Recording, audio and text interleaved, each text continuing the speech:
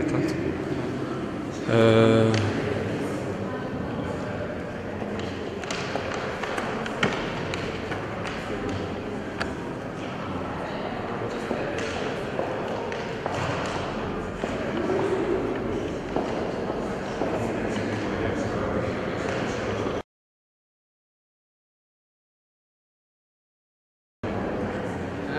Jó, 488. Néha az Iris-t meggackolhatod, hogy mi a helyzet. Jó? De nagyon közelükben nem menjek bele. Ne. Meg a hangra figyelj.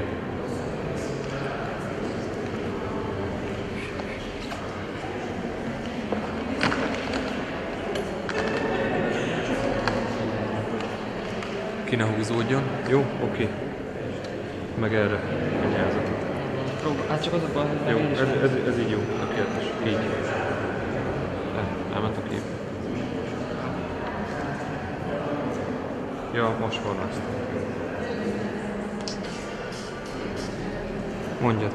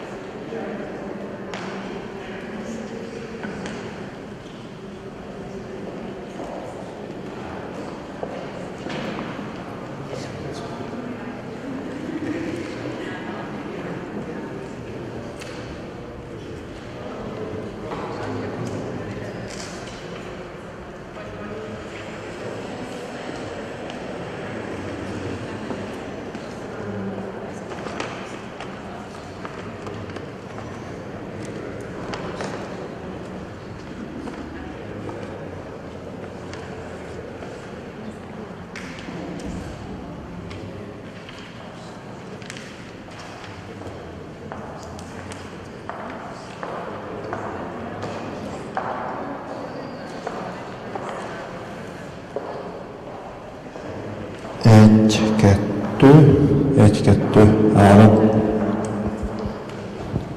Testing. Yes. Very well. Thank you.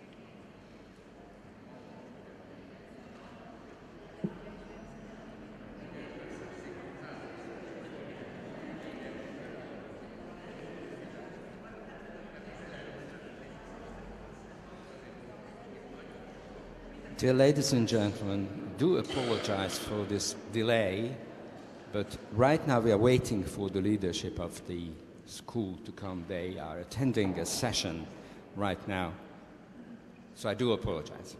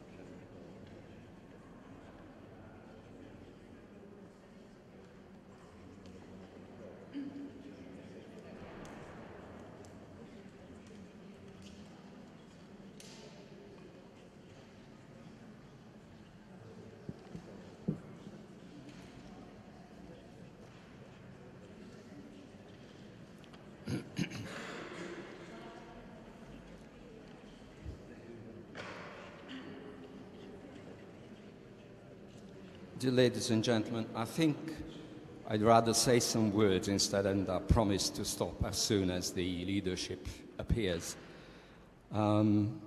Welcome to this seminar on teaching, teacher education, and we are very happy to have all these professors here who devoted their time before a major international conference in Budapest to have a pre-conference type of seminar on which you could learn the latest developments in teacher research, teaching education.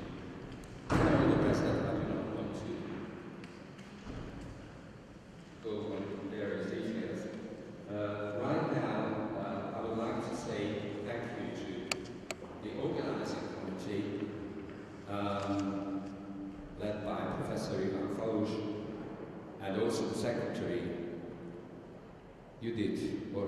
Gajdos. Still no sign of anyone. I'm sorry, I was actually asked this morning to say some words right now about this. And the conference I mentioned will start tomorrow in Budapest, of the International Conference of the ECER. I'm just very conscious of the precious time that is passing.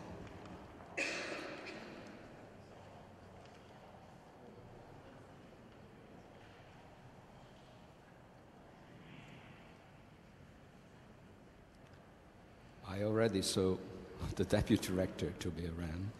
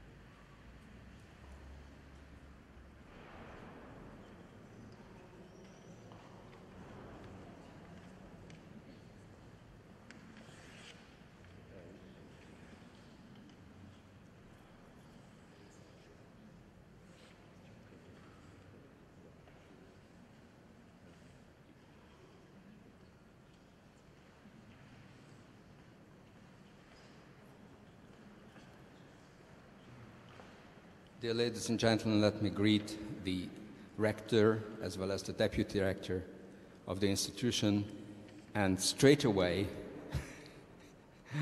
I ask the rector of the institution, that will be a president in America, to open the ceremony.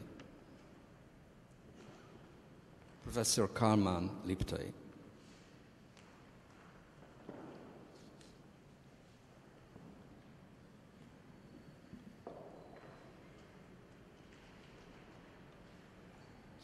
Dear ladies and gentlemen, thank you all for coming. It gives me a great pleasure to extend to you all a very warm welcome in Eger, this beautiful hidden game of northern Hungary. Thanks you all for accepting our invitation to the International Seminar on Teaching, Teacher Education and Teacher Educators. 250 years ago, a wise priest, Bishop Károly Eszterházy, had a dream about a great university in the city of Eger. He had built this beautiful building, which he named Lyceum, and asked the emperor's permission to establish a higher education institution here. Unfortunately, his wish was denied that time, and it is us, the bishop's late successors, who are left with the great task of fulfilling his dream. Most of the faculties that the bishop had dreamt of never came to life, but we do have faculties of humanities, economics, natural sciences, and of course teacher training, which is especially important for us today at this event. We are proud of our past and cherish our heritage of bishop. That is why our main goal is to pass on the knowledge of the past and present for the future generation, so that they can carry this legacy towards the next centuries. In 1828, Bishop Pirker took a huge step towards strengthening our nation's self-identity and established in Eger the first teacher training institute that taught in Hungarian language. Today, the body of Bishop Pirker lies in Liedenfeld in Austria, but his heart is buried here in Basilica, on the opposite side of the street, because in his last will, he wanted his heart, that was always beating for the city of Eger, to remain here forever. Our institution has been training teachers as a teachers training college since 1942. Our past, our reputation, and our inner motivation all entice us to always keep on moving forward on the long road that our predecessors had paved for us throughout the century. We believe that any nation's economy, democracy, and the entire future are determined by the development level of its education system. This leaves us with enormous responsibility and a lot of challenges but I believe that we have the right team and right plans to successfully complete all our plans. Our main goal is to find out how the school of the future should be like and to develop the Esterházy method as a solid ground to build a new system on it. In our digitalized and sometimes over-digitalized world, we have to find the right and rightest place for arts, sport, and games. It will take whole and adapt people to successfully answer the challenges of the future. Therefore, our responsibility is huge today. I am convinced that if we go on the right path, we will always find helping hands. That is how I think of all of you here with us today. It's an honor to have you here, and we truly appreciate the opportunity to work together with you, ladies and gentlemen.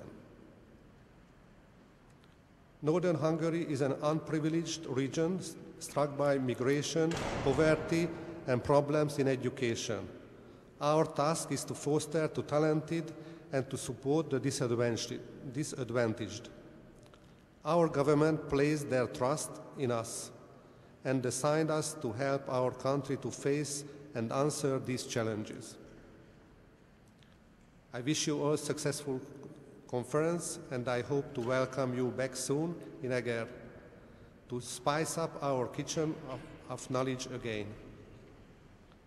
Enjoy your stay here in Lyceum, take some time to discover the cozy streets of the city, and of course, do not leave without tasting our wine.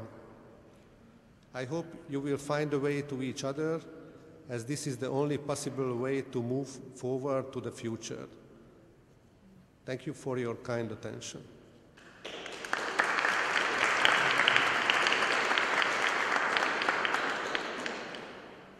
Dear ladies and gentlemen, thank you very much for the opening speech of our rector. And right now I think we are starting the conference. I ask Ilona Fekete to serve as Master of Ceremonies and preside the meeting all over as it was planned originally. Thank you.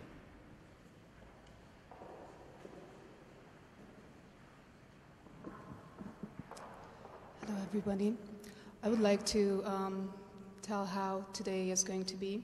So during the morning session, we will hear 3 lectures, and following each, you will have 10 to 15 minutes when the speakers will take your questions. So first, it is our privilege and pleasure to have Professor Jane Murray, who is the Research and Knowledge Exchange Leader in the Cass School of Education and Communities at the University of East London. The title of her presentation is Divergence and Convergence in European Teacher Education. Welcome her.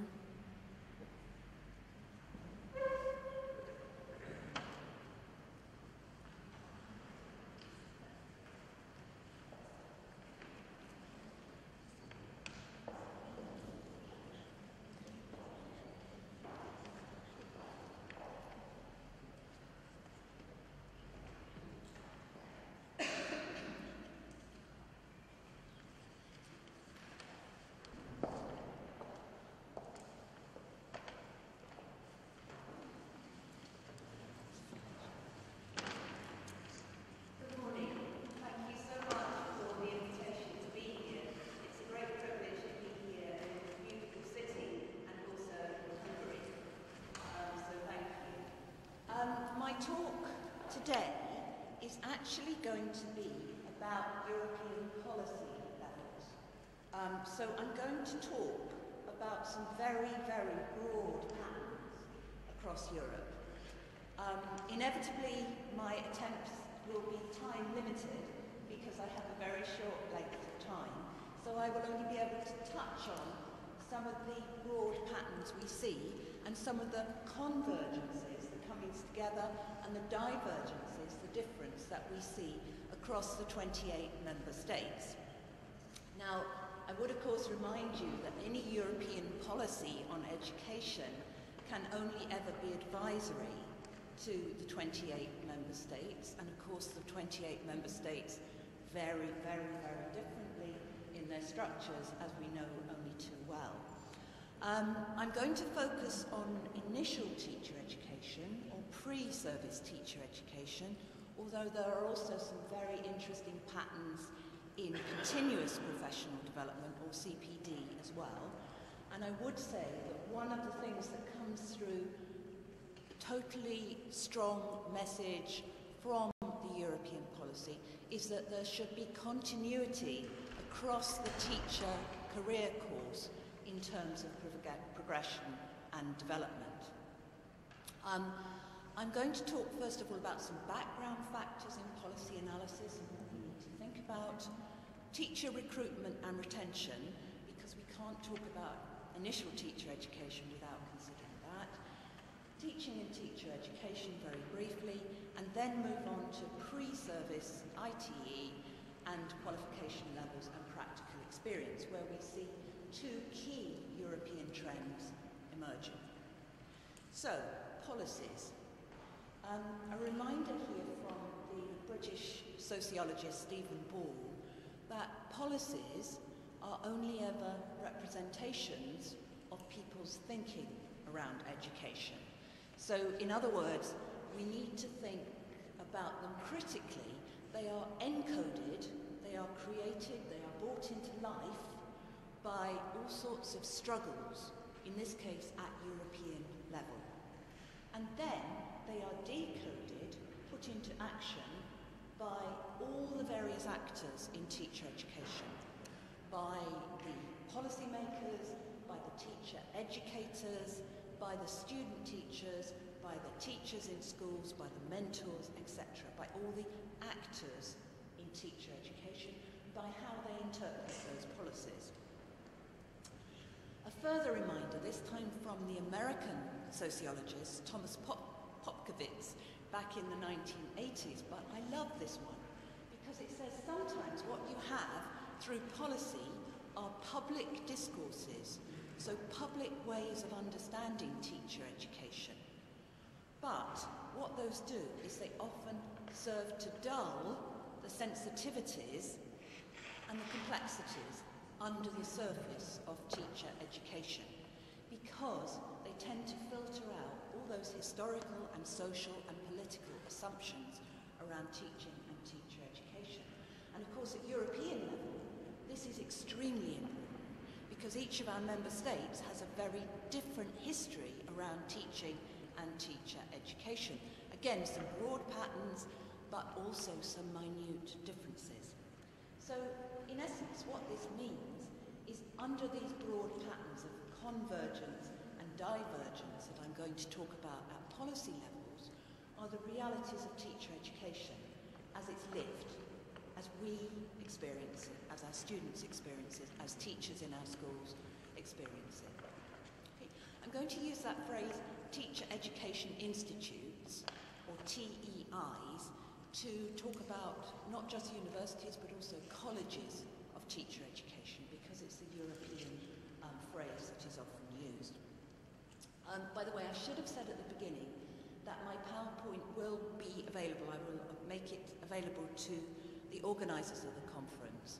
So please don't worry if I'm going too fast for you to take things down.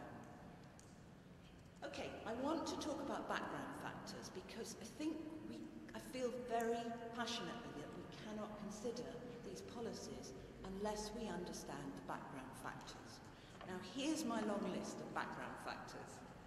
Don't worry, I'm going to go through the main things here quite in more detail, basically. But I'm basically talking about cultural, social, political and economic effects, as well as those massive changes across the world that the rector referred to earlier.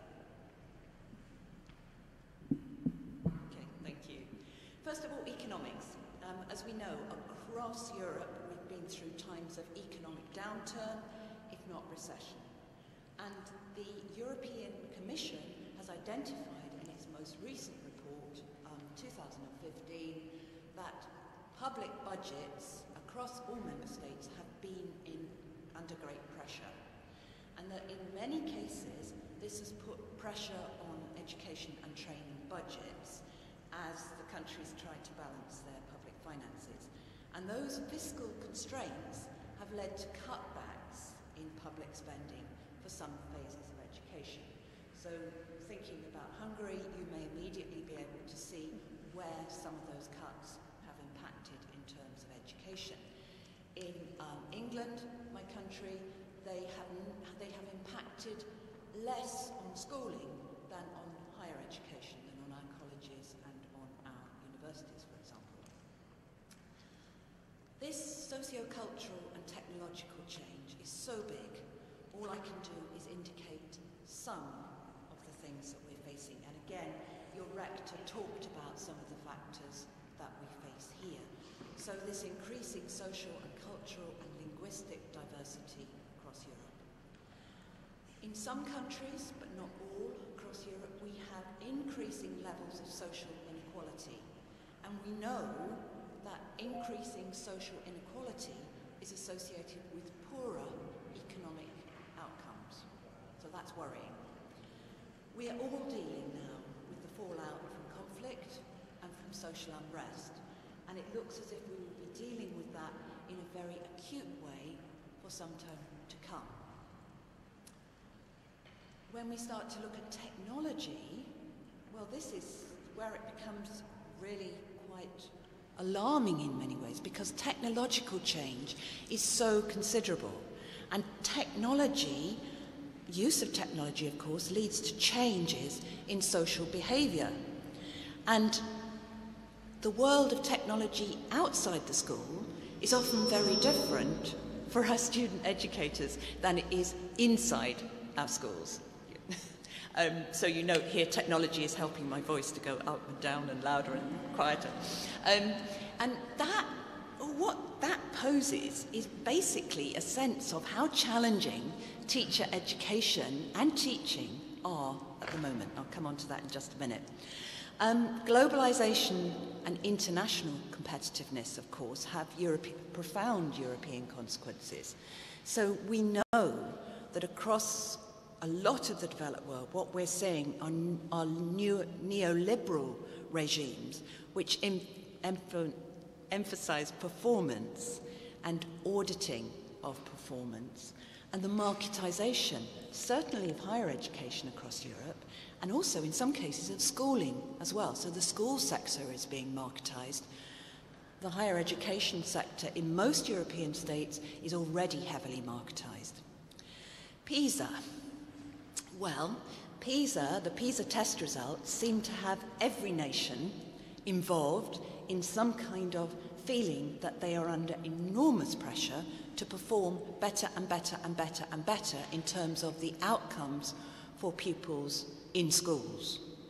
So we have this sense of competitiveness and anxiety around PISA, which the Finnish educator Pasi Sahlberg has of course talked about extensively and very interestingly in relation to Finland, which of course is the nation that we have instinctively looked to as achieving these wonderful education results for schooling, particularly in past years. So Finland becomes our nirvana, if you like, our hope for reforming our teacher education systems.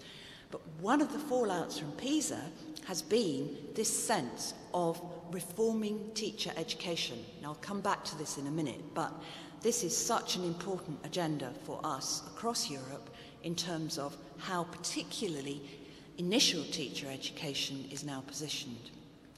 And then within our universities, we have this sort of hierarchy. So the neoliberalism brings in this hierarchy of performance. And very often in universities, these league tables are based around research. They're not so often based around teaching quality, they're based around research quality. So you get the top 100 universities in the world, the top 100 universities in Europe, the top 100 universities in Germany or in Hungary perhaps. Very, very profound senses of competition. Across Europe, pan-European agendas. Bologna. Now I'm going to talk about Bologna in more detail later, but Bologna is still having profound structural and conceptual and institutional changes on our teacher education systems. Even all these years after the agreement was finalised, we're still seeing profound change. And of course, there are other pan-European agendas with strong implications for education, and I've listed some of those there. So the Lisbon strategy, employment and training policies, and that 10-year growth strategy for the EU 2020. Okay. Sorry. Okay, so all of this means that basically, when we look at the work of teachers and the work of teacher education, what we're actually looking at are highly complex and challenging tasks for teachers in schools. The need to develop high-level expertise in teaching and learning, of course, we take for granted. Alongside that, understanding of what it takes for young people to succeed in their education. But that changes. That is changing all the time. Quite obviously, that is not static. So the way teachers learnt to teach 30 years ago, 20 years ago, 10 years ago, even 5 years ago, is under change, is under constant sense of how do I upgrade, how do I change, how do I alter my practices in the classroom as I teach young people. So teacher education then becomes the task of educating for the schools of today, and obviously that's really important. We need to produce student teachers who are ready to go out and teach now, but also the schools of tomorrow. So how do we teach our teachers to respond effectively to educational changes to come? And we don't know what those changes will be at the moment. We can guess, we can speculate, but we don't really know. Okay, at this point, you may well be thinking about your visions of what teaching and teacher education are, and I just wanted to put down my markers around what I think teaching and teacher education are about. And my first thought that this is about the contribution of teachers and teacher education to the common, and by that I mean social or public good. So the common good, the social good, the public good of our society as a whole. I think our governments often forget that our schools are perhaps the most powerful contributors to our social cohesion and to our sense of social welfare and social well-being. To me, and you may disagree, but to me teaching is an art. Some of our politicians in England try to talk about it as a very simple craft. There's not really very much you need to learn. It's just a basic craft, a bit of managing bad behaviour, a bit of telling about your subject, and we're done. Okay, I disagree. I think many of you will do as well. To me, it's an art, and it's informed and developed by research. So therefore, research and scholarship are of central importance in teacher education.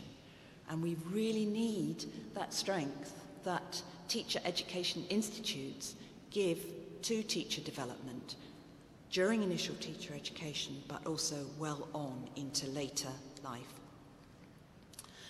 Okay, the European Commission has identified that there are very important factors for keeping our teachers once we've trained them and for recruiting them in the first place. Now, in their view, here are the most important factors for attracting teachers to the profession and then retraining them within it. Salary, employment security, status of the profession, commitment to education and contribution to society. There we are again around the public good idea, the common good idea, but also the consequent levels of job satisfaction that you get from all of those elements. And that, I think, is a simple but quite powerful statement of what we need to do to attract and retain our teachers. I'd like you to keep that in mind, because I'm going to try and come back to it at the end if I have time, to look again at some of these convergences and divergences. Okay, so one very powerful convergence across Europe is that many member states are taking action to improve the quality and status of teaching. So it's quite clear from successive European reports since the beginning of this century that this is what the European Commission advises, that we improve the quality and status of teaching. But at the same time, some member states' responses to the economic crisis have had a negative impact on the status of the teaching profession. And that risks, the Commission says, in engendering high costs later. So in other words, if we don't pay attention to the status of teaching, then we may well reap some problems later.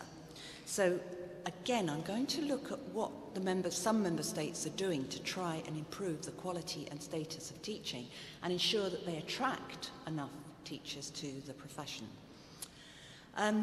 We know that there's a divergence here. In some countries, recruitment to initial teacher education is high and teacher numbers are good. But other member states are now facing very significant teacher recruitment crises and or teacher retention problems. So in a lot of countries, of course, what you see is this pattern whereby when the economy is low, retention of teachers is often good. But as the economy rises again, then teacher retention sometimes falls, and teaching becomes a less attractive profession for young people, particularly perhaps if the status of teaching has been eroded by some other reforms. So this again it's a convergence around let's try and take action to improve our teacher education, but of a divergence around what's happening on the ground. So in all of this, initial teacher education has become a policy lever for changing the schooling system and for raising the quality of teaching. So all of those PISA anxieties, all of that PISA problems around national test results, where people look at national test results at government level and say, this is not good enough. Our children are not achieving highly enough in these PISA tests. We need to change, we need to improve, we need to reform. And very often, initial teacher education is seen as the policy lever to do that. Okay. So it becomes a trigger. Why just initial teacher education? There's a puzzle for us. But perhaps it's cheaper to reform, I would suggest, to reform initial teacher education than it is to make massive changes in schooling, to invest in raising teacher salaries or in raising the status of teaching. So, initial teacher education becomes this policy lever. But across Europe, what we see are big divergences in how this is going to be achieved. So the second point there is from a current European Commission analysis from 2015.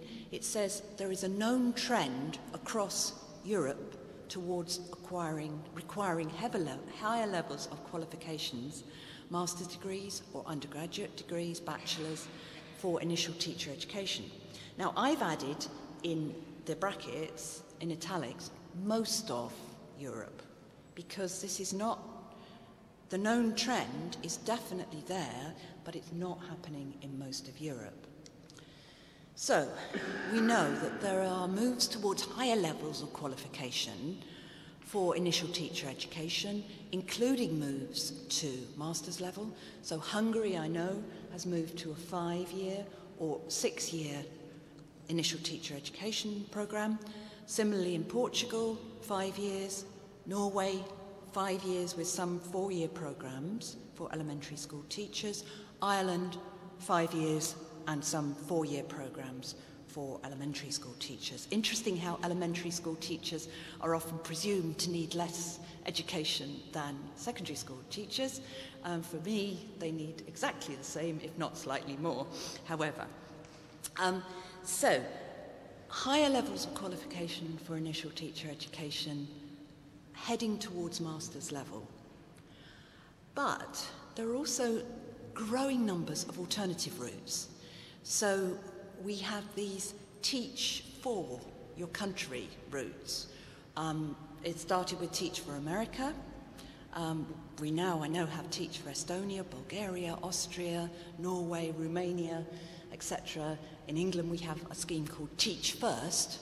So these alternative routes tend to pick graduates from good research universities, and then they train them mostly in schools through this, it's actually a charitable organisation which has a particular vision of teacher education.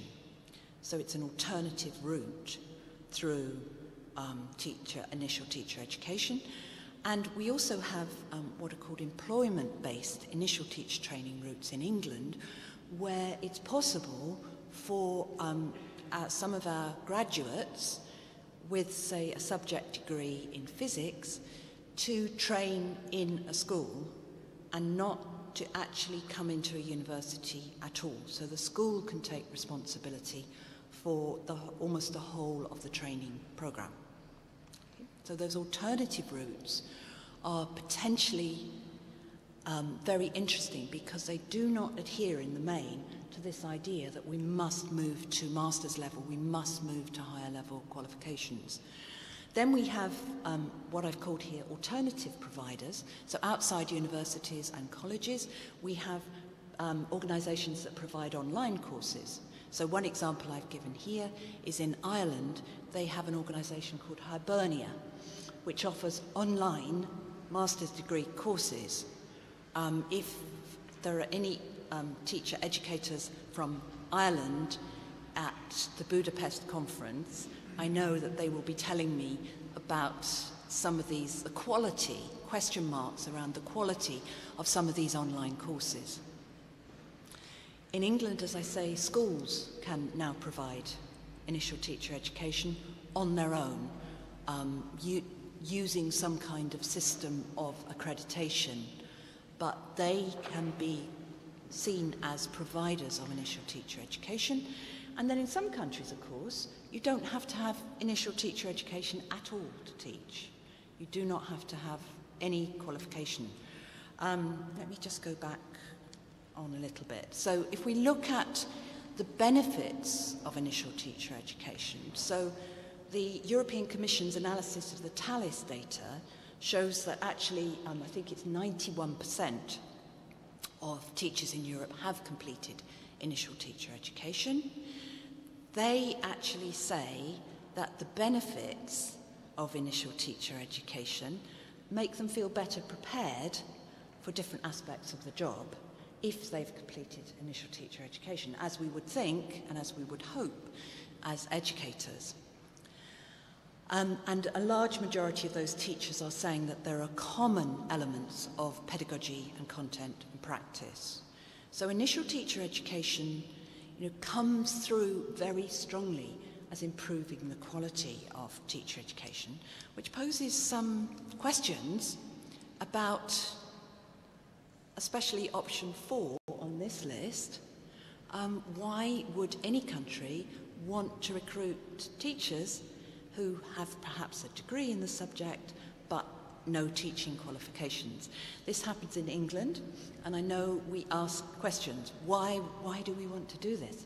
And of course, teacher shortage is one issue, particularly in science and technology subjects. But I'm posing questions here about this convergence and divergence of strategies around how we actually attract teachers and then how we educate them in initial teacher education. Now, point 1 here, the higher levels of qualification for initial teacher education, including those moves to master's level, have of course been triggered in the main by the Bologna process. So Bologna in 1999, but still having these long-term structural, conceptual and institutional changes. So we've seen courses remodeled, so existing degree programs have been changed. Postgraduate initial teacher education programs at master's level have developed, mostly 5 years masters. In some cases, we've had programs which contribute towards masters. These 4-year programs often give credits at European level towards a master's, but not a full year master's. So program accreditation has been a massive activity. If there are people here who work in teacher education institutions in Hungary, I do not need to tell you this. I do not need to tell my UK and my Netherlands colleague that this has happened in an extensive way. And very often what we're trying to do is head towards our nirvana of teacher education in Finland, where teachers are educated to master's degree levels. Now that's meant curriculum changes. We've certainly seen an enhanced focus on research-informed initial teacher education in some states, because of course a master's degree is not a master's degree if it doesn't include a thesis, a research, personal engagement, research-orientated thesis. So we've seen curriculum changes, and I'm going to talk about curriculum changes in a bit more detail in a minute. We've seen extensive institutional mergers and collaborations emerging. The Irish teacher education system, I was there recently, they have seen colleges and universities merging together to provide these new master's level qualifications. Austria, again, we've seen teacher education colleges starting to work far more extensively with universities. They are required to do this by the changes that have come from Bologna and from the curriculum. So institutional upgrading, I've called it there, not a good term. I don't really mean upgrading, I mean change. But that has been very, very significant across Europe, and there have been big consequences for teacher educators employed in teacher education institutions. So, for example, in many places in Norway, suddenly all teacher educators are being required to gain a PhD. Not a requirement previously, but now they have to make sure that they have a PhD. In Ireland, for example, you do not have to have a PhD, but imagine teaching master's level students if you were not engaged in your own research, if you were not an active researcher with or without a PhD. Uncomfortable. So we're seeing change for teacher educators, particularly in teacher education institutions. Okay, back to the curriculum of initial teacher education. 2 European Commission definitions, one from 2010 and one from 2012. These will be very, very familiar.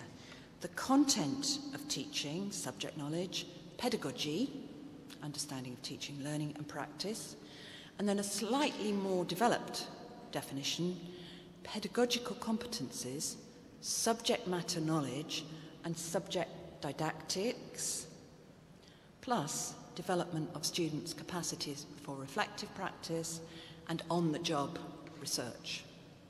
Okay, so those are sort of fairly standard basic definitions of the components of initial teacher education.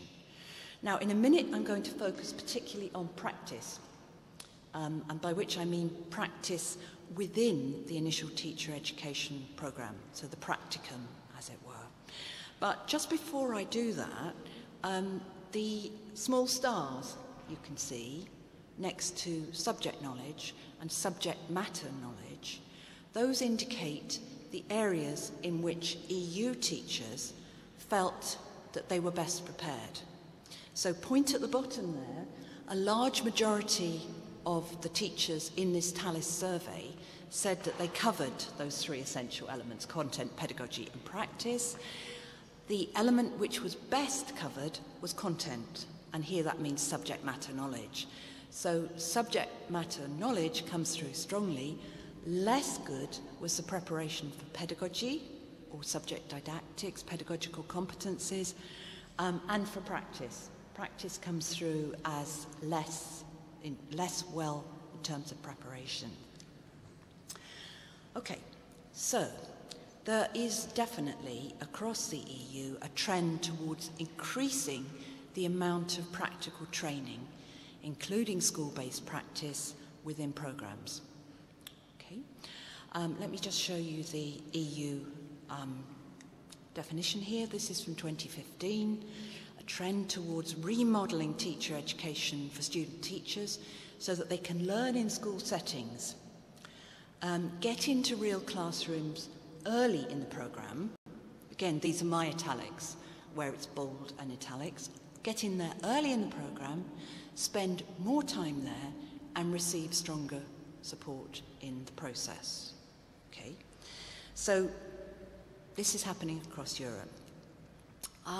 But what we see again is there's a convergence. Many member states are trying to do this, but there's a divergence in what this means and how it's going to be achieved.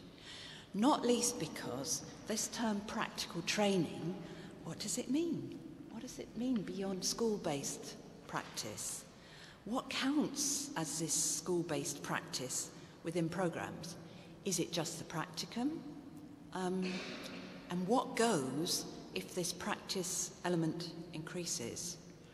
I know in some European countries what goes is actually the pedagogics. So it's the psychology, the pedagogy, the didactics of the subject that goes. Not the subject knowledge, but it's that teaching within the university of the underlying knowledge base of teaching and teacher education that tends to vanish. Okay, so we're saying that we get in there early in the programme, we spend more time there for the students, and they receive stronger support. All things I think we would say, okay. But there are, again, there's massive diversity here. So this practical training, again, the data comes from this Thales survey of initial teacher education. So here are primary, elementary students on undergraduate and BA courses. How many hours do they spend on this practical training in the classroom? 40 hours in Latvia, 630 in Italy, 900 hours in Austria.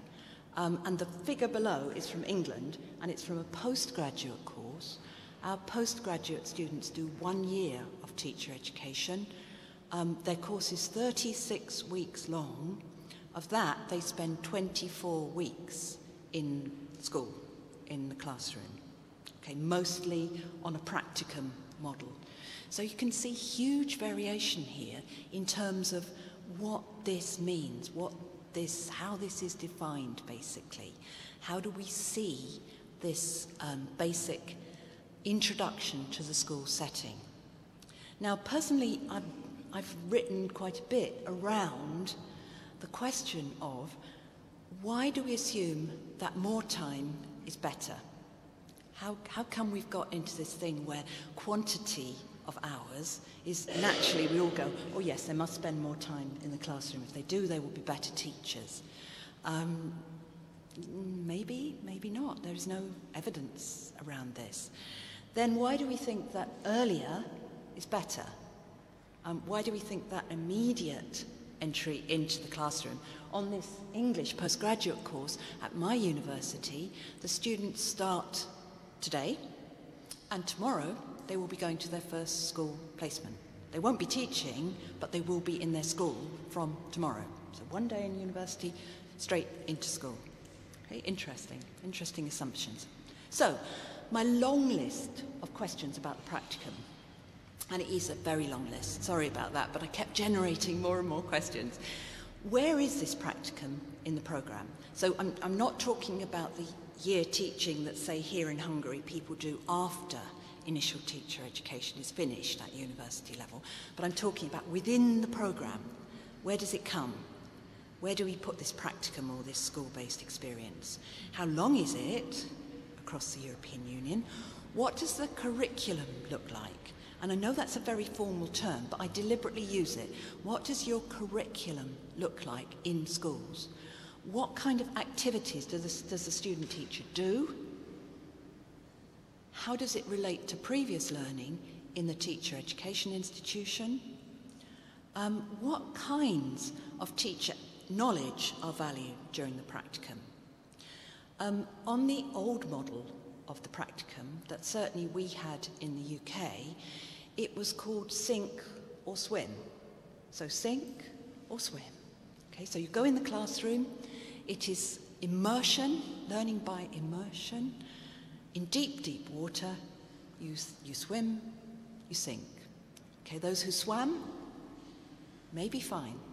Although I suggest if you learn to swim too early, your stroke, the way you swim, your style, may not be too good because you panic and you've learned to swim badly. But it was sink or swim. So you went straight into being a teacher. Now, this is not in any of the EU reports, it's my personal opinion, but I think in many countries we still value the experience of teaching above all. So we value experiential knowledge, if you like. We had a conversation yesterday about teachers who have taught for 20 years, and they have taught for 20 years, but they don't have 20 years of experience, of new experiences and growing experiences and developing experiences. They have the same year of experience over and over and over again. And one of my friends in Hungary was telling me of this kind of pattern, which you would also find, I suggest, across the European Union states, of teachers who become routinized, teachers who teach the same. Okay, and that, I think, is overvaluing experiential knowledge. So you say, okay, you've taught for 20 years, you're an experienced teacher. Now you can go on and you can mentor, you can support our student teachers, because you've been teaching for so long, okay? Because a key question here is, who's actually supporting these students as they do their school-based training? Who's actually helping them? I'll come back to that in a minute. Who's in charge of this practicum? Ultimately, is it the teacher education institution? Is it the school? Is it a partnership between both? And often the key there to saying who's in charge is who assesses it. And if there's a very tricky student, do they pass? Do they keep? Do they not pass? Often who makes that final decision is an indicator of who's in charge of this program. But I'm just going to focus at the moment on two elements of that. First of all, the practicum curriculum. The practicum curriculum has to be centred around workplace learning. So a lot of this learning is going to be informal learning, okay? But it has to be connected into the formal learning that's happened in the teacher education institution. I'm not going to talk too much about this because I know my colleague from Finland will be talking about informal and formal learning processes in times to come. But if we think about this as workplace learning and as needed to be planned and implemented, it's got to be created by partnerships, there's got to be clear responsibilities and roles and resources, money and spaces and time and so on. There's got to be careful planning of the practical classroom elements, especially those which are not just about learning to teach in front of a whole class of children. We've got to think about those links between practice and research. Self-evidently, there must be use of observation of the student teachers and their feedback and their reflection and their collaboration. There's got to be some form of formative assessment, as well as assessment summatively at the end of the programme. There's got to be mentorship or support which matches the individual learning needs of each student. And that's hard because, of course, the primary job of any school is to educate pupils, is to educate school-age children. So we're adding on here to another task around educating teachers, what I've sometimes called second-order practice. We're asking of our mentors that they actually become skilled in a different level of teaching. So we've got to make sure that they're well selected, well educated, supported, and remunerated. I deliberately put that in because I do think it's important that we recognise that skill and that level in terms of some kind of remuneration, increased skill. Okay, so teaching student teachers. We need a further focus on those who teach teachers. I feel as if I've been saying this for many years now, but I feel passionately that it's really important. Wherever you teach teachers, There must be a focus on this. Now, I'm glad to say that we are seeing movement on this. So in many member states, we are seeing a convergence around agreeing with this focus. In 2012, the European Commission published a whole report which focused on teacher educators, and it quite firmly said teacher educators includes everybody who teaches teachers, not just those people in teacher education institutions, but mentors in schools and academics in the university who come in contact with intending teachers, and teachers in schools who meet them as colleagues, as peers during their school-based practicum. So it was a very broad and inclusive definition.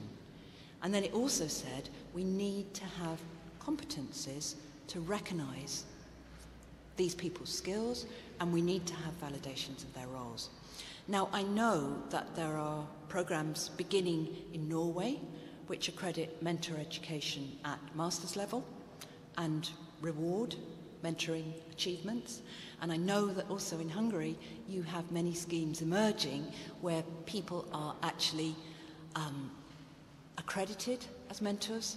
And again, they are rewarded in terms of their professional development and their professional status. The Norwegian initiative says that mentoring is a profession within a profession. So they're very clear about trying to elevate mentors into a new professional category and really place importance on them. We have a validation of school-based teacher educators' roles in the Netherlands. Jurrien and some of his colleagues work on recognising people who work in the Netherlands in schools as school-based teacher educators. And again, the focus is on improving their practice and defining what their knowledge base is and their competencies are. In England, we are seeing the same kind of development. As schools take more control of teacher education, we are beginning to recognise that people who work in schools take on very similar work to us, including the research into teacher education and into schooling. So enhancing the work of teacher education in teacher education institutes and their competencies has also been a focus in many countries. So in the Netherlands, again, in Flanders, in Austria, we've seen emphasis particularly on what the European Commission report calls transversal competencies. It's a strange term, but it's a useful one. Transversal. It means competencies that mean you can cross between organisations, you can cross boundaries, you understand both the schools in which you go to work and the university that you come from. So you are, if you like, a hybrid creature. The American teacher educator Ken Zeichner, he talks about hybrid educators, and they operate in what he calls a third space between schools and between universities. Personally, I prefer to think of them as hybrid educators, but they move effortlessly between schools and universities in their work, and they understand both. The movement is important, but the understanding is absolutely crucial. So, in terms of teaching and learning for all teachers, there is immense professional development potential in all of these European initiatives. I think we're looking at something that, if properly implemented, and of course, again, there's this gap perhaps between policy and implementation, we could be looking at new learning for teachers, new and really rewarding professional roles, and new forms of professional recognition. So the convergence here is around the potential for developing new ways of teaching teachers to improve not just initial teacher education, but also continuous professional development, CPD, on this slide. So a really powerful potential here, I think. And I've put down the last point, moving beyond mentoring, because I sometimes become very uneasy about mentoring, because it assumes that this model of older, wiser, more experienced person transmitting knowledge, and I know that doesn't always happen, but it is implicit in the Greek term mentor, that you pass on your wisdom to the younger person, to the student teacher in this case. And I'm not sure. I mean, there are a lot of studies that show that you don't need to be that much older or that much more experienced. In fact, sometimes younger teachers can support student teachers perhaps better. And sometimes it's not just one person, one mentor, it's a team of mentors or peers who help a new teacher. So I like the elevation of school-based teacher-educator roles or mentoring roles, but I also think we need to think more broadly. This is not just about one person in a school taking responsibility for one student teacher. This is about a team effort. This is about what the whole school does to educate teachers. And that's where the European Commission definition is very useful, because it says everybody who comes into contact with that student teacher is a teacher-educator of some sort. There are problems in that definition, and you might like to ask me about those in a minute. But now I'm just going to wrap up, so I'm going to say summary. Convergence. Many member states are taking actions at policy level to improve the quality and status of teaching. So we know that everybody at policy level is saying that there must be continuity and progression of learning across the career course, and that's very important for career satisfaction and development. But, as I said at the beginning, we also know that the economic crisis has had a negative impact on the status of teaching in some countries. And I think that needs to be a very clear message. We know there's convergence in this positioning of initial teacher education as a policy lever for change and quality enhancement. I can't, off the top of my head, I cannot think of a European member state that is not thinking, oh, initial teacher education, let's change that, and then, you know, maybe PISA results will improve. Simplistic, but you know what I mean. But there is divergence in how this is to be achieved. So the whole thing about qualifications, personally, I feel the move to M level to master's level is very, very positive. But that's not happening in my country. I can't see that it will be happening in the short term in my country. We seem to be moving in the other direction around saying, really, initial teacher education is not as university-based, is not as research-informed as it used to be. That's my personal opinion, but that's how I see it. Convergence, trend towards increasing the amount of practical training, but divergence in terms of what this means in terms of teacher knowledge and teacher learning on the practicum, on practical training. And then there is consensus and convergence around the importance of those who teach teachers and their professional development, but divergence in terms of how this is implemented. So you'll spot the general message here, which is that every time you see a consensus at policy level, the European state members start to implement it differently, as you would expect. So, just something about pan-European implications. We have Europe 2020 as our guide report between 2010 and 2020, and that has visions of pan-European prosperity growing, and it quite clearly links economic outcomes to educational outcomes. So in other words, if we are going to be more prosperous, we need to have better educational outcomes across Europe. It also has a vision for mobility across Europe, which of course is highly contentious at the moment, I know. But European teacher and student teacher mobility across Europe is not high at the moment compared to the mobility in other areas of study and other professional areas. So we need to pose some questions around what all this divergence means for future mobility. We can see varied strategies for reforming and improving initial teacher education. And if I had time to talk about CPD, we'd also see the same in CPD. But sometimes, in some member states, without accompanying investment in the valuing of teachers' work and schooling structures. So again, this idea that initial teacher education reform is a quick fix for actually changing the whole schooling system. And we're doing that in some countries against backgrounds of increasing social inequality. So very difficult. I'm going to stop just by referring back to the teacher recruitment and selection, and those most important factors for attracting and retaining students. And I'm doing this in terms of this pan-European agenda, and because one of the things we know that is not helpful to any member state, let alone across Europe, is if we spend a lot of money trying to attract good teacher candidates into our courses, we teach them 5 years, 6 years, 4 years, and then they go into the profession and quite quickly they move on. They are lost. Perhaps they go into other professions or they move out of teaching as a career. So to me that in itself is a very wasteful situation. Okay, I'm going to stop there. I think I've had just about my hour, so I will stop. Less than an hour basically. But hopefully that was good timing.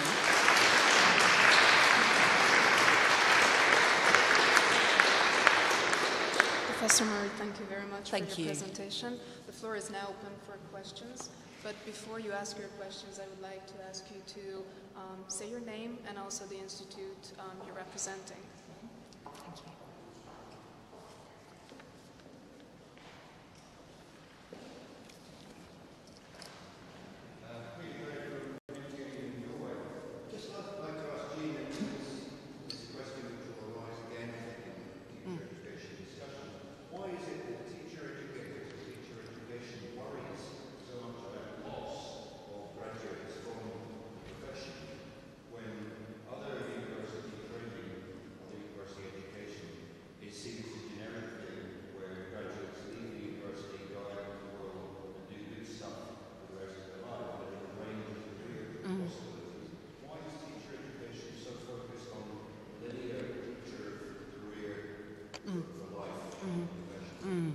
I mean, I think that's a very good question because certainly we're starting to see more development of what in Britain we would call a portfolio career structure, where people do move in and out of professions. But to answer your question more directly, I think the anxiety comes around loss of teachers in relation to teacher shortages. So, for example, in England, we know we're beginning to face a time of teacher shortage. There is a particular shortage in science subjects and in mathematics, and those are the graduates we quite often lose from teaching, and they go into highly remunerated professions, perhaps in the city or in banking or in stockbroking or something like that. Then that leaves the shortage to be recruited anew. So it's about how bad the teacher recruitment and retention situation is in each country, I think. So perhaps where you have a country where teacher recruitment is strong, teacher retention is reasonable, and there isn't this loss of high quality expertise from schooling, then perhaps the anxiety is not so strong. But I suspect that varies from country to country, basically. And you're right, we may have to accept that our teachers will perhaps do 5 years in teaching, leave, different career, come back as more mature teachers later in their life. Thank you.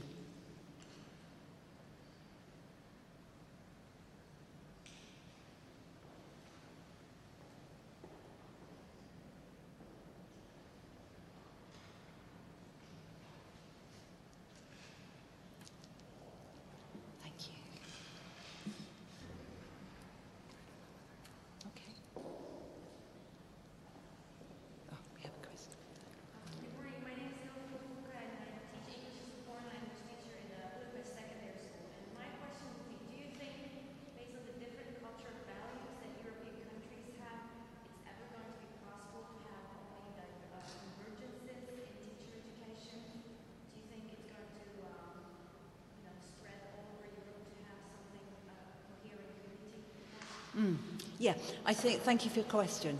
I think a degree of divergence is inevitable, but I also feel very strongly that we can learn from each other and looking at those patterns of divergence, thinking about why they've occurred and attributing them fully, and then without doing what we would call policy borrowing, you know, saying that, oh, that's a good system, let's bring that to our country. Without policy borrowing, we can learn and think about how we move forward. And I have learnt a huge amount in my career from working in Europe, and particularly in terms of teacher educators' competencies, if you like, and working practices. I've learnt from colleagues in the Netherlands, where I think, you know, the world leaders are working. And their work around teacher educators has profoundly influenced the way I work in my country. I would be kidding myself if I thought that that was in any way impacting on policy, but it is an example of how I can work at my own level through my own national networks, bringing in examples of European policy and a definite divergence of attitudes to teacher educators. So divergence inevitable, but divergence also good. Divergence helping to think about how can we generate new ways of working, not in our own countries, but also across Europe. Thank you.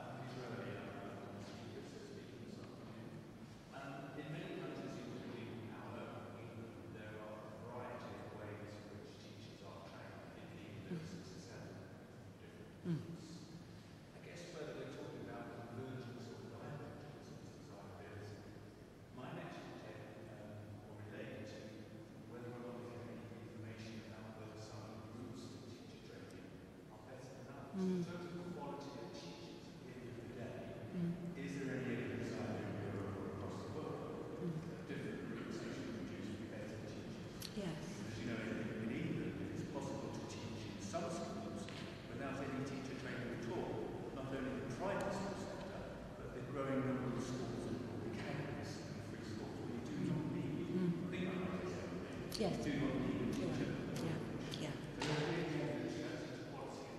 Yes, there is no firm evidence. There are various reports and research initiatives which have tried to look at this.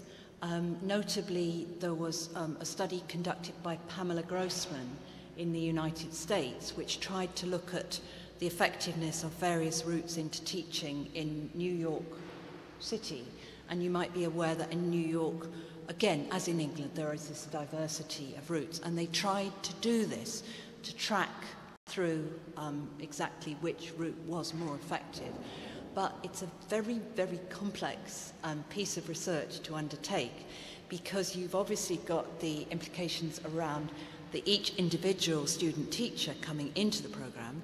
You've then got differing programs and vastly differing content and approaches, and then you've got, perhaps most problematically of all, the move into particular schools, particular types of schools, particular levels of pupil outcomes within those schools, and then of course the teacher's personal practice. So the Pamela Grossman study, which was a very large one, could not actually look at that at all and show any clear statistically significant results. It's been tried again and again and again to actually track this, but to the best of my knowledge there is no clear research. There are some studies which look at what the student teachers themselves or the young teachers in schools think about training routes. Those tend to favour the routes which have more practicum, more school-based experience. Certainly in the UK, those routes come out very favourably, and you could see through the Tallis survey that they have looked at new teachers' perceptions of their initial teacher education. But in terms of looking at the effectiveness and which is best in terms of routes, very, very difficult. We think that there might also be a sort of hold around some of these school-based routes where people stay in the same schools because they started off living in that area. So, you know, where you are locally trained and then you work locally, there is definitely a retention factor there, but again, whether that is associated with effectiveness and better pupil outcomes, I don't think we can say that conclusively yet. It would be good if we could, because then we could ensure that our student teachers had the best possible learning opportunities, but I think not. But thank you for your question.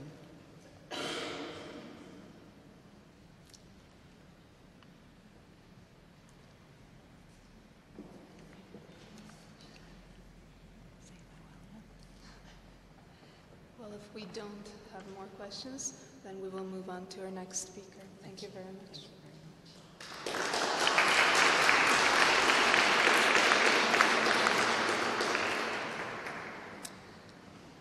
Professor Hannu Heikkinen is a senior researcher in the Finnish Institute for Educational Research and Department of Teacher Education at the University of Jyväskylä, Finland, coordinator of the National Network of Universities offering teacher education and vocational teacher education.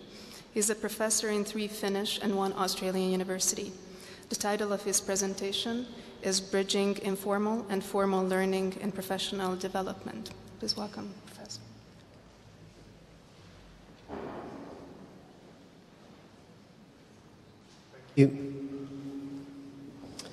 Thank you very much indeed. Jó reggelt. Good morning. Hyvää huomenta. Excuse me for a technical break. I think we need to change the plan a little bit. My initial plan was to use my own laptop, but I just realized I can't access the Wi-Fi here, so we have to change a little bit. But I think that's a good news for you, because now you can stretch a little bit and talk with someone next to you, please.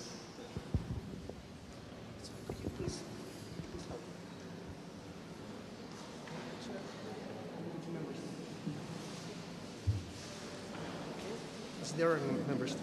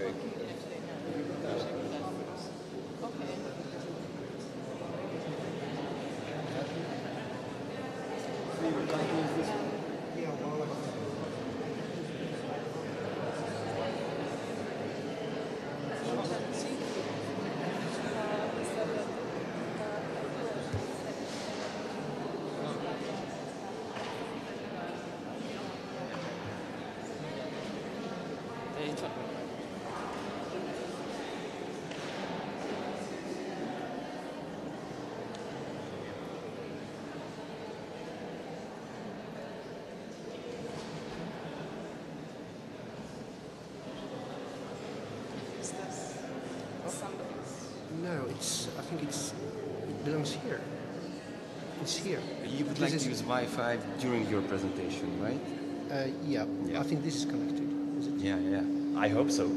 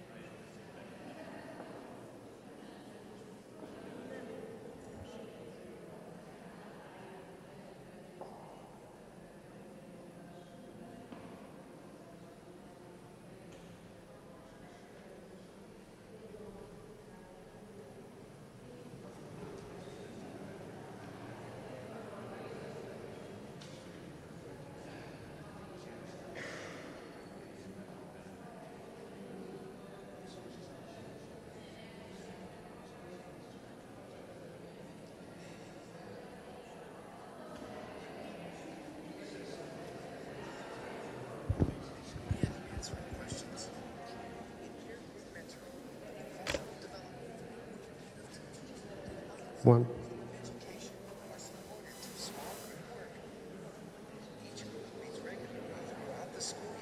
Discuss its chosen issues and is led by a trained mentor. Meetings bring education professionals who are at different stages in their careers together, so as to learn from each other on an equal footing. Why wouldn't you share your expertise in a peer mentoring group?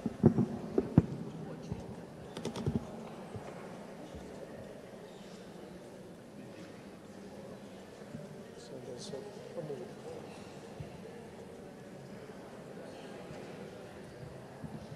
Audio part. Is this the one? I think this is the one. Yeah.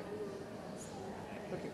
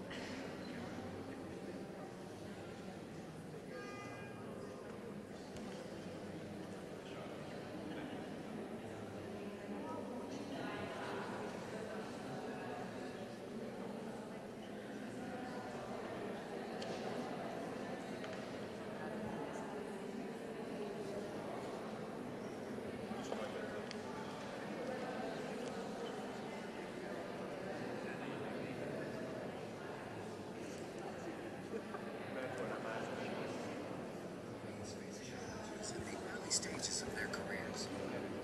Experienced employees need fresh perspectives. Said coping it. Why would you worry about things alone when there are people?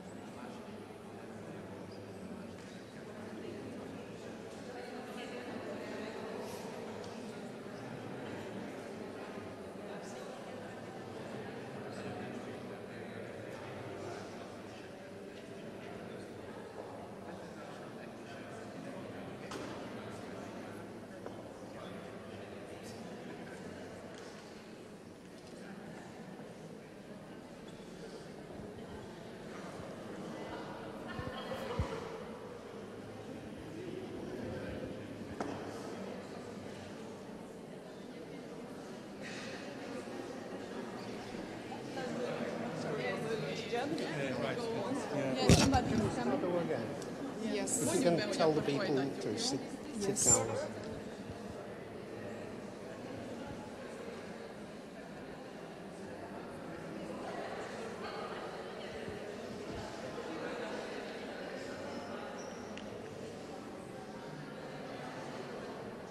This one. It works. Okay. So we will start in just 1 minute. So I would like all of you to take seats and we'll continue.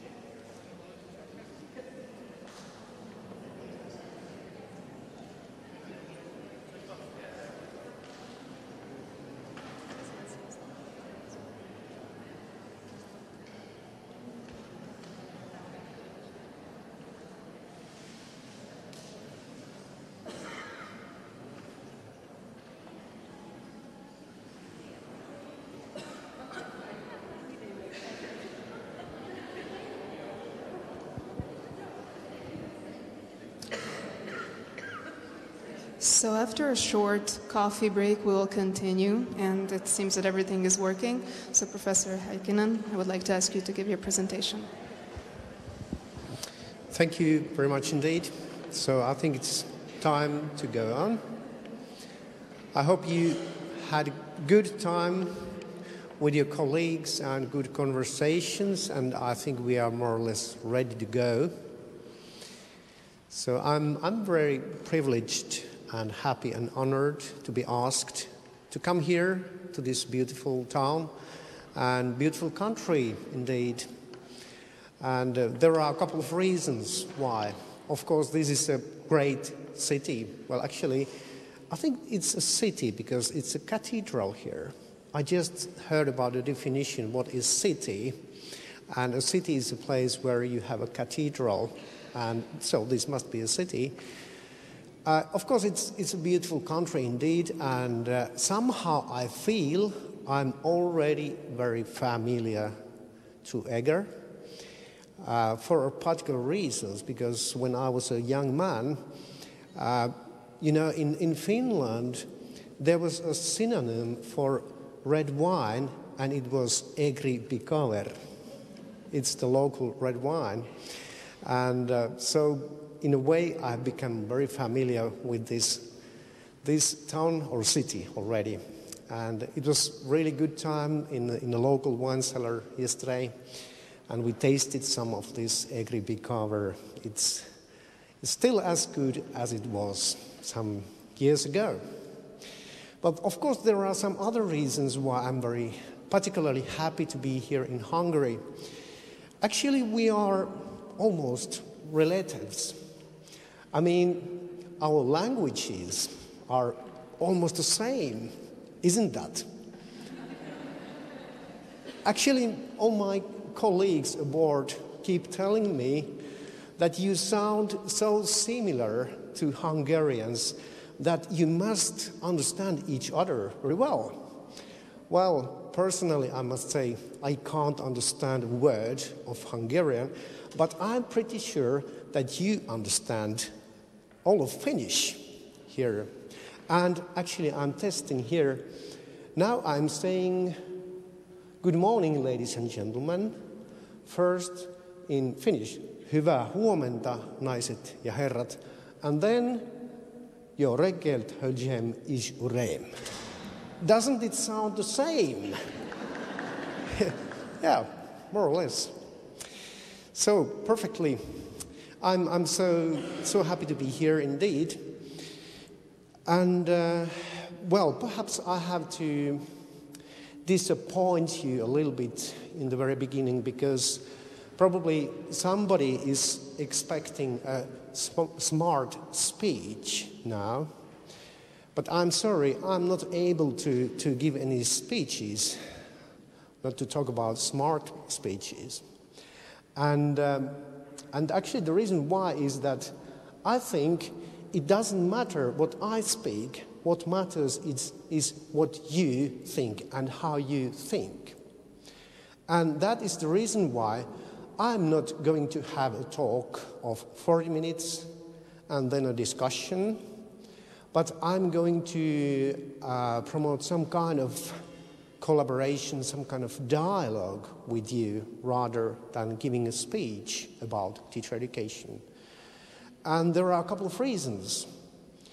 I think, I would say I believe in constructivism in teaching, which means that as a teacher, you have to start where the people come from.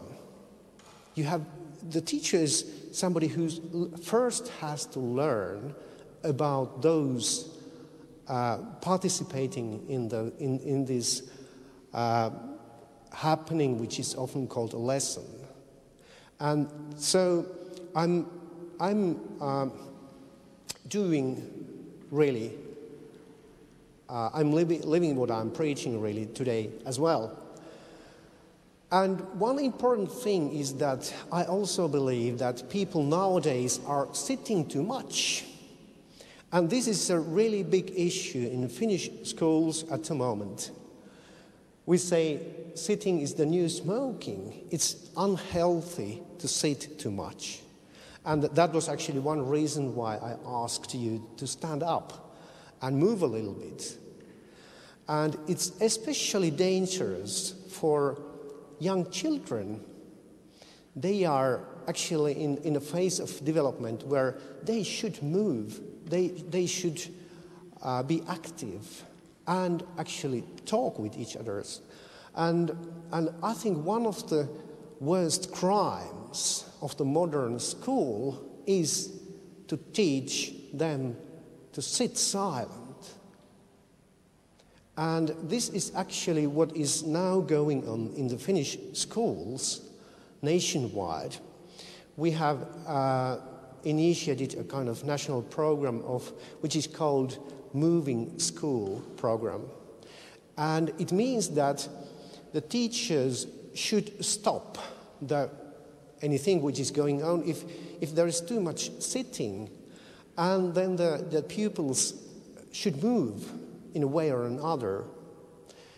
And it really has very radical consequences to your body. Did you know that 20 minutes of sitting starts some changes in your body which are not healthy? So 20 minutes of sitting is too much. So if you think about a lesson of 45 minutes, you should do something else in between the lessons. And this is why I also want you to move and discuss and collaborate with your colleagues during my lesson, and not just asking some questions afterwards. So here we go. I'm asking you about some first impressions. What do you think? What comes into your mind when somebody says the word Finland? What do you know about Finland? Don't think too much. Just first impression. What is it like there? How are the people like? What are teachers in Finland like? And now, please stand up now and talk with someone next to you about your first impressions of Finland. Please.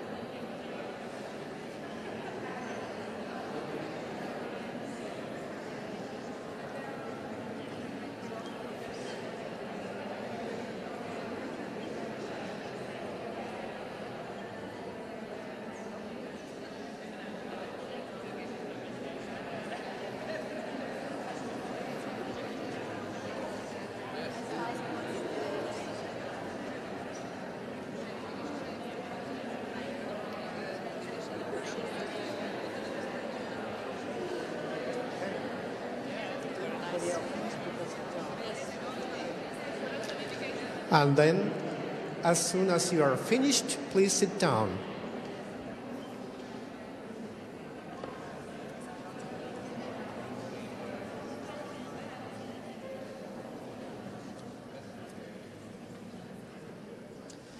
So, now you have been talking about the first impressions about Finland. So, what came to your mind?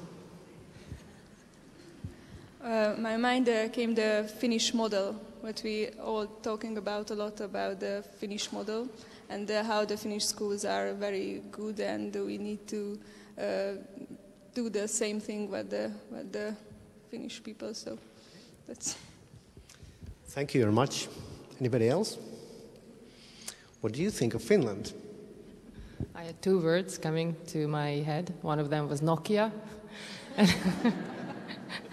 And the other one was lakes. Lakes. The rise and fall of Nokia and the lakes. What about you? Would like to add something? How is it like in Finland? Okay, lots of lakes. What about the climate? The snow? Okay, you can just say forest, snow, sauna, okay? Fresh air, okay? Pardon? Darkness, yes. Yeah. Pardon? alcoholic people, yeah, depression, yeah, suicide rates, yeah. Okay, anything else? Yes. Ah, Pertti Kansanen, your colleague from Helsinki University. Yes, yes, he's very famous in pedagogical research. And yeah, what else? What do you think about Finland? How is it there? Peter, you must know something because you live so near. Paper-making machines, yes. Yeah, that's... Okay, let's take a look. How is it really in Finland? So this is what Finland looks like. And everywhere in Finland, and every day in Finland. No. But this is the kind of normal image people think Finland is. And sometimes it is true. In February, this is true in some places of Finland, but not always. And, well, there are many different kinds of stereotypes of how is it in Finland. Well, but somebody of you said it's very dark. Sometimes it's very dark there, up there, but sometimes it's very light. What about the Finnish people? How they are like? Yes? Friendly. Thank you. That was very friendly to say. Pardon? Open-minded. Okay. Thank you. That was very friendly too. Yeah. Flexible. Sometimes. But fit. Ah, hopefully, yes. What else? Bilingual. That's a wonderful thing. Actually, we have 3 official languages. And we have a special talent of remaining silent in 2 languages simultaneously, in Finnish and Swedish. And, well, the third, we very often forgot it. It's Sami language. You know, in far north, the Aboriginal people here in far north, in Lapland, they speak Sami. But actually it is kind of, you know, urban legend. People in Finland don't talk. They just are there without talking. So that's, actually, this is a kind of saying in Finland, really, and kind of self-irony. Okay, what about teachers in Finland? What do you think about that? Free? Okay. What else?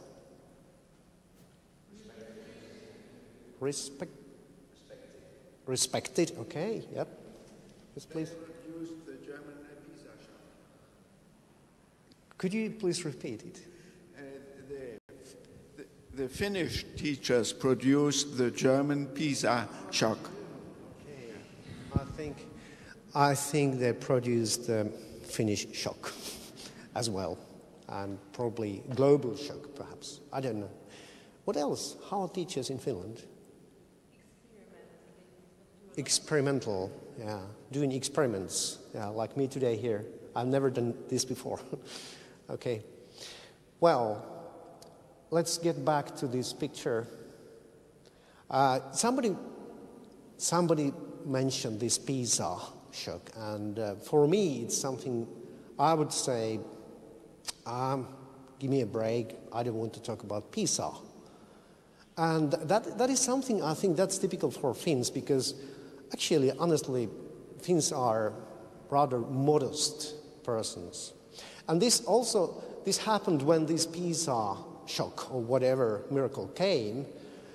All the Finns were saying that it must be a mistake there in these OECD measurements. It can't be possible. We are just Finns.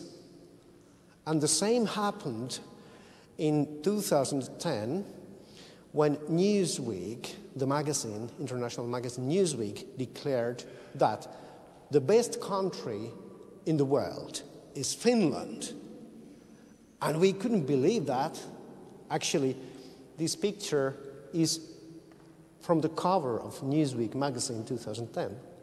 Next morning, the headquarters of Newsweek in New York, received 2 phone calls saying, no, you have done a big, big mistake. It's not Finland. And actually there was some mistake in the calculations. It was Switzerland, actually, which was the best country in the world, but they didn't admit it. But can you guess where this phone call came from? Switzerland? No. Sweden, perhaps? No, it came from Finland, of course. From Helsinki, Finland. It was a national newspaper, and they recalculated all those statistics, and they said it's Switzerland. Switzerland is the best country in the world, not Finland. It's very typical. And, well, basically, it's the same with this PISA thing as well. So, well, it's kind of paradox. And one of the Finnish novelists, Samuli Paronen, says that true winners don't compete. Finland never aimed to be the best in the world or the leader of these league tables. It just happened. And actually, honestly, I think that education is not about competing. In its true sense, education is something else, because if it's about competition, then somebody is dropping out. Somebody is winning, somebody is losing. But is this what education is about? No. I think it's not about competition between people, between schools, or between nations. Education is something which enables a good life for all, not just for the winners. And this is why we don't like so much about these PISA or whatever league tables. Because the main thing is to educate the children and young people, and adults as well. But anyway, we can't help it. And, well, but then what about the teachers in Finland? Some people say they are free. I think that's true. We have no standardization, we have no inspection, we have practically no control of teachers in Finland. They are very autonomous professionals, I would say. But there is a high trust on teachers, high social status. Teachers are respected in the society. They are not too well paid. I think the salary is about the average, if we compare to the European countries or even globally. But the social status is rather high, and teacher education is respected and acknowledged in many other fields as well. I think it was a very good question from you, Peter. You were asking why teacher educators are worried about people drifting somewhere else than schools. It happens also to the other direction. And in the Finnish society, we have wonderful examples of teachers who have made a career in some other business or area. So it doesn't matter so much. But anyway, in Finland, teachers they like their job. They want to be there in the schools. So we don't have a problem of dropouts or people escaping from the job. Yeah, I said teachers are autonomous in Finland.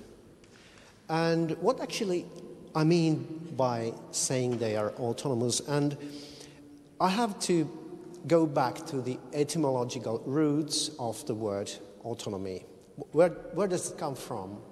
It comes from the ancient Greek, and we could say that, well, in ancient Greek, a town state, a polis, is where the laws are instituted by the polis itself. But in the opposite case, the town or a village was ruled by laws that had been constituted by another town or a polis. And in that case, there were heteronomous. And I think this etymological root of the word autonomy is very, very important to understand, because I have understood that in so many cases autonomy is mixed up with individualism. And actually they, in my mind, they are a completely different thing. Because autonomy is something which is constituted socially. It's collective will formation in the social sphere, whereas individualism refers to the will of a particular individual. So there's a big difference actually here. So if somebody is an individualist, he or she tries to attempt his or her own interests without taking the interests of others into consideration. I'm introducing an idea of autonomy in the strong sense. I think autonomy can be understood in two different ways, and I'm getting some help of an American philosopher, Richard Paul, who has been writing about critical thinking in the weak sense and in the strong sense. And if somebody is critical in the weak sense, he or she is critical towards others based on egocentric and biased beliefs. But the strong sense, critical thinking, means that you examine and question your own understandings and assumptions. And I'm applying this idea in this table here, where I make a distinction between between individualism and autonomy. And then we can understand autonomy in two different ways, in the weak sense and in the strong sense. So individualism is something about personal individual will formation. Autonomy in the weak sense is some kind of social will formation within a limited community, which is about promotion of collective interests of the community, lobbying, etc. And this is very typical for teachers' unions, especially. They are presenting the good of the teachers as a teachers' union. But this is kind of autonomy, but it's kind of limited understanding of autonomy. And the strong sense of autonomy, it is collective will formation, it is more promotion of generalized interests than the interests of the professional community, and where teachers' unions perhaps are promoting the good for the professional community. Autonomy in the strong sense means that we as teachers want to promote the good for the society and the humankind. So it's very broad, it's very general perspective. So instead of trying to get higher salaries for teachers or better work conditions for teachers, we must think about, let's say, things like global warming or refugee problem, things like these. Well, this is probably a little bit complicated. I'm referring to the theory of communicative action by Jürgen Habermas here. This is better explained in a book, which I'm talking a little bit more later, but at this point I can give you these brochures, so please feel free to take one. This is a book which actually I'm not selling the book because it's free, really. I'm not a very good businessman, really. You can download this book in internet completely, and it will be launched in October this year in conference in Ankara. But it's free in internet, so everything what I'm talking here today can be read in these 2 first chapters of that book, anyway. All right, but then what about how to educate autonomous teachers? This is a real question indeed. And I think you all of you are experts on this. So once again, I would like to hear your opinions and your experiences about educating autonomous teachers. And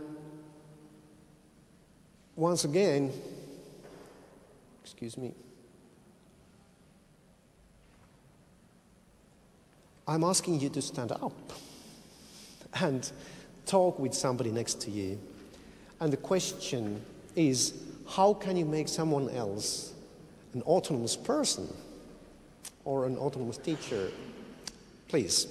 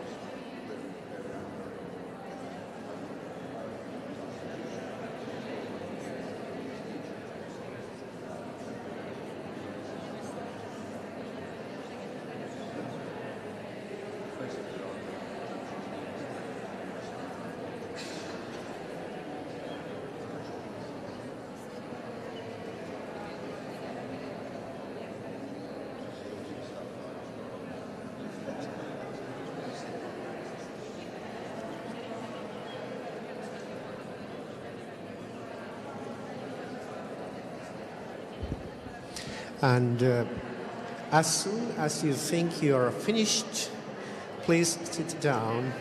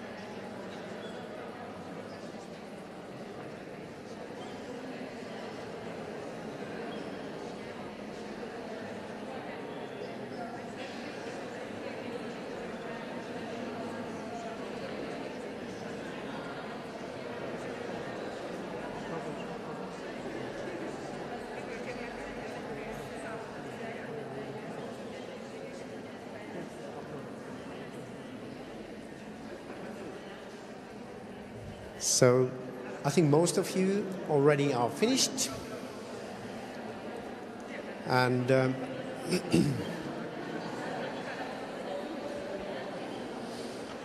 and probably, I must mention, probably you noticed that the method which I'm using here is a pedagogical method in many ways. When you have spoken enough, and then you just simply sit down, it's kind of sign for everybody that, okay, we will continue together. So I don't have to shout here and say, shut up.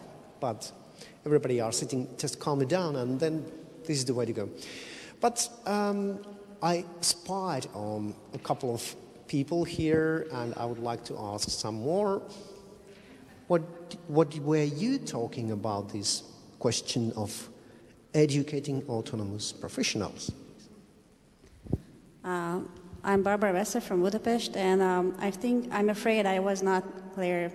In my mind, it was not clear very much the question, but we were talking about how to educate autonomous children, and I asked Mr. Sorry, I don't know, Mynet. What does he think about it? Mr. Mynet will tell the others his things, but I think you cannot be good and not autonomous, or if you are not an autonomous person, you will not be able to teach autonomous or person to be autonomy. I don't know how to pronounce this. Sorry. Okay.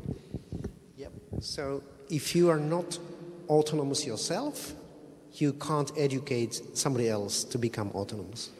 Something like that. Okay. So please, can you continue a bit? Well, that was the point. Meinert Meyer, Hamburg University. And I can only go on with this idea we had. For example, a Finnish teacher has to bring his students to a certain level of competence. Where is autonomy? So maybe you have to be critical concerning autonomy. It is always combined with living conditions, with societal demand, etc., which you cannot get rid of. Thank you very much. And I was also spying a little bit here, and I'm asking Peter to contribute. Hi, well, a couple of things there. I think, first of all, in terms of teachers as autonomous professionals, the key is enabling teachers to engage with research. But it also occurred to me while you were talking on that group that listening is an extremely important part of being autonomous, because if you're not aware of what's going around you, then things will go wrong for you. And I think one of the things that we miss very frequently in teacher education is the skill of listening, particularly listening to students and pupils. So although in a way it seems like a contradiction, I think listening is a very key component of autonomy. Thank you. Anybody else? Do you want to say something? Isn't it, well, I think it's kind of logical. There's some kind of logical problem how to educate somebody else to become autonomous.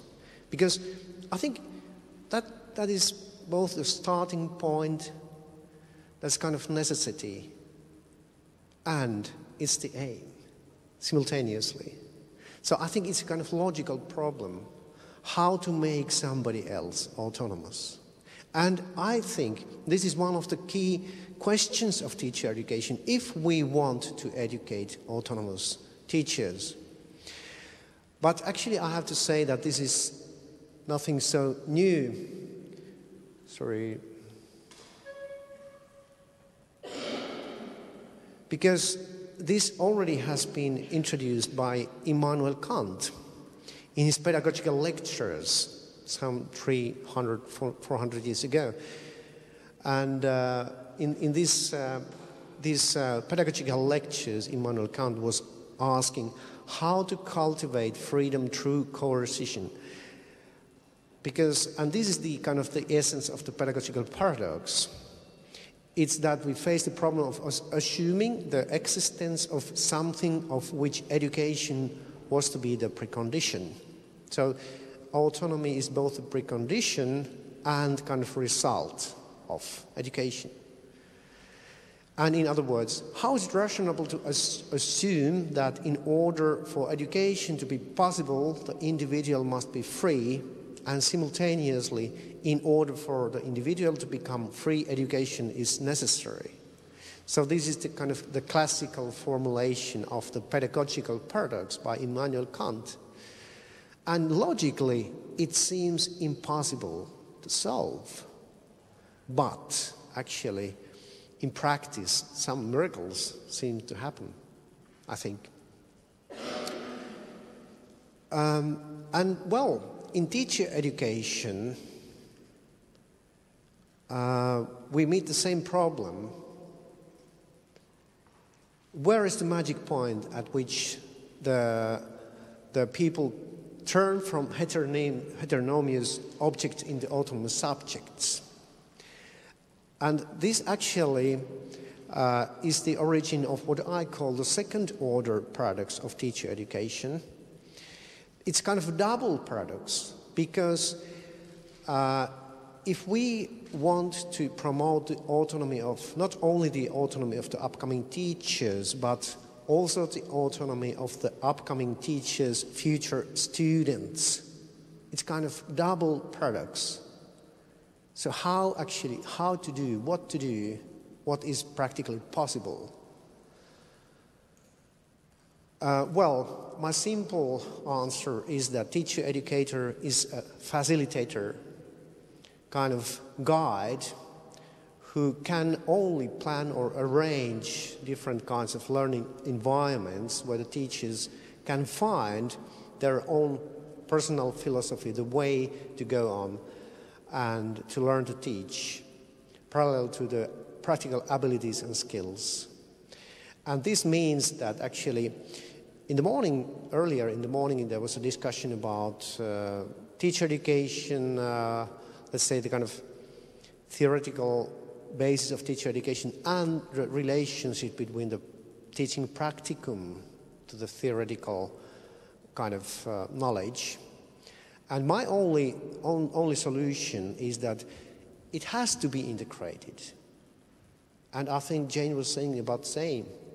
We need an integration of theoretical, reflective assignments and the practical training or experience of schools and being a teacher. Well, in Finland, I'm leading the Finnish National Network for Teacher Induction, and I'm sorry the Wi-Fi did not work, so we can't see the video. Well, we can see the video, but we can't hear the audio. But anyway, I will tell you about something about this model. Well, basically, the Finnish Network for Teacher Education, Osaava Verme, is a combination of all the teacher education institutions in Finland, both universities and the vocational teacher education units. And what we are doing there, we are trying to facilitate this kind of reflective process of teacher development to help them to become autonomous teachers through peer group mentoring model. And this is something probably, I would say it's a very special kind of understanding of mentoring. Somebody would say that we have completely misunderstood the concept of mentoring. And once again, if we take the etymological basis of this word, mentoring is coming from the ancient Greek, and it was Mentor who was the friend of Odysseus, and Mentor actually raised the son of Odysseus. And from those times, Mentor has always been regarded as a kind of senior and more experienced worker who transfers knowledge to a younger colleague. So this is the kind of traditional concept of learning. So it's quite clear to me that it's based on the concept of learning, which is based on transfer of knowledge, whereas peer group mentoring is something based on sharing of experiences and expertise between people. So I would say it's kind of different kind of understanding of learning, what learning is about. So it's more about constructing knowledge together with others.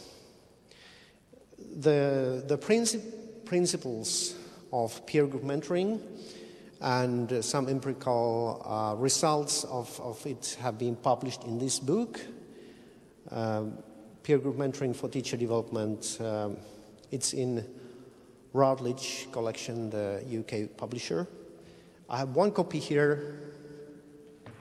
I'm not able to sell them, but if you want to have a book, you can contact Routledge and ask for more.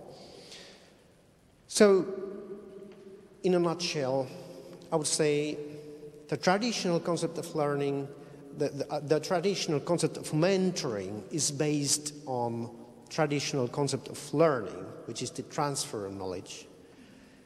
And peer group mentoring is more based on constructivistic understanding of learning, so we construe our knowledge together socially and psychologically, together with other people, and based on our previous experiences and understandings.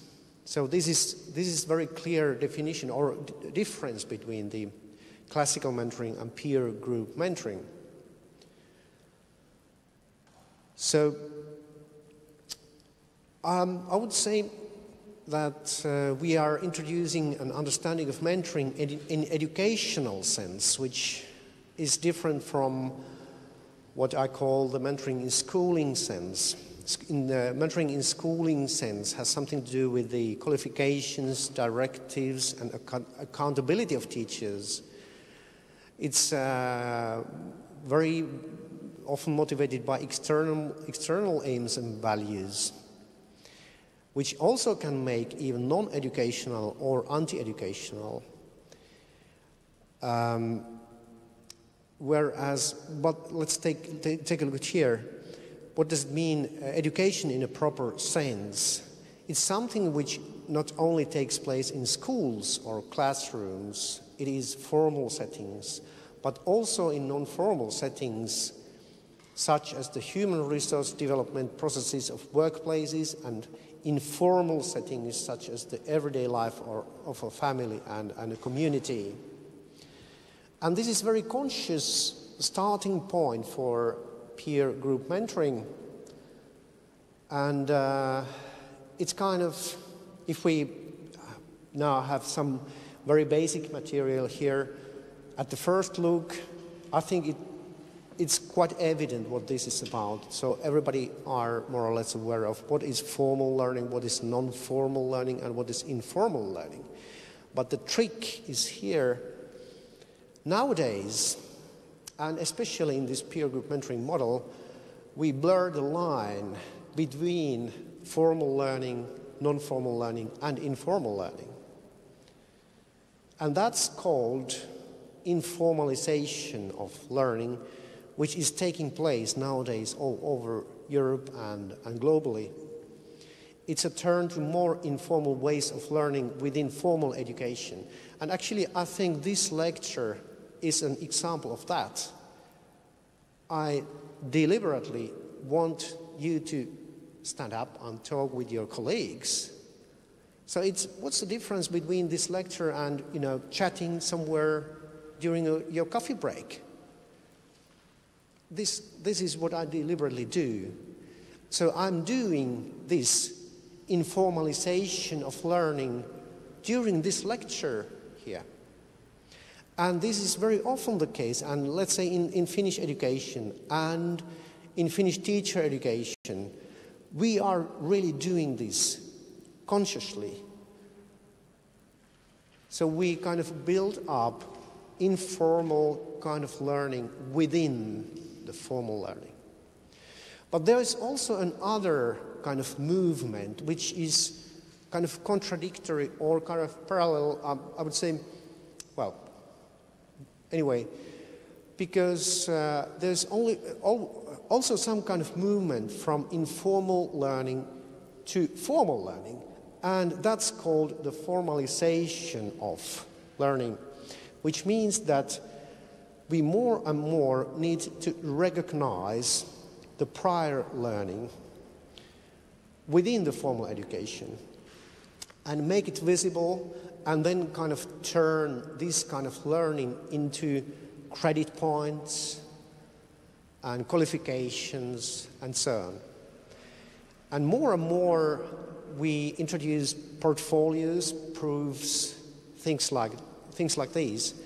So to make it visible what people learn, what they have learned in informal settings. Let's say if you already can use a computer, you don't have to be trained to use a computer. You just need to show it, and that's quite simple. Or something else. Or in the vocational education especially, this is very important. If you can drive a lorry or if you can use a kind of machine, you don't have to train it. You already have learned it. You probably have learned it somewhere else than in school, but it's very important. So it's kind of dialogue between this formalization and informalization of learning, which is taking place all over our world nowadays. This also has been introduced in this peer group mentoring book and also the forthcoming book, which you just got the brochure. We have had some interesting ideas of divergence in learning. This is a picture of a peer mentoring group in a Finnish school, and well, it looks like the people are sitting there and eating cheesecake. Not very healthy. But I have to admit that it was the researcher who took the cheesecake for them, because it was me, you know. I was interviewing these guys there in the school library. But these peer mentoring groups, they are not only sitting in some school libraries, they are meeting in very different places, such as coffee houses, teachers' homes, libraries, museums. They often have coffee, pastry, furniture, decoration, whatever. But it's not only about sitting around the coffee table, it can be bowling, climbing, walking, different kinds of activities they do together. And while doing it, they are talking about their profession. This happens in a very natural way. And I think all of you have some experiences of this. I mean, you meet a colleague somewhere, and then you talk about climate and your family and good news and the bad news, and then at some point you end up with talking about your professional issues. So it happens. And the point is to make it possible, to facilitate it in a way or another. And this is what we are doing, really. But actually, I just have to mention one thing here. By the way, can you find the mentor? There is a mentor in this picture. Who is the mentor? Pardon? No, it's not the one who took the picture. It was me, actually. I took the picture. The mentor is there. Well, probably it's not too easy to find. Well, it's here. She is the mentor. But it's very hard to recognize who is the mentor. But anyway, we have an education module for mentors. So we do, first we thought it's kind of natural talent to become a mentor. Then we gradually started to pilot a mentor education. And now we have a mentor education of, it's actually formalized also. It's 10 ECT points, and it lasts 1 year, 1 academic year. Well, it's only 10 days. But anyway, there's a mentor education as well, like in Norway. Different kind of, but anyway. So it's not only about coming together and chatting, but there's some person who has got some kind of education for being a mentor. And that's very important as well.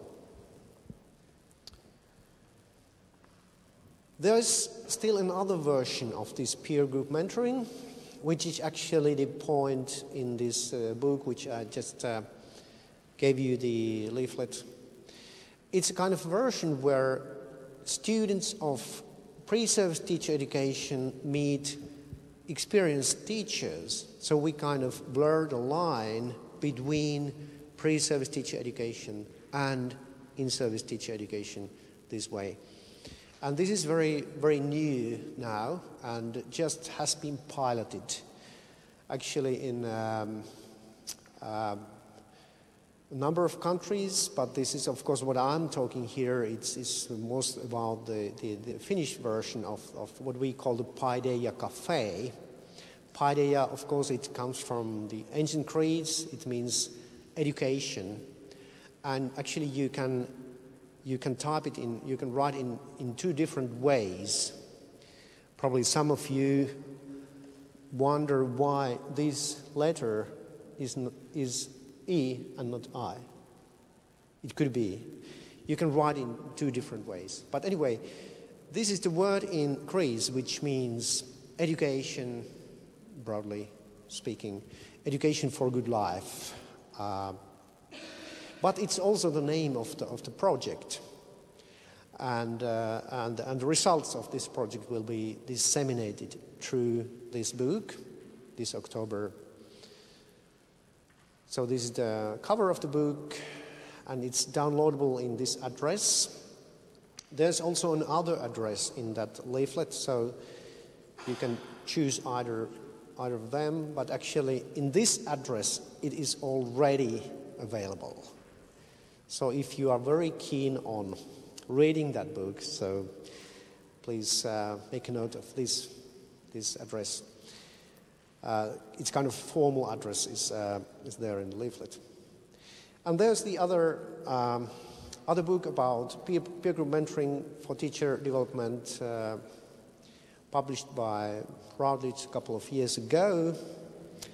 And then if you like to read something more about, it's kind of comparative study between Australian, Swedish and Finnish practices of mentoring. It's published in Teaching and Teacher Education last year. Was it this year, actually? It was last year, yeah. And the full reference list is here. And now I think it's time to say köszönet. Thank you. Kiitos.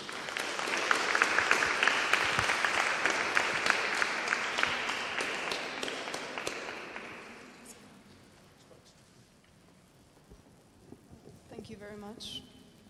Is it working? Thank you very much for your presentation. And I know that you mentioned that you would prefer an interactive presentation, but we still have a few minutes for questions.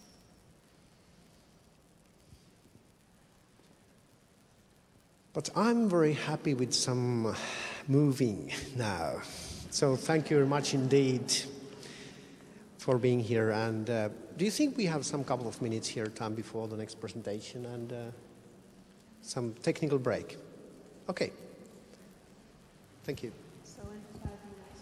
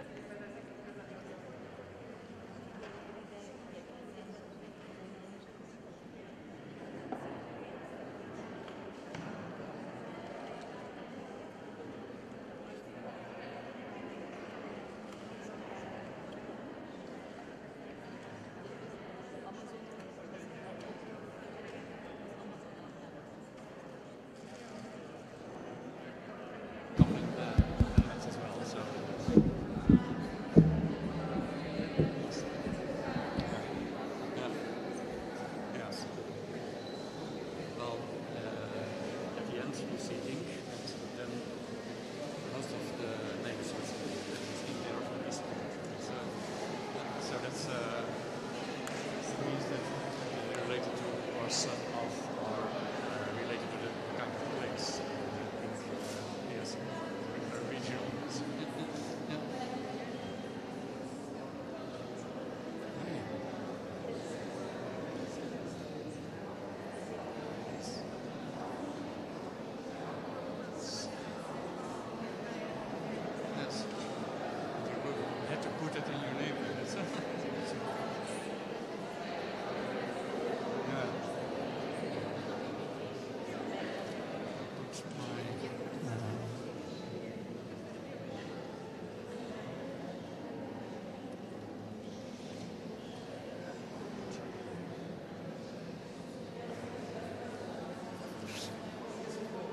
Right, I can use this.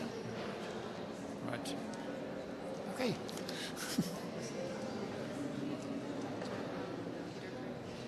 Yes.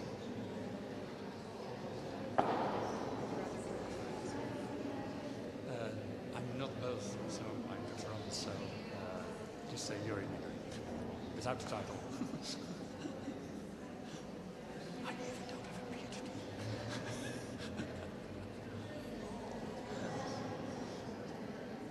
Well, it's research.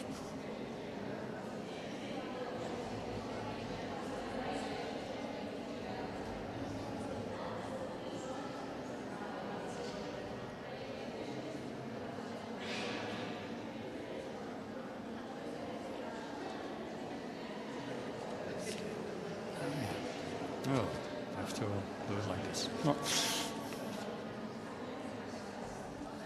It's very low for me, so I'm just doing it like this. I have a paper, so. Yeah. I had the same. Yeah. It should be on the dust. Huh? It should be on the dust.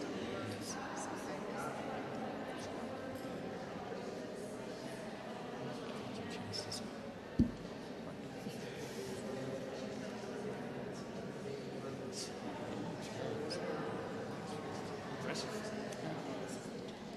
Yes.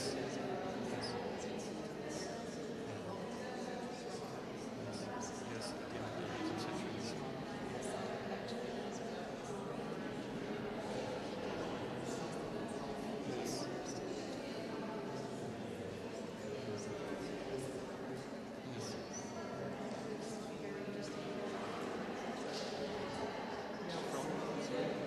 Yeah, but it's right. It's right from Metros. Yes, now, yes, yeah. Yes. Yes. Yeah. Oh, yes. Oh, yes. Yeah. The Divergence is really good. I just, 2 months ago, I had to.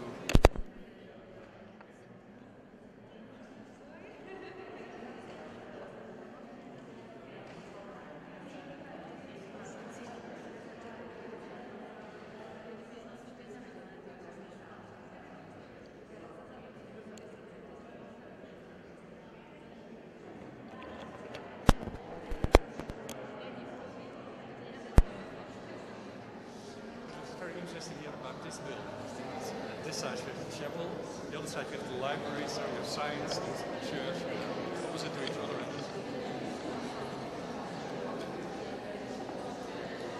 It's incredible that this set up in the 18th century. Well, it was kind of all over Eastern Europe.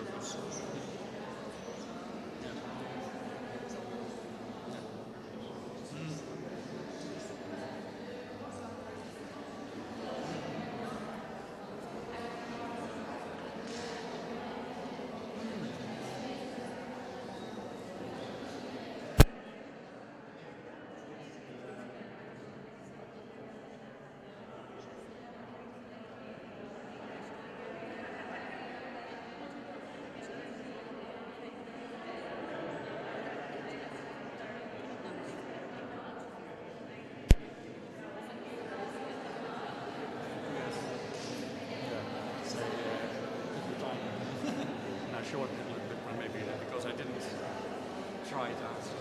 I think mostly if you use this kind of word, out of words, it's about 50 minutes. Yeah.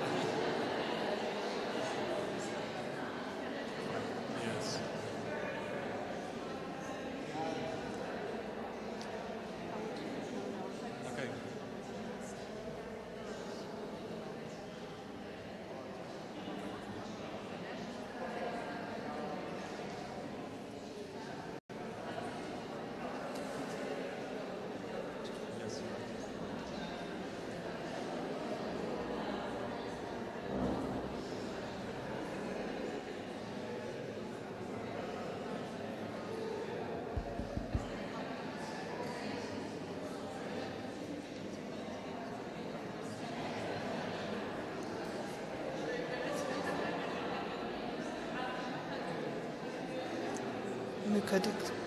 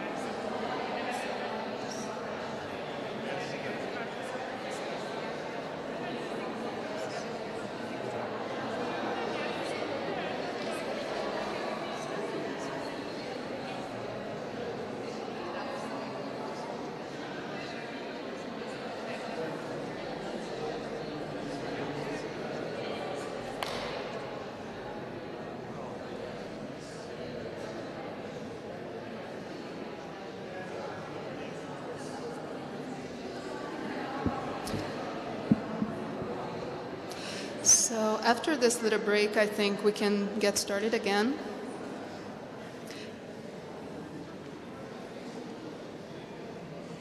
I will try my best to pronounce the name of the next presenter correctly. Although yesterday as we were talking, he told me that usually people from the Netherlands cannot pronounce his name correctly, but I will try my best. So last but not least, the third presentation this morning will be given by Jurrien Dengerink from VU University in Amsterdam, where he works at the Department of Teacher Education. He's also secretary of the National Board of Teacher Education Departments of Research Universities in the Netherlands. The title of his presentation is Teacher Educators' Competencies, What is Needed in a Multifaceted and Contested Profession.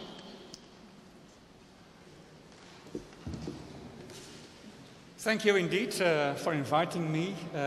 Well, since about Saturday I arrived here in Eger, and I had a wonderful time here, and I think as well a very good informal learning time, because with all those people here in teacher education, so I've learned that of Heikkinen. I've been asked to give an overview of the recent research on teacher educator competencies, their knowledge base, their selection and their education. And of course I'm willing to do so, but at the same time realizing that it's a rather comprehensive question. So I've decided to do it in a traditional lecture, this one.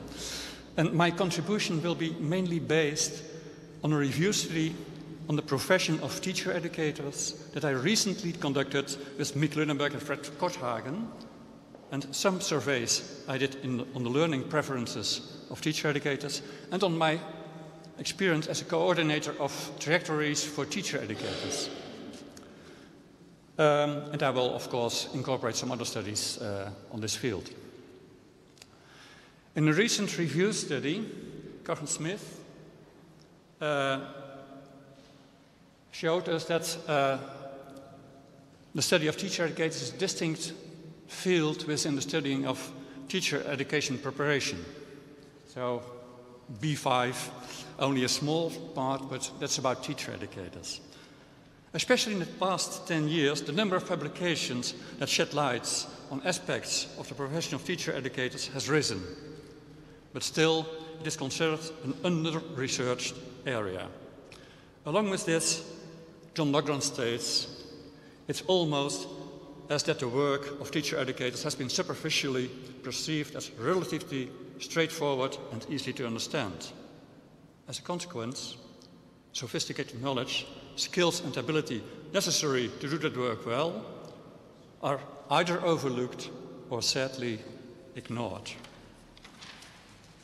So, my contribution is about teacher educators and research about their competencies and professional development.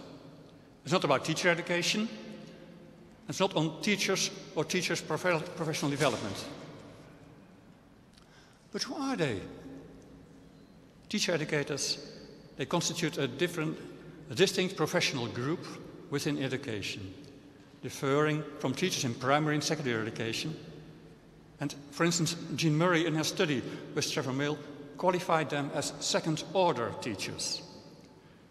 Teachers teach pupils in primary and secondary education, and teacher educators support the learning of prospective teachers in a higher education context. Teacher educators are a heterogeneous group. They work in different settings. There's a growing group of school-based teacher educators, cooperating with university-based teacher educators and the students. Some teacher educators have a school subject as their main field of interest. Others have a background in pedagogy or psychology. And in addition, teacher educators are increasingly expected to support continuous professional development and to conduct research. Later I will come back on this. In this presentation, I use a broad definition of teacher educators. All those who teach or coach students, teachers, with the aim of supporting their professional development. This definition aligns with the definition which is as a result of a peer learning activity in use in EU publications. And, well, I'm interested. Who's thinking here, I'm a teacher educator according to this kind of definition, but the wider definition? You may raise your hands.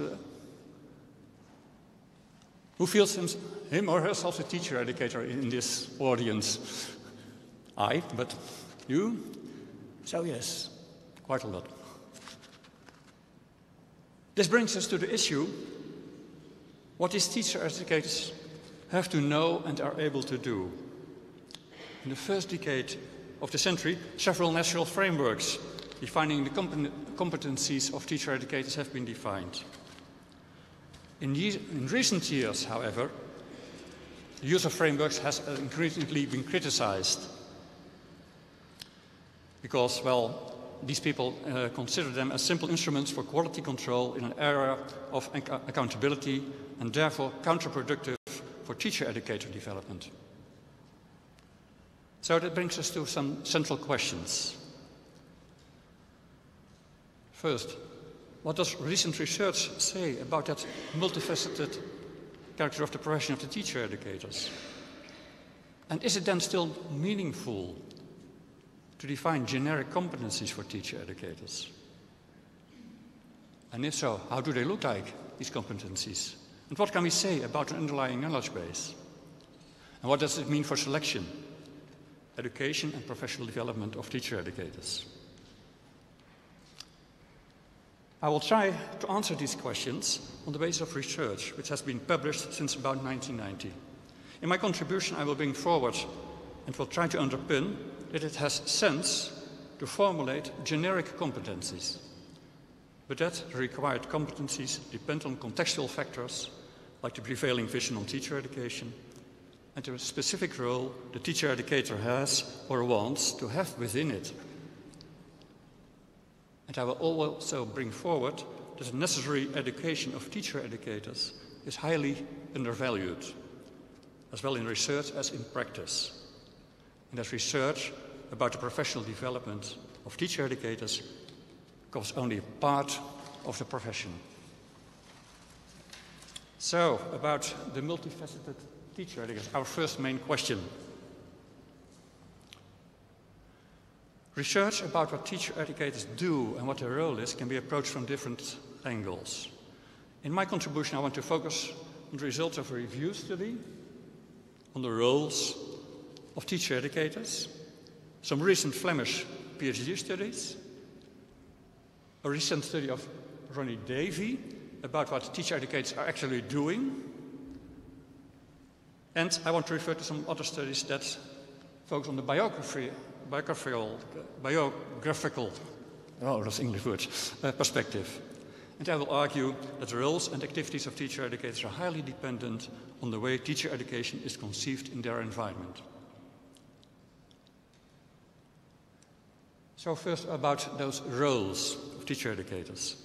Mieke Lunenberg, Fred Korthagen and I, we conducted a kind of review study, and it was based on about 136 articles on teacher educators. We selected that out of 1,262 articles, so maybe it's a review study. And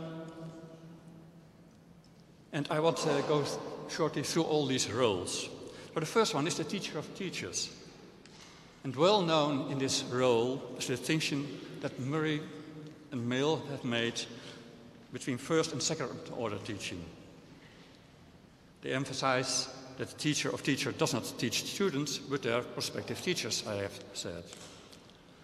And second order teaching requires a specific pedagogy of teacher education, of its modeling, teach of your preach, or walk your talk. That's what Heikkinen did, Professor Heikkinen, walk your talk.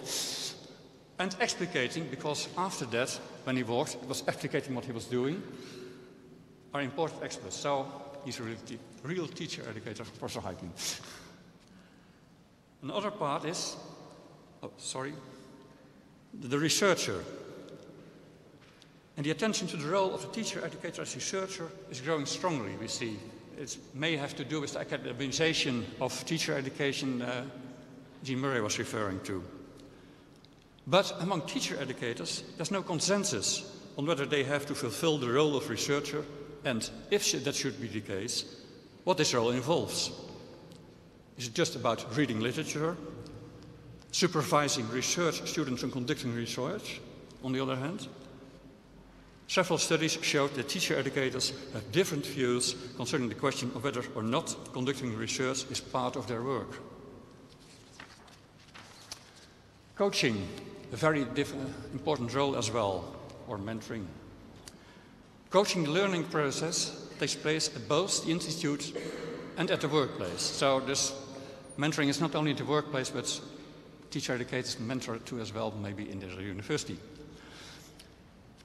The study of Wold shows that teachers consider the coaching role of the teacher educators as the most influential. It's one of the most influential roles.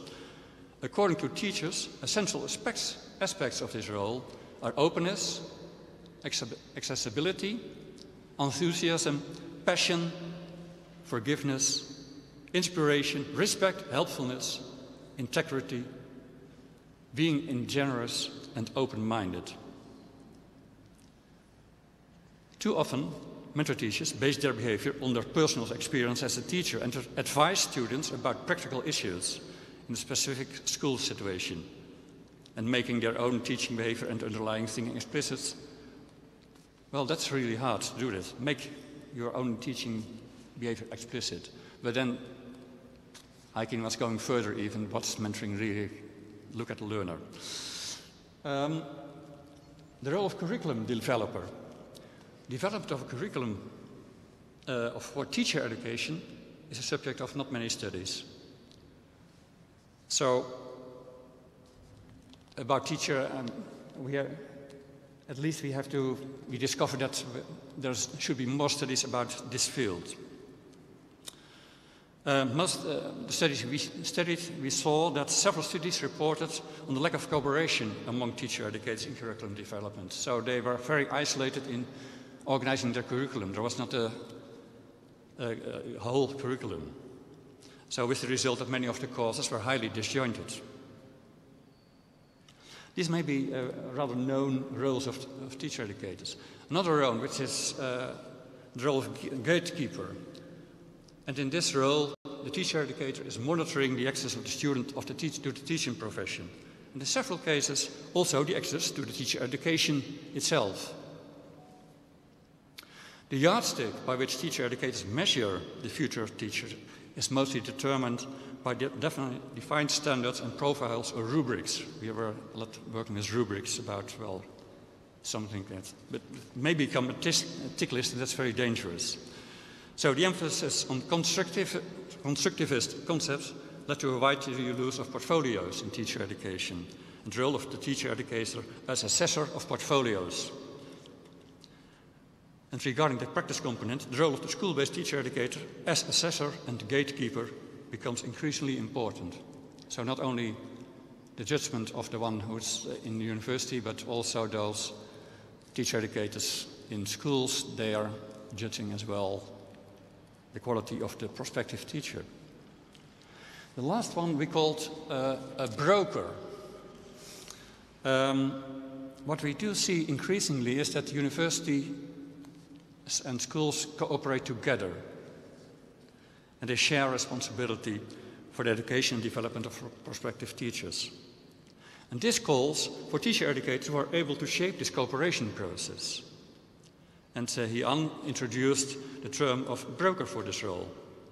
And it's often carried out in a kind of community of learners, or those peer mentor groups or things like that. But you're a facilitator as well, but you're organizing as well the way of settings of learning, but on different levels, not only on the micro level, but also on the meso level. Since our review study about these roles, some new PhD studies have been published, especially in Flanders. And then we see research has a strong focus on actual teacher educating practices in conceptualizing and studying teacher educator professionalism. So TAC found in our study 3 types of teacher educators. The inquiring teacher educator, the well-read teacher educator, and the teacher educator researcher. So regarding research role, we have already 3 subdivisions. So the first category, that of the inquiring teacher educator, refers to teacher educators who recognize and appreciate that there are teacher educators as researchers. But they themselves, they don't have the knowledge and understanding to conduct research. On the other hand of the spectrum, the teacher educator researchers have the quality and the ability to engage in research and naturally conduct research regarding their teaching practice. TAC notes that the latter constitutes in Flanders only a relatively small category. So, teacher educator as researcher, they are very scarce in Flanders and in Holland as well. Van Asje, she focused in her study more on the teacher of teacher roles and the kind of teachers teacher educators want to educate. And she identified 3 teacher educator positionings. Teacher educators of teachers as pedagogues, the teacher educators of reflective teachers, and the teacher educator of subject teachers. So what you have in your mind as being a good teacher educator depends on the visions you have on a teacher. So within these 2 roles, researcher and teacher of teachers, we see already some very fundamental differentiations.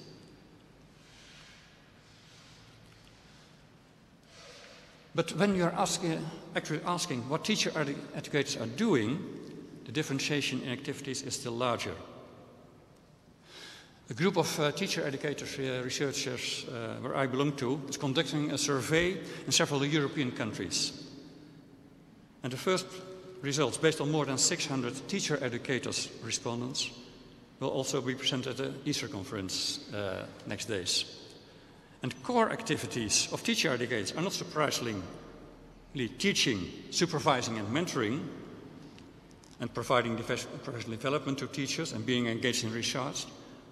But ask about additional activities, you see quite a lot of descriptions of activities.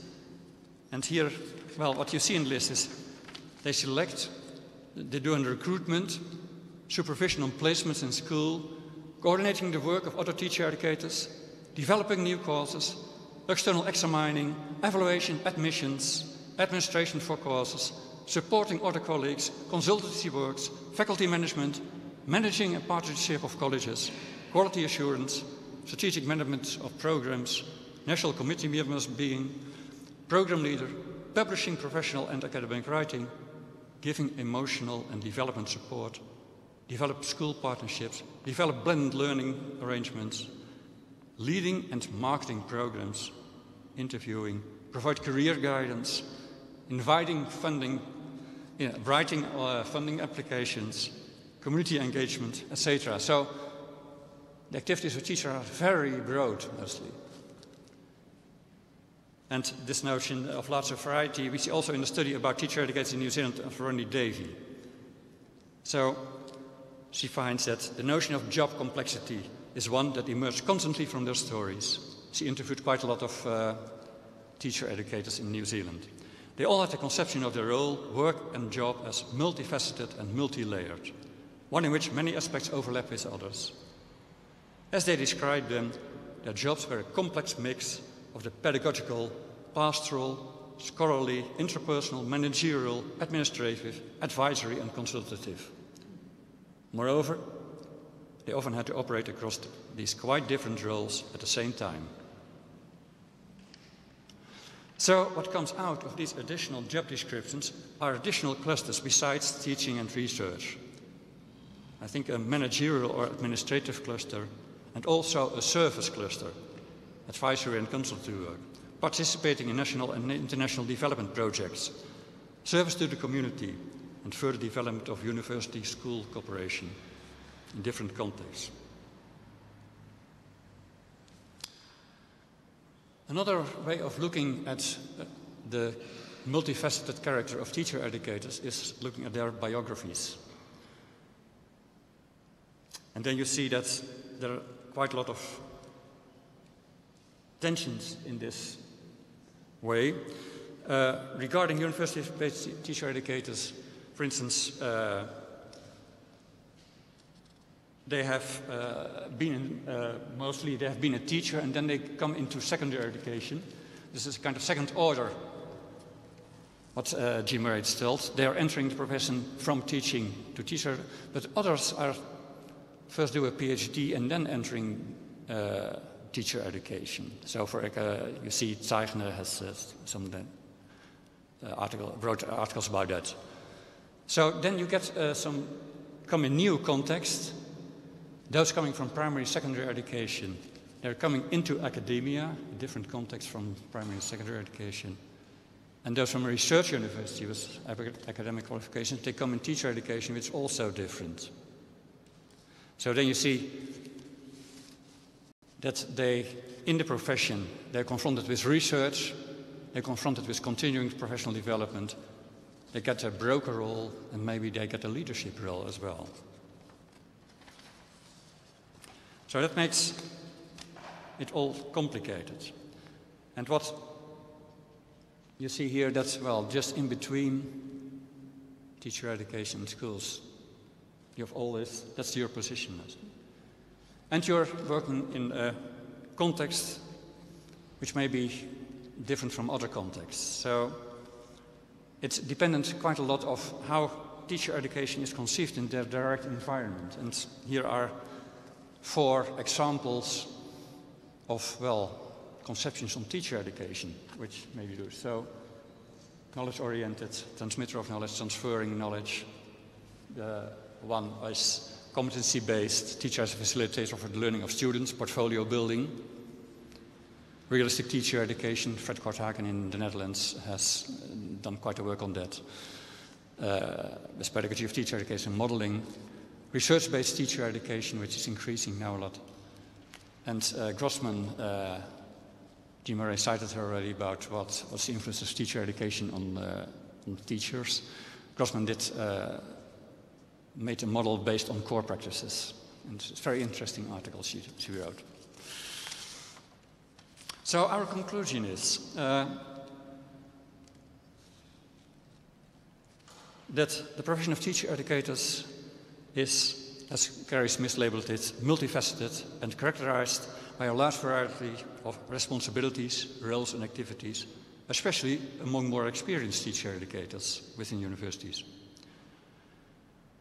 So, though the teaching and coaching of prospective teachers is prevailing, many teacher educators are involved as well in research, but they have also very different dispositions within that research, for a great deal dependent on different expectations and discourses within their own work environment. And additionally, quite a lot of activities may be shared around administration, leadership and quality assurance, within the own institute and in school-based and in school-university partnerships. And what seems to be undervalued and also less researched are the activities which we may share under the third task of universities, besides teaching and research. Service, supporting continuous professional development, supporting innovation in schools, community service, participating or leading national and international networks in innovative projects. So the diversity in the work of teacher educators is related to prior experience and expertise of the teacher educator, the position of the teacher educator within the university or school, and the personal and contextual prevailing conceptions about what is good teacher education, and also the career phase they are in. So very differentiated. So that brings us to our second question. Is it still possible with these multifaceted teacher educators and meaningful to define generic competencies for teacher educators? So in my contribution I will use this definition of competencies. It's a cluster of related abilities, commitments, knowledge and skills that enable a person to act effectively in a professional situation. Competence indicates sufficiency of knowledge and skills that enable someone to act in a wide variety of situations. And because each level of responsibility has its own requirements, competence can occur in any period of in a person's life and at any stage of his or her career. As has been said, in several countries, national frameworks defining the competencies of teacher educators have been developed. For instance, in the US, in the Netherlands, in Flanders. Important to note is that these frameworks have been developed by teacher educators themselves, mostly within national associations of teacher educators. Those who initiated the development of these standards highly valued the ownership of the professionals themselves. So it's developed by the teacher educators. Also, the developers were very aware that these frames of reference were developed in a political social context and an educational discourse which could change over time. So you had competency-based teacher education, but well, the discourse is changing perhaps. So the frames of reference, and I was involved in that as well, they were developed for a certain period and should be revised periodically. Actually, in the Netherlands we work now with the third version of those frame of reference. But still we have to be prudent with ownership. Because, well, even when a professional standard is developed by the professional group itself, alertness on the issue of what ownership means is very important. For example, a core group of teacher educators could very easily say, and you make a kind of development group of those teacher educators, they set up a new standard and they say, well, this is the state of the art of the competencies of teacher educators. But nobody, well, the whole group of teacher educators doesn't recognize itself in it. So, for instance, Keltermans in Flanders, he supports a more practice-based approach of professionality against what he calls the blueprint approach of those standards. And against standards, he says, well, they make them instrumental and it's only for their own goals. And according to him, professionality should express itself in someone's specific personal expertise, engagement and responsibility and care for students. So he's focusing on the individual practice. So we may refine our first question. Where do the communally developed standards and the individual interpretation of an individual teacher educator of what he, she has to know or is able to do in a specific context and a specific moment come together? Is a valuable relation possible between the generic standards and the complexity of individual practice, or are generic standards irrelevant for individual teacher educators and this practice? It's a little bit Kantian paradox you were telling us about. Both approaches have to acknowledge that teaching and teacher educators' practice is complex and that the effect of the behavior of teacher and teacher educators on their students is to a certain extent unpredictable. Standards cannot prescribe practice, but at the same time they are a condensed description or what the prevailing conceptions of professional quality are. In that sense, standards can be a valuable frame of reference for individual professionals to make choices in their professional practice and personal development. And they can also be a frame of reference for individual professionals and teams how they want to relate to these more generic professional values and competencies. In the Netherlands, the standard is widely used and appreciated in this way. In dialogue with colleagues or peers, teacher educators are reflecting on their own practice and identifying their own qualities and professional development needs, using the professional standard of teacher educators as a frame of reference. And these teacher educators, by applying for certification as a teacher educator, you can be a satisfied teacher educator in the Netherlands, they express to what extent and in which respect they want to belong to that tribe of professionals that we call teacher educators. So, does defining general competencies make sense? Our conclusion is that for these reasons it makes sense to define general competencies of teacher educators, but that it is necessary to be attentive about the conditions for ownership or autonomy when they will be executed and will be described in the national framework.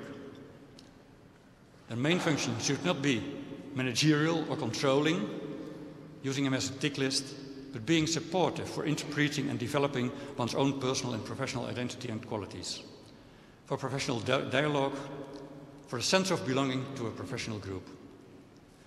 And that these standards should be open to the diversity within the profession and not be one-dimensional.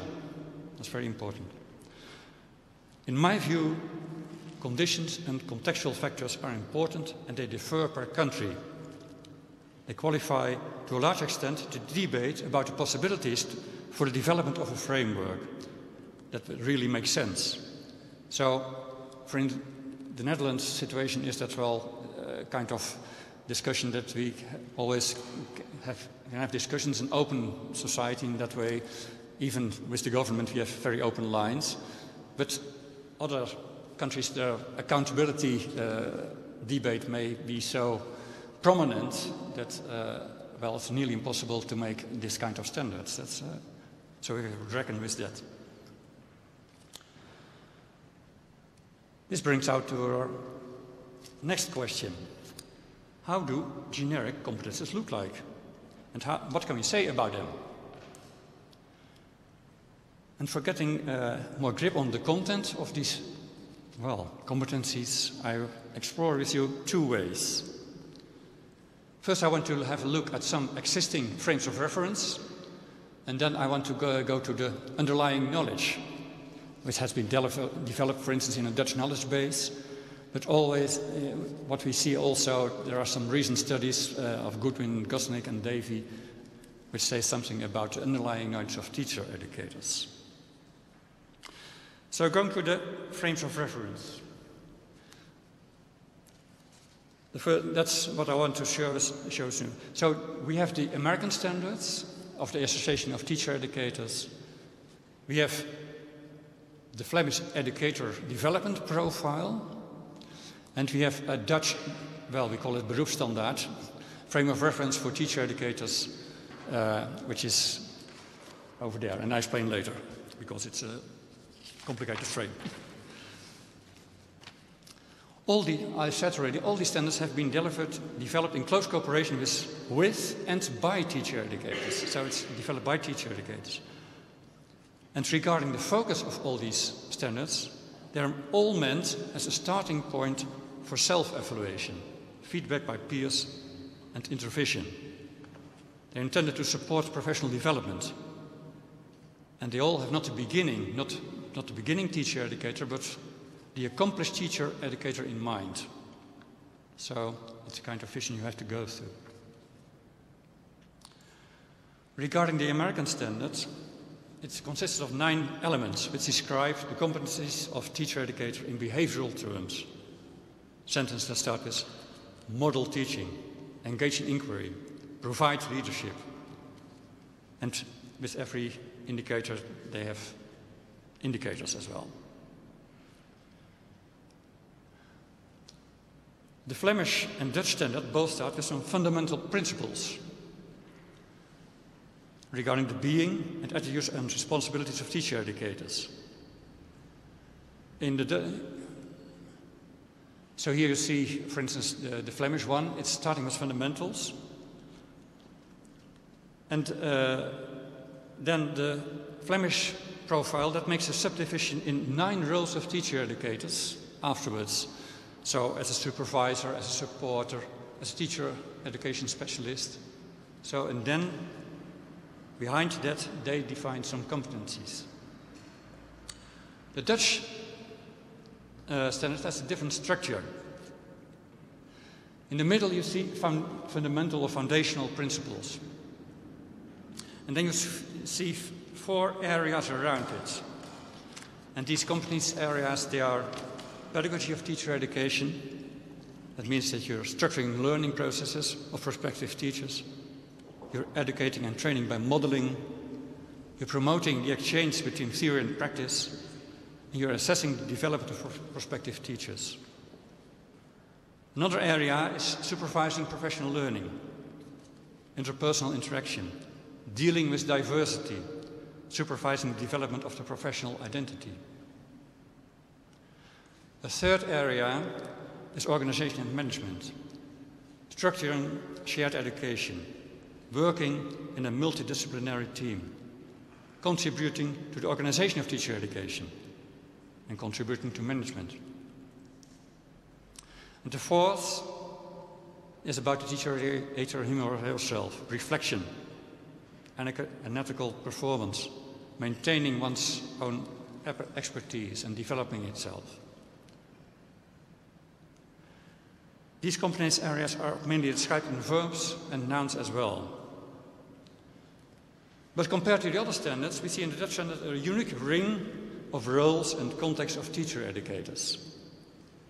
This ring expresses the diversity of the profession. For most teacher educators, several of these roles and contexts apply, but not all of them, and for most of them in a different balance. The ring supports the teacher educator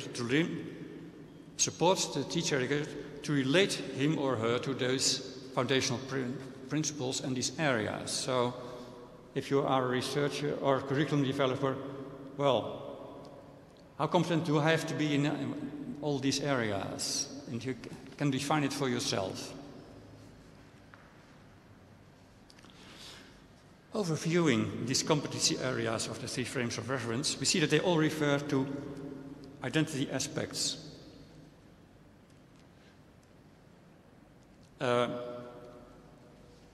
And that's kind of being a teacher educator. And they refer to knowledge and understanding, they refer to attitude, and they refer to actual practice or behavior. And regarding the domains of these competencies, they all deal with pedagogy of teacher education, interpersonal relations, coaching, organization.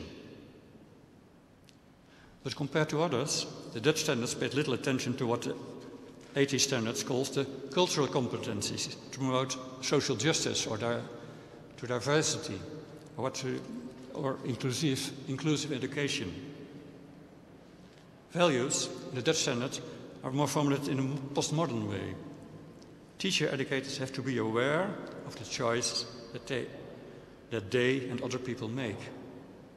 So it's not a special vision, and well, we had some discussion about it. Is that valuable or not? Or do you have to be more explicit in your values?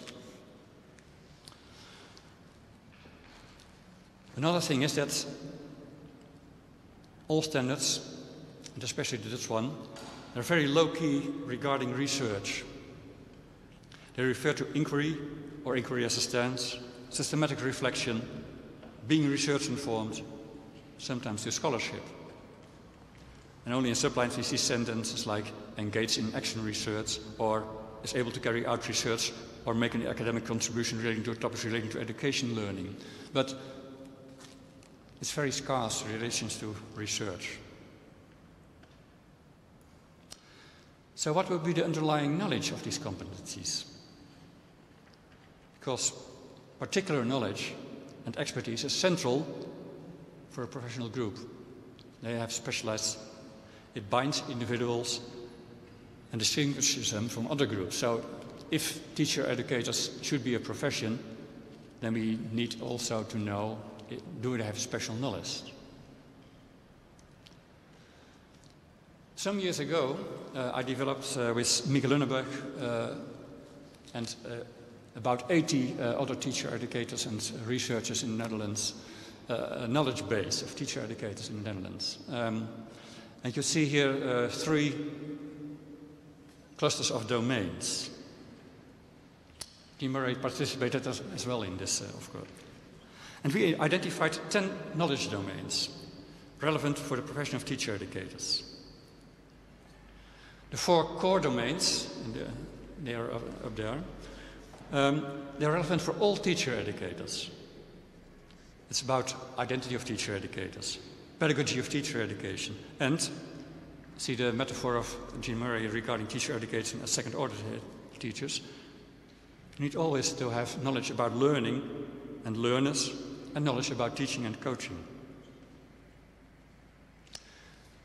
Then at the left-hand side, you see a cluster of specific domains. The contents of these domains is specific for different groups of teacher educators.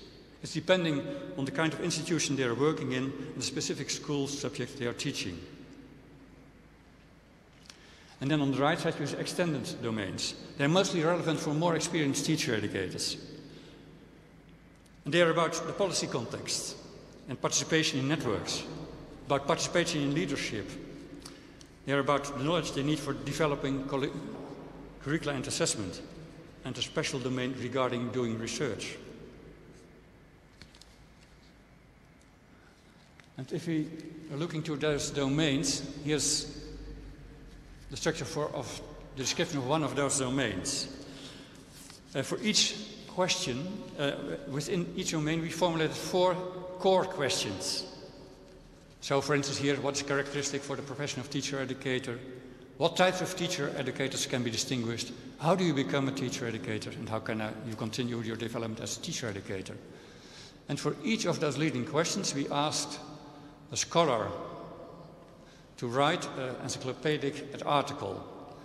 So at the end, we had 80 encyclopedic articles about teacher educator knowledge. And they are on a website, and they are widely used in the Netherlands as a framework, as reference material for teacher educators. What's interesting about these corpus of encyclopedic articles, that they are not monolithic and even sometimes contradicting. They are, they invite for discussion. Knowledge is not a static thing, so that's very important about those encyclopedic articles. They're giving an overview, but they may have been written from different viewpoints. And recently, we made this knowledge base about 4 or 5 years ago, and recently an update started. So again, new articles will be added to it. More recently, there are some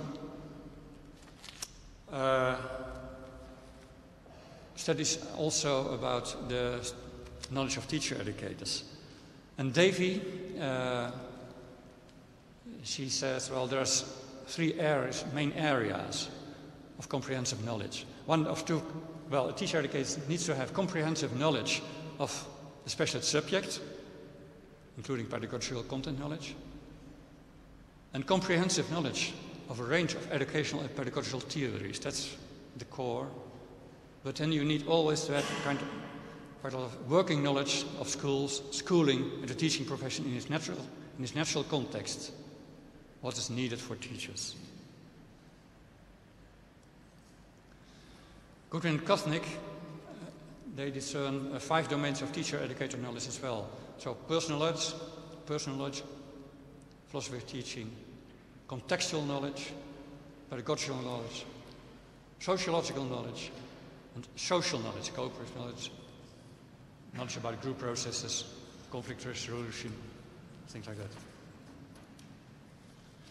So, concluding about the contents.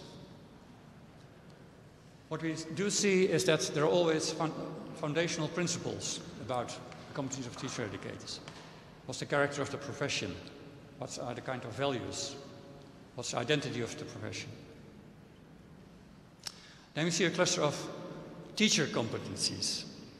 You need to have to know content knowledge, pedagogical content knowledge, knowledge about learning and teaching, and in a broader sense, knowledge on the role of education and on the roles of schools within serving the surrounding community. But then we come to those specific teacher educator competencies. Pedagogy of teacher education. Teaching and learning in teacher education as a subsystem of higher education. Even mentors in schools, they mentoring on a higher education level. So that's, we have to think about that. So they're developing scholarship and they are conducting research. They're supporting continuous professional development of teachers and serve to the further development of education in a global and diverse society.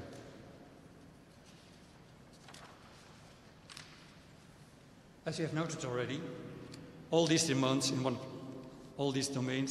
person, that's impossible. To surmount this problem, 5 minutes still? Right. So we have to be very aware that it's not possible to do this in one person. Now I come to our last question. What does it mean for selection and education, and for the education of teacher educators and professional development of teacher educators? And I must say that studies about selection of teacher educators are very scarce. Only some people have inventorized advertisements for teacher educators and said, well, what do we see? But you can't make any conclusions on that. So then we go to induction of teacher educators. So when they are in the profession in their first years,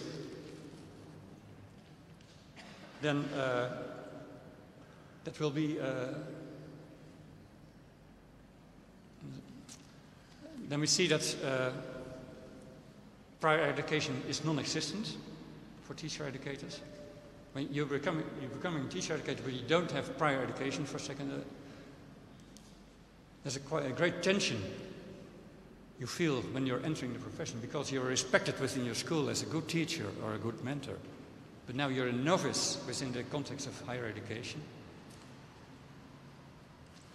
And what we see is that most of the teachers value induction. Well, they see that it's informal, but they value it's as high as well, that induction is informal, that they have a peer coach. But what's maybe necessary, and that is what we see here in Hungary as well, that you have more formal trajectories for teacher educators starting.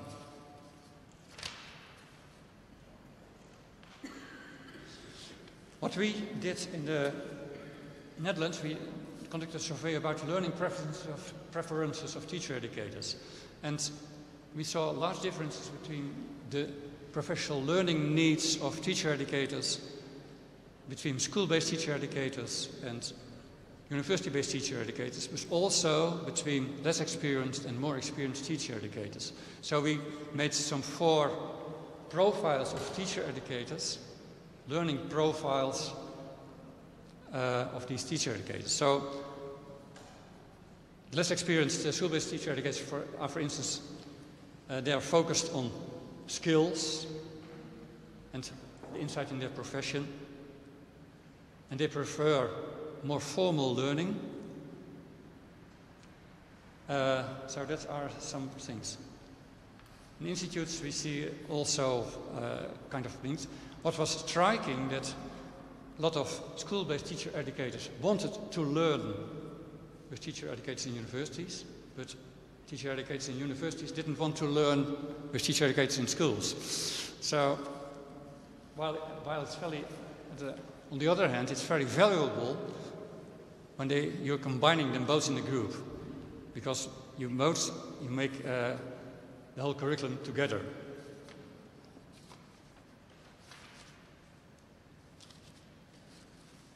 Also, in our review study, we're looking for factors supporting professional development. And what was important in nearly all the roles was the kind of existence of an accepted frame of reference. What are kind of competencies you need? And you need an institutional context which has a vision on and facilitates professional learning. And you need to have personal characteristics of an inquiring stance. And all professional development has to be connected with prior knowledge and experience, of course. But also, there are transformative tensions. To conclude, in a European group, which we recently developed kind of dynamics of professional development. And what you see is in the middle circle, at the outer circle, the personal level. That's the basis. And then you're coming into what's important, the local level, the institution, the context, the local context, the national context, frameworks, and the global level, the discussion, discourse about what teacher education should be and what education should be. What's important is as well, and that's you see on the right hand, how I teach the message. It should be critical and oriented. It should be self-regulated. It should be caring. It should be contextual and research informed. And then you see a kind of dynamics of all kinds of aspects and domains which are important in professional development. You need to have visions on teacher education, what's important. Then you form your own identity within those vision, your global, well, kind of vision. But at the same time, learning doesn't occur if you don't cross boundaries. You're always in a new setting you're going to learn. And you have to communicate, and you have to develop agency to communicate and to develop relations within all those new boundaries you have crossed. And you have to reckon with diversity. And all these things are embedded in social and technological change. So that's a very encompassing model, and we want to try to elaborate this model further in our European group later on. Underlying are two lines, and that's the upper line is that you see, well, you have as well university-based and school-based teacher educators, but there's all things in between as well. And you have, well, you're teaching education for pre-additional teacher education, but always for experienced teacher educators. You're having quite a lot of roles. So, because of time, this is, so I may say, general competencies make sense. They are multi-layered, are a frame of reference for individual and collective precision developments. They're multi-layered, foundational principles. Selection and induction is under research. Induction is for informal. Research about development, several roles is non-existent. And we see that the dynamics of professional development are notions as identity development, communication, responsibility, contextuality and diversity. They are essential for the professional development of teachers. Individually, in teams and communities, and as a professional group. Thank you.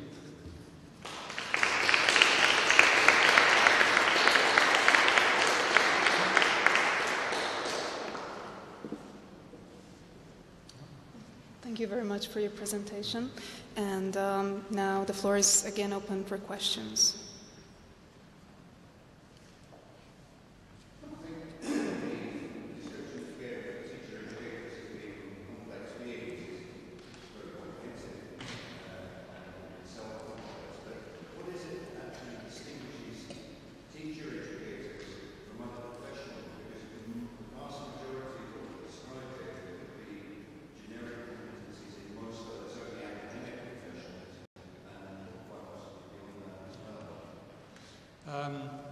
I think there's a position between schools and higher education and interrelating that. And the other thing is in the role pedagogy of teacher education, modeling, that kind of work. And that's a very important aspect of teacher education, I suppose. And that you are doing it in a higher education context as well, of reflection, of research informed, and that you help to all those teachers well to get kind of critical stance in that, and that's really rather unique compared to other professional things, I think. Yeah. Yes.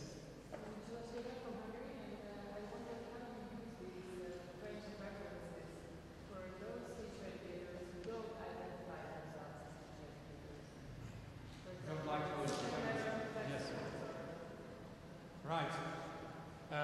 Get some critique of those who were really subject teachers, teacher educators, because they said, well, it's undervalued what we are doing in our subject. And at the same time, what we see as well, that, for instance, professors, well, if you have the transferring concept of teacher education, then it's very difficult to be in this. So we got a lot of critics about that. So it's, in that way, it reflects a kind of vision in teacher education. That's right. And we have to be aware of it as well. So what we do, and that was telling about the vision of the teacher, you don't have to say, this is my framework, but you have to relate yourself to that framework, because that's the prevailing discourse in teacher education at the moment. So even a professor has to say how he or she relates to this kind of frame of reference. And they say, I don't accept it, but then he has to be a critical stance and underpin it as well. Yes. Yeah. Yeah. Thank you. That's a good question. Other questions? I was also wondering about the improvement, because it often happens, at least in Hungary, that somebody happens to become a teacher educator. Do you use this framework reference for recruitment, so that it would be a decision and it would be a personal development plan, part of the personal development plan to become a teacher educator, and use it in this way? I should wish it was the reality, but it doesn't. It may be what we see now at the moment in several teacher training institutes. They are using it framework for their career. So you see, you have to describe yourself in which areas you are good and which areas you want to develop yourself, and then you get in the context of teacher education institutes. But for at the entrance, well, I hope at the moment that it's now existing about 15 years, this frame of reference in the Netherlands. It is starting now as teacher education management realizes, oh, yes, this I'm asking for my teacher educators. So it's a very long way. It started, yes, but it's for recruitment, in some institutes they use it, yes, I know. Yeah.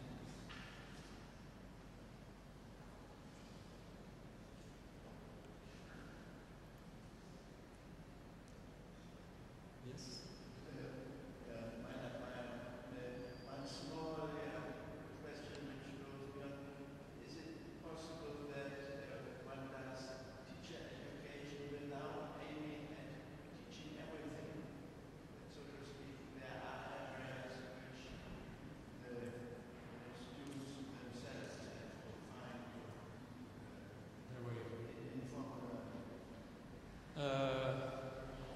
Of course, it's possible, yes. You can make resources even that they learn for themselves or so. But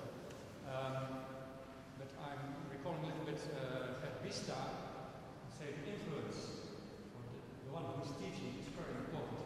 Why should you have universities if teaching is not important? Or schools. The role of the teacher to communicate with teacher, to have to combine this, what he's teaching, combine this with what the learners want to learn, and to see, to make those trajectories is very important, I think, and that's the role of the teacher, that you can relate these both aspects. as a teacher. So the role of the teacher is very important, and you see a lot of blended learning at the moment and things like that, and teachers can learn on themselves, but I don't believe in it. So that's, and of course you can make portfolios as a professional, but on yourself, on your own. Yeah.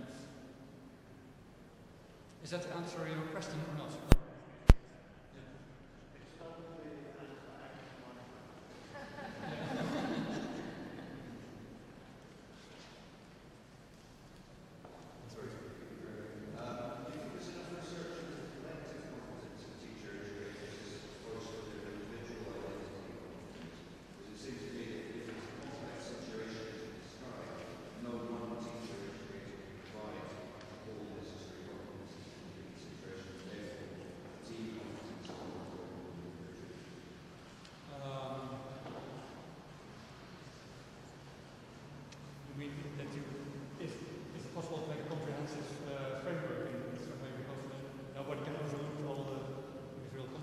Yes, that's always, you have to jump over yourself sometimes.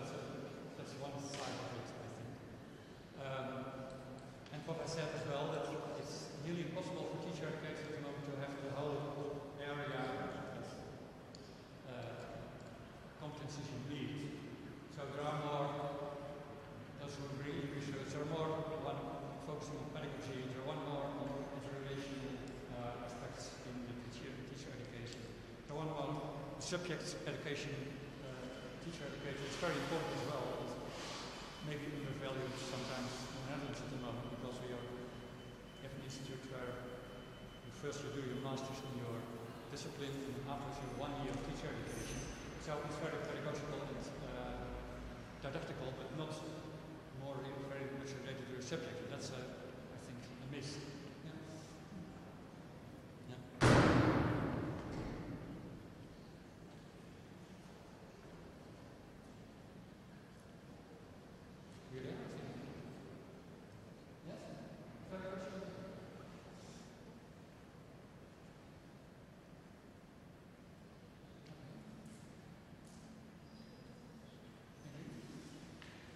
Thank you.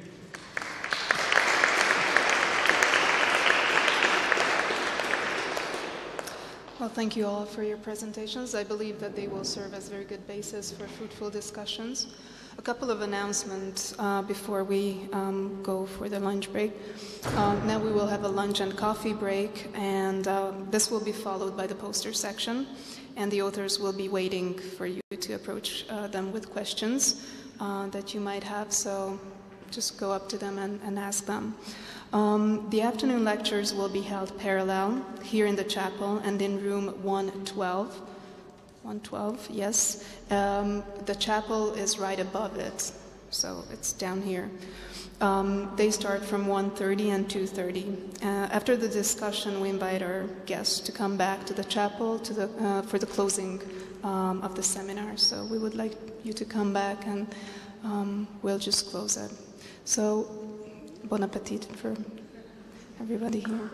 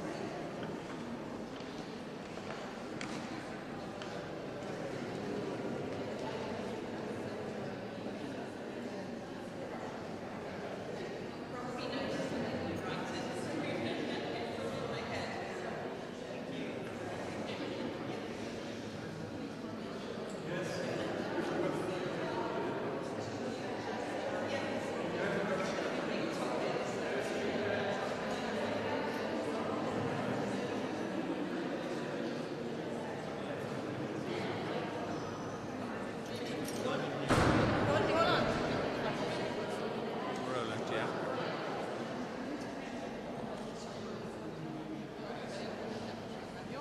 Okay, so he can help you.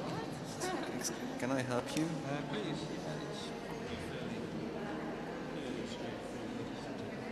Yeah, I hope so.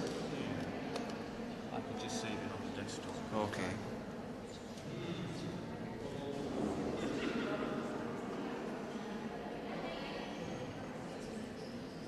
You can click on the open the folder maybe, and you can copy the file.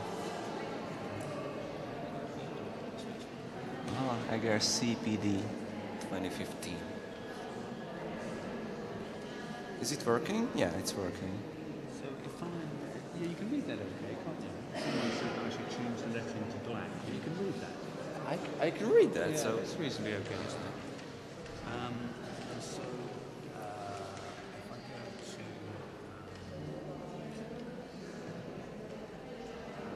this one. Go back.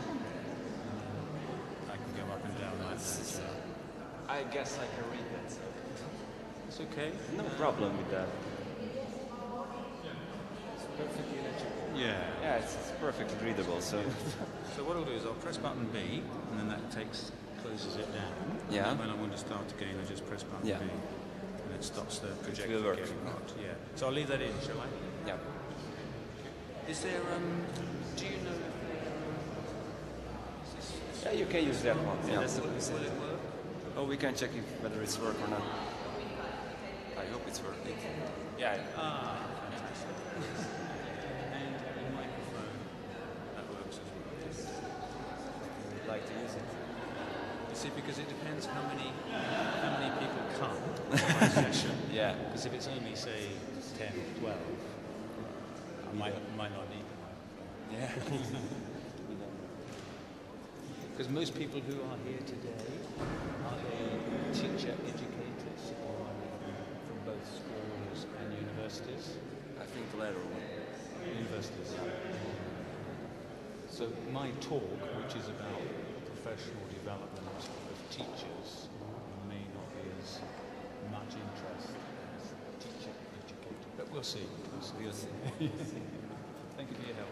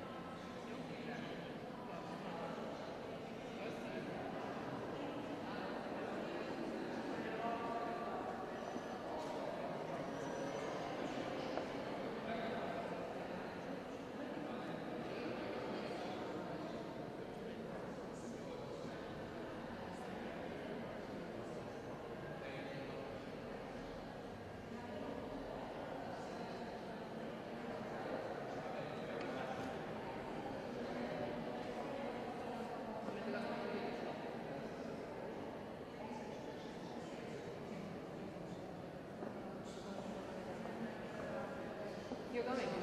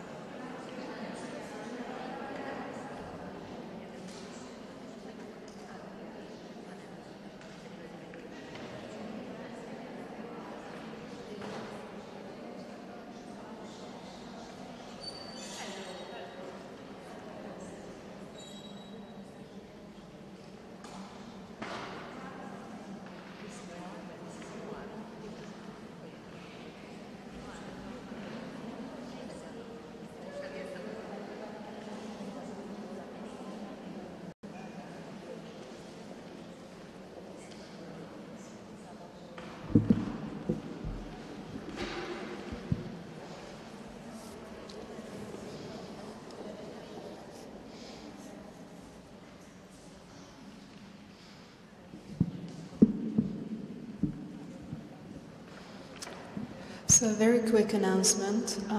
I got the information that the workshop is going to be downstairs, so that's a change in the program. Here we're going to listen to Professor Peter Earley's and Dr. Peter Gray's presentations. So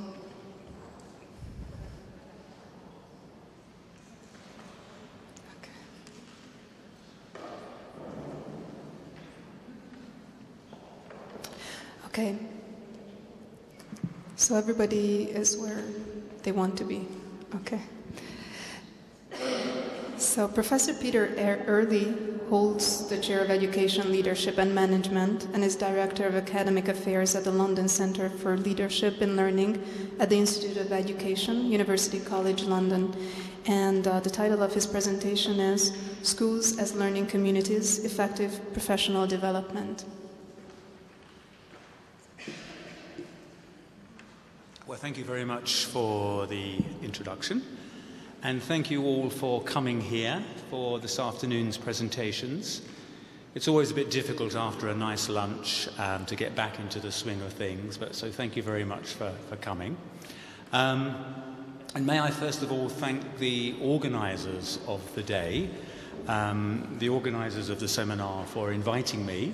It's a real pleasure to be here in your country, but particularly to be here in Eger, as this is the first time that I have visited here. I currently, my job does not involve me in teacher education in the sense that I'm not involved in the training of future teachers. My area of specialism is professional development and leadership and management. And a lot of my teaching at the university is involved in teaching teachers about leadership and management. So principals, head teachers, middle managers, a lot of these people come to our university to do courses, and I have responsibility for master's programs, an MBA program in educational leadership, and so on. I have been involved in teacher education, training teachers, but currently my work is around leadership and leadership development.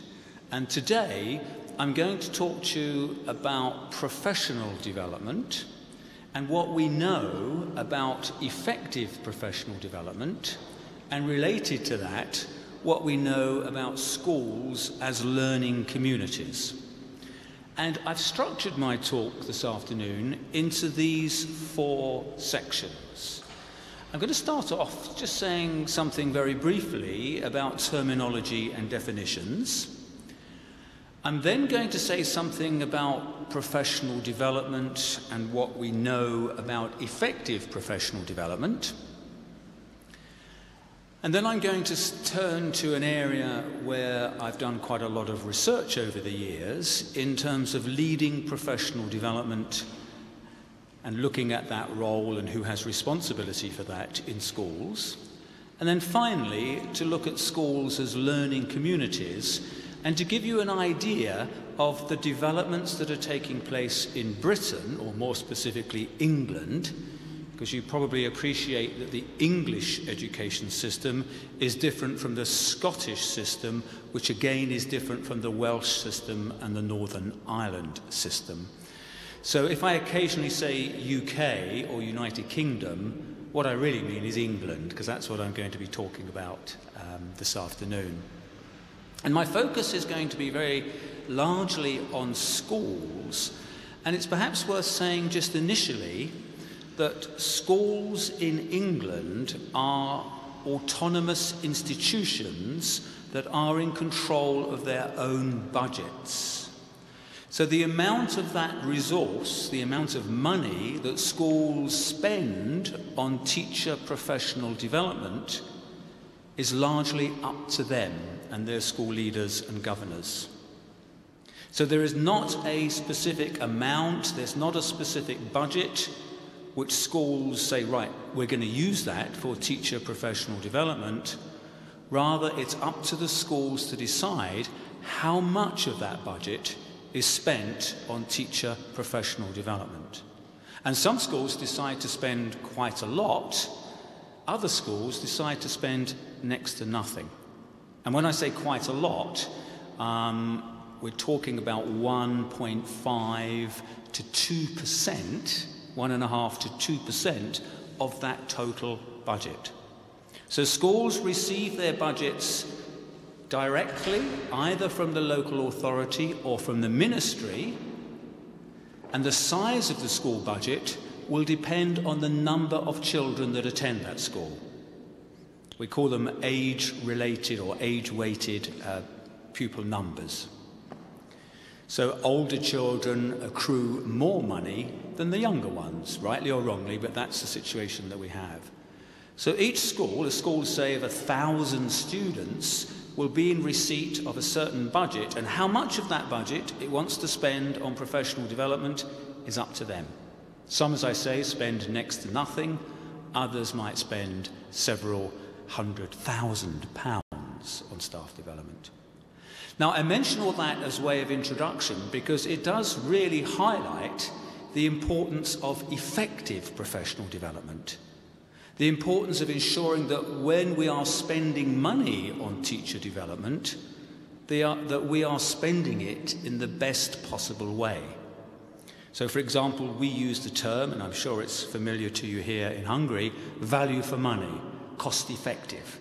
Is it value for money? What are the benefits that we're getting from spending money on that teacher or that group of teachers in terms of how is it benefiting them and benefiting us as a school?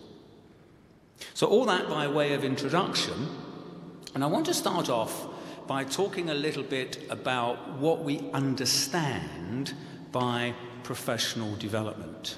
Because I think in terms of terminology, the language in this field is a real major source of confusion. Even in English, we sometimes wonder what we are talking about. If you think about initial teacher education as part of a continuum, from initial teacher education through to induction, through to early professional development, through to continuing professional development and leadership development, that's, I think, a helpful way of conceptualizing professional development. It's a continuous process. Note, I'm using the word continuing rather than what some people say, continuous. Continuous means it's happening all the time. Well, I don't think professional development is happening all the time. It's continuing. Sometimes you stop, you pick it up, you start again, and so on. But the terms that we use are a perennial source of confusion. We've got early professional development, we've got induction, we've got continuing or continuous professional development. We've also got professional learning or continuing professional development and learning. We've got training and development. We've got inset or in-service education and training. So there's a whole raft of terms that all mean something quite similar or related to each other. Similarly, with the term learning communities or learning-centred communities. We sometimes talk about learning schools, learning organisations, thinking schools, learning communities. Again, there's a raft of terms, and they're sometimes used interchangeably. Sometimes they carry specific meanings, but often they're used interchangeably. So I'm going to start us off with a definition of staff development. And I've deliberately used the term staff development rather than teacher development for the simple reason that all of the people who work in schools have the right and the entitlement for development. And I don't know what the situation is like here in Hungary, but now the vast majority of schools in England, the majority of the staff will not be teachers, will not be teachers. Something like 45% of the staff will be teaching staff, 55% of the staff will be other adults working in schools. Is it the same here? Not quite. Not reached that stage yet. This is a major growth that's happened over the last 10 years. There's been an expansion in the number of support staff, people assisting teachers, and in England we now use the term the school workforce. Not the teaching workforce, but the school workforce, so that encompasses everybody. And when Sara Bubb, my colleague, and I were writing a book about professional development, we decided to use the term staff development rather than teacher development or professional development, because we felt that it was a more inclusive, all-encompassing term or concept. Now, as you can see from that definition on the screen, that is our long definition. And I'm not going to read it out word for word, but what I'm going to do is I'm going to take you through what are the main facets of that definition, what are the main characteristics or features. And in fact, there are 9 in all. So let's unpack this definition. First of all, I'm saying, or Sara Bubb and I are saying, it's an ongoing process. And the process is what's important. Development is something that is within the person all the time, not something that is done to or provided for them. So staff development is very much part of you, if you like, part of the person. Interestingly, as we saw this morning, it encompasses all formal and informal learning experiences. Because, of course, we develop in many ways. Some of those will be planned and formal, and others will be much more informal and just happen. Like, for example, watching a film or thinking about, reflecting about something whilst having a shower or whatever. So those learning experiences can be both formal and informal.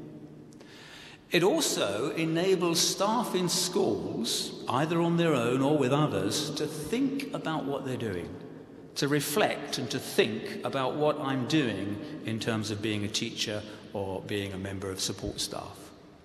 Thinking about what you're doing is crucial. And that notion of thinking and reflecting, I think, is something that is very often missing in schools. And that's why learning organisations, as I will try and argue a little later, have to create time for reflection, create time for thinking. And thinking about what you're doing is crucial. As it says there, Socrates said, I cannot teach anybody anything, I can only make them think. Staff development is also about developing skills and enhancing knowledge. And the thing is, you start at the point to say, not that we're going to give you additional skills and knowledge, but rather you've got plenty of knowledge and skills, and now you're going to get yet more. So it's not a deficit model, but rather it's building on what we already have, trying to take that notion forward. The other components of that long definition is it says that it improves ways of working so that pupil learning and pupil well-being is enhanced. And the goal of all development should be that ultimately things are better for the children and the young people. Now, I think that's a very important part of this definition of staff development. It's saying that ultimately the beneficiaries, the people that benefit from staff development, not so much the teacher or the person undertaking the staff development, but rather it's ultimately got to be for the benefit of the young people, for the children, the pupils, the students. And it's not only about learning outcomes, it's also about things like well-being and welfare. Staff development also achieves a balance between individual needs, group needs, school needs, and the entirety of the nation. And we need to develop and help others so that the benefits are multiplied. We have a multiplier effect, if you like. Staff development also encourages a commitment to growth. And to my mind, that is part and parcel of what being a professional is. It's a commitment to growth. As Benjamin Britten said, learning is like rowing against the tide. Once you stop doing it, you drift back. You can't afford to stop learning, because when you do, you start drifting back, you start going backwards. Staff development is also about increasing resilience, being tough, that ability to bounce back despite the adverse circumstances one might be in. It's also about developing confidence in ourselves as teachers, as lecturers. And it's also about job satisfaction. Working with young people can be tough, especially on our emotions. It's draining. Teaching, being a head teacher, very, very draining. So we need to look after and develop our resilience, our confidence, and ultimately our enjoyment in the work that we do. If we don't enjoy our work, what sort of impression does that give to the students, to the children? We have to be motivated, we have to be upbeat, we have to be positive about life and so on to transfer that message, to be that role model to our children. And finally, the ninth part of that very long definition that we developed, we say that staff development gives you renewed enthusiasm for working with children and with colleagues. I remember once interviewing a head teacher in a school in London, and I said, how do you go about evaluating the impact of professional development? And he said something like, well, when the teachers come back, they've got a bounce in their step, they're very lively. And it does, it renews the enthusiasm for doing the job, for being a teacher, of wanting to work with children, of wanting to work with colleagues. It can be re-enthusing, it can be really motivating and galvanizing. Now, if we move away from a definition of professional development, or staff development, as I prefer to call it, if we start thinking about what a learning-centered school or a learning organization might look like, we can actually go back quite a long way. Over 25 years ago, both Susan Rosenholtz and Judith Little were writing in the United States about what good schools look like in terms of professional development opportunities. And Rosenholtz couched these terms of being a learning-impoverished school or a learning-enriched school. And that whole notion of being impoverished or enriched, I think, is nicely encapsulated by this quote from Judith Warren Little, who said, imagine that you could become a better teacher just by virtue of being on the staff of a particular school, just that fact alone. And I often say to my students in London, if they say they're in a lousy school that doesn't promote or encourage professional development, what should I do? My advice to them is you either do something to change it, so you're moving from a learning-impoverished to a learning-enriched school, and of course if you're a head teacher you can think about how you might change the culture, or if that's not possible, my advice is change your school. Go to another school. And fortunately, in places like London where teachers are in short supply, teachers can pick and choose as to where they go to work. And would you want to go and work in a learning-impoverished school? Of course not. And that, I think, is a very important notion. How much better a teacher could you be simply by working in that school rather than that one that might be half a kilometre down the road? And Sara Bubb and I, in one of our early books on professional development, we developed Susan Rosenholtz's notion of learning-impoverished and learning-enriched school. And you can see the kinds of things that are found in learning-centred schools or learning-enriched schools are the sorts of things like collaboration and sharing, having a sense of efficacy, welcoming feedback, sharing values, not being afraid to try out new things. It's not a risk-averse culture.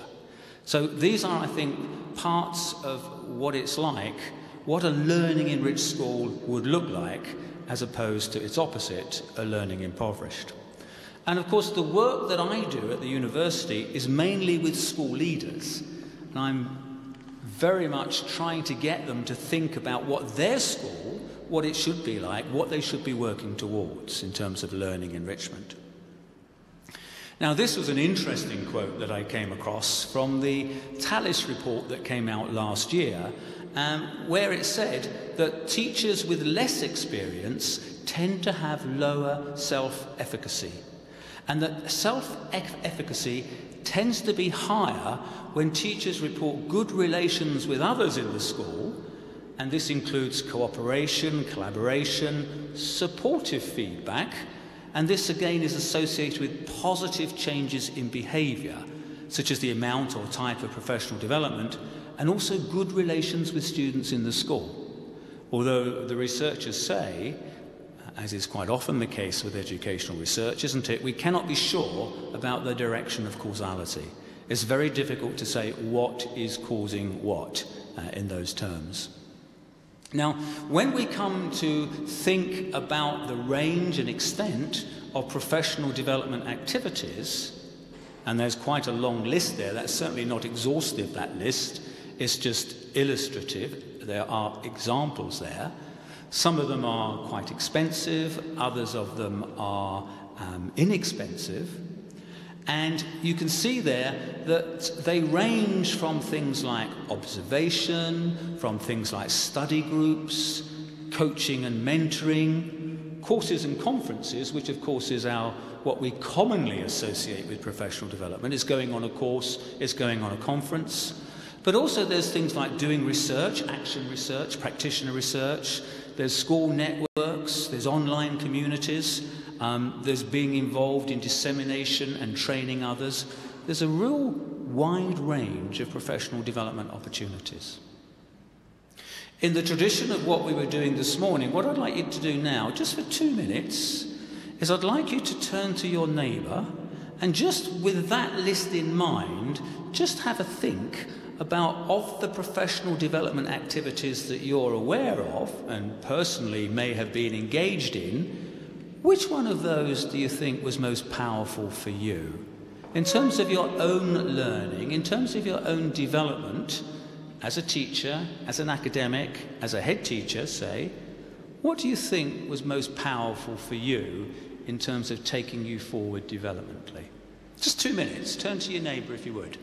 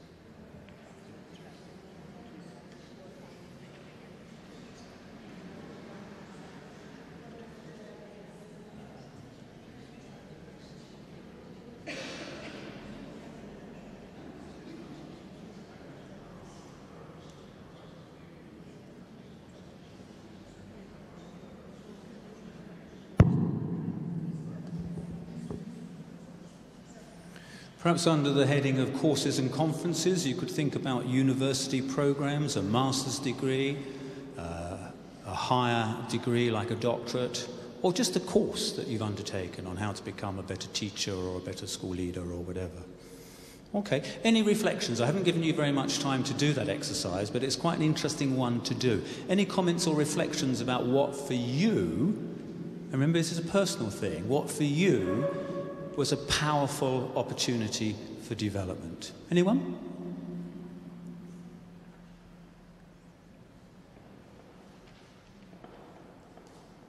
Please.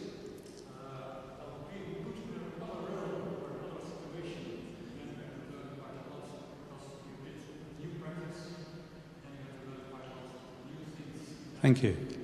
That's true, isn't it? Being thrust into a new role, maybe for various reasons, like we've got a vacancy and we can't find anybody to fill it, or we haven't got time to find somebody, so could you fill it temporarily until we appoint someone?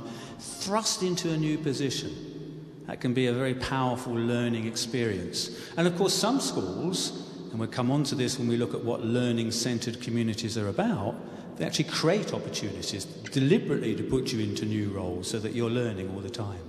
Has anyone been a mentor or a coach? Was that powerful for you in terms of your learning? Yeah, very much so. Because I think some of these things are more powerful than others. So if we're trying to think of, value for money, as English schools are at the moment, well, most schools are, aren't they? Then what is it that we're going to get most bangs for our buck? Most value, if you like. And things like mentoring and coaching, and also the first one on there, observation. Whether you're doing the observing or whether you're being observed, again, that can be very powerful. And the reason for that in coaching and mentoring is because it's kind of challenging our thinking all the time. If we're having to give feedback to a young novitiate teacher, probationer, a new teacher or whatever, it gets us to think about our own practice, doesn't it?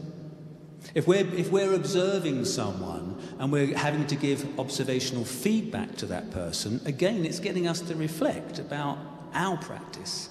And also, we're learning all the time ourselves, because very often when we're observing people, we pick up some really good ideas and ways of pedagogic practices and so on. So some of those professional development opportunities, it says that some are expensive, some are free, some you'll gain lots of learning, and others perhaps not so much. And when we come on in a moment to look at effective professional development, we'll see that some of these and some of the thinking around what is it about professional development that makes it effective is important to know and do. So that, I think, is quite an interesting little exercise.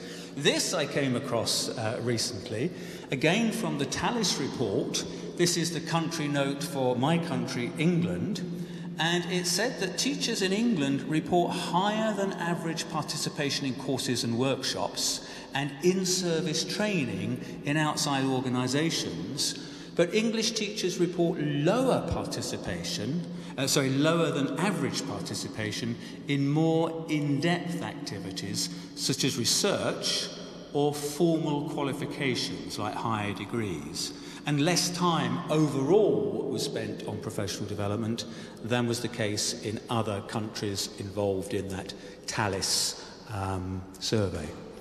Does anybody know what Tallis stands for? We used PISA this morning. I think everybody knows what that stands for. But what about Tallis? Tallis? Teaching and Learning International Survey? Yeah? So that gives us some useful data around differences between countries in the way, and it's OECD based, isn't it? The 32 countries or so associated with the OECD. Now, this quote I think is interesting. It said that traditional approaches to CPD are largely based on transferring knowledge or best practice from an expert to the audience. Research shows that this is rarely effective. Professor Seber says, by contrast, what now is called joint practice development is a process by which individuals, schools, or other organisations learn from one another. Now, joint practice development, as its name suggests, is about both parties jointly developing. And it's not a new notion. It's been around since the mid-1990s in the UK. But it's only in the last few years that it's begun to take off as a very important form of professional development. Now, one professor in England called David Hargreaves has written quite a lot about things to do with teaching schools and schools that are a little bit like teaching hospitals that take responsibility for professional development.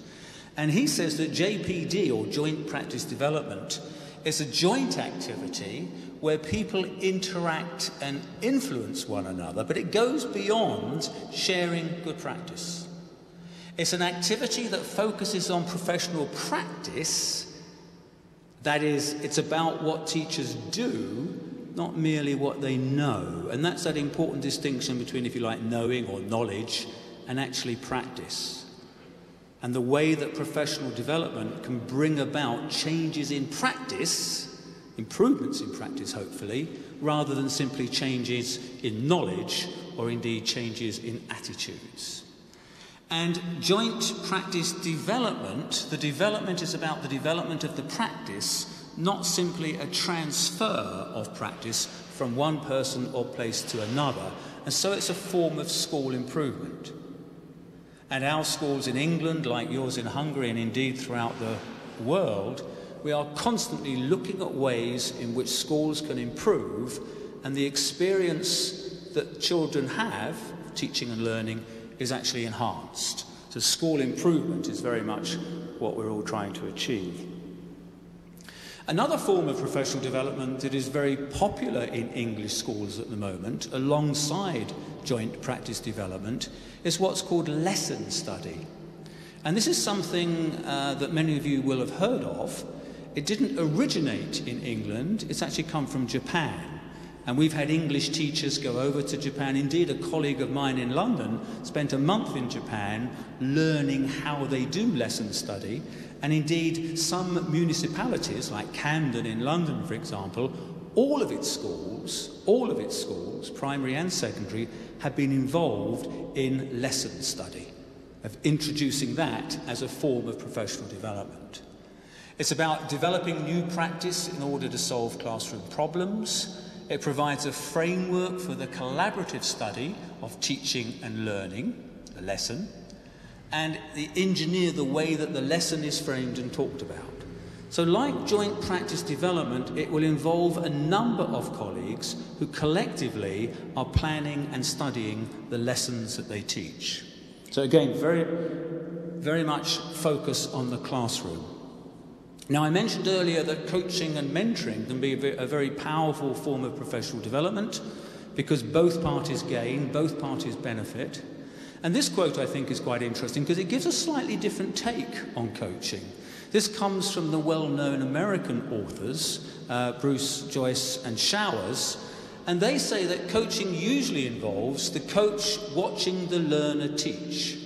Coaching doesn't have to be about observing teaching, it can just be a coaching conversation, which is the way that it tends to operate more in leadership development. But the strongest evidence, they say, the greatest benefit is when the coach is the person teaching and the observer the one being coached. Since the observer is expected to learn more from watching a colleague teach, in general, they say, coaching should be perceived as a collaborative activity between teachers, not a one-way expert critique. And I think that's an important point, isn't it? That when we move from mentoring relations to coaching relations, it's about moving from, if you like, a more experienced colleague advising a less experienced colleague to one which is much more about equality, about a parity of status, if you like, and both parties actually learning from those coaching conversations. And of course, the skills of an expert coach is to get people to solve their own problems and not be dependent on the coach or a mentor in order to solve problems for them. Okay, let's say a little bit then about effective professional development, or a little bit more because we've already touched upon that. So when we come to look at effective professional development, some colleagues of mine at the Institute in London were commissioned by the National College for School Leadership, the NCSL, a couple of years ago, and they did a review of the literature to say, what is it we know about effective professional development that leads to great pedagogy? And they came up with this document, which can be found very easily on the National College's website. They came up with this document that said that there are 9 strong claims. You should start with the end in mind. What is it that we're trying to achieve? What is it we want to do? Effective professional development challenges thinking as part of changing practice. As I intimated earlier, what we're trying to do is to bring about a change in practice, an improvement in practice. It's based on assessment of individual needs and school needs. In England, we have 5 days a year for professional development that schools provide for their teachers and other staff. One of the problems with those days is they tend not to be based on needs analysis. So some people say it's a case of not so much one size fits all, but rather one size fits no one. So effective professional development has got to start where we are as learners and to take us forward. So the notion of identifying needs, either individual needs or whole school needs, is crucially important. It involves connecting work-based learning and external stimulation. It's very much about learning in the workplace and informal, on-the-job learning, if you like, but also connecting that with external stimulation. And some people argue that there's not enough of that external stimulation. We've gone too far down the road of school-based professional development. The opportunities for learning should be varied, rich and sustainable. That key tools for professional development are action research and practitioner inquiry, again very important and becoming increasingly so in England at the moment. That effective professional development that leads to great pedagogy, improvements in teaching and learning, is enhanced through collaborative learning and joint practice development, as I've said. And it's also enhanced by creating professional learning communities, both within schools and between schools. In fact, the latest phrase that we're using now, and colleagues of mine have just picked up a research project looking at this, is not so much professional learning communities, but research learning communities. In what ways are schools using research in order to inform and drive practice? And we have a big push now in England on what's called evidence-informed practice. And teachers as professionals are expected to be informed what evidence there is that can inform their practice and make them better teachers.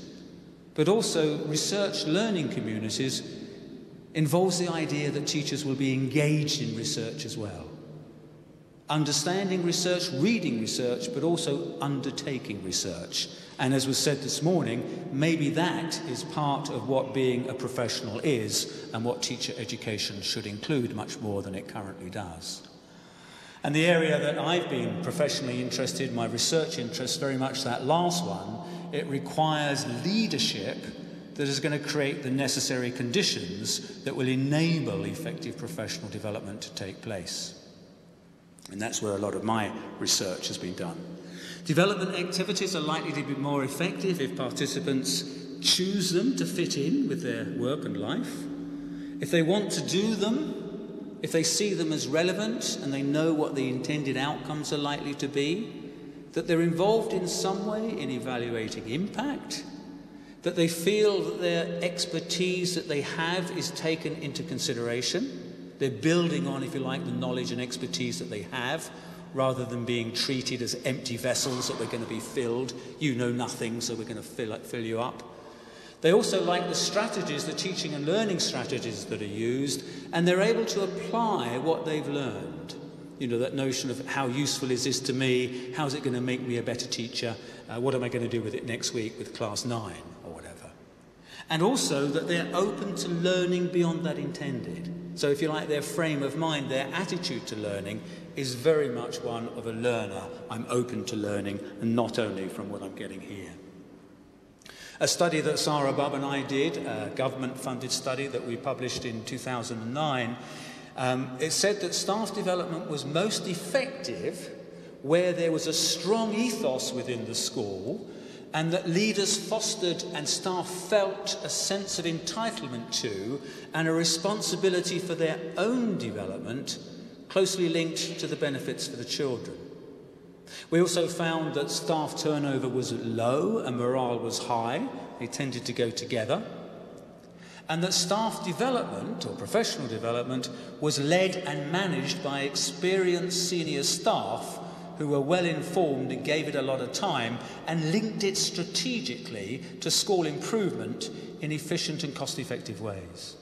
So that strategic leadership of professional development that we identified in 2009 was taken a little bit further forward when I worked with another colleague called Vivian Porritt, and I published an edited collection of papers called Effective Practices in CPD, Lessons from Schools, where we worked with over 300 schools up and down the country in England, and we put together some of the best case studies in that publication. And we felt that in leading effective professional development within schools, we needed these things. We needed a clarity of purpose. We needed a specific focus aligned to timescales. We needed a focus on pupil outcomes. How's it going to benefit the children? We needed to engender a sense of ownership of that professional development activity, and we needed engagement with that rich variety of opportunities. Time for reflection and feedback was another important factor, And also we found that collaborative approaches to professional development seem to work very well. And developing that strategic leadership of professional development, and related to that was understanding how to evaluate the impact of professional development. So don't forget, we're talking about a situation here where the schools have control of their staff development budgets. The schools are in control of what they're going to do in relation to CPD and staff development more generally.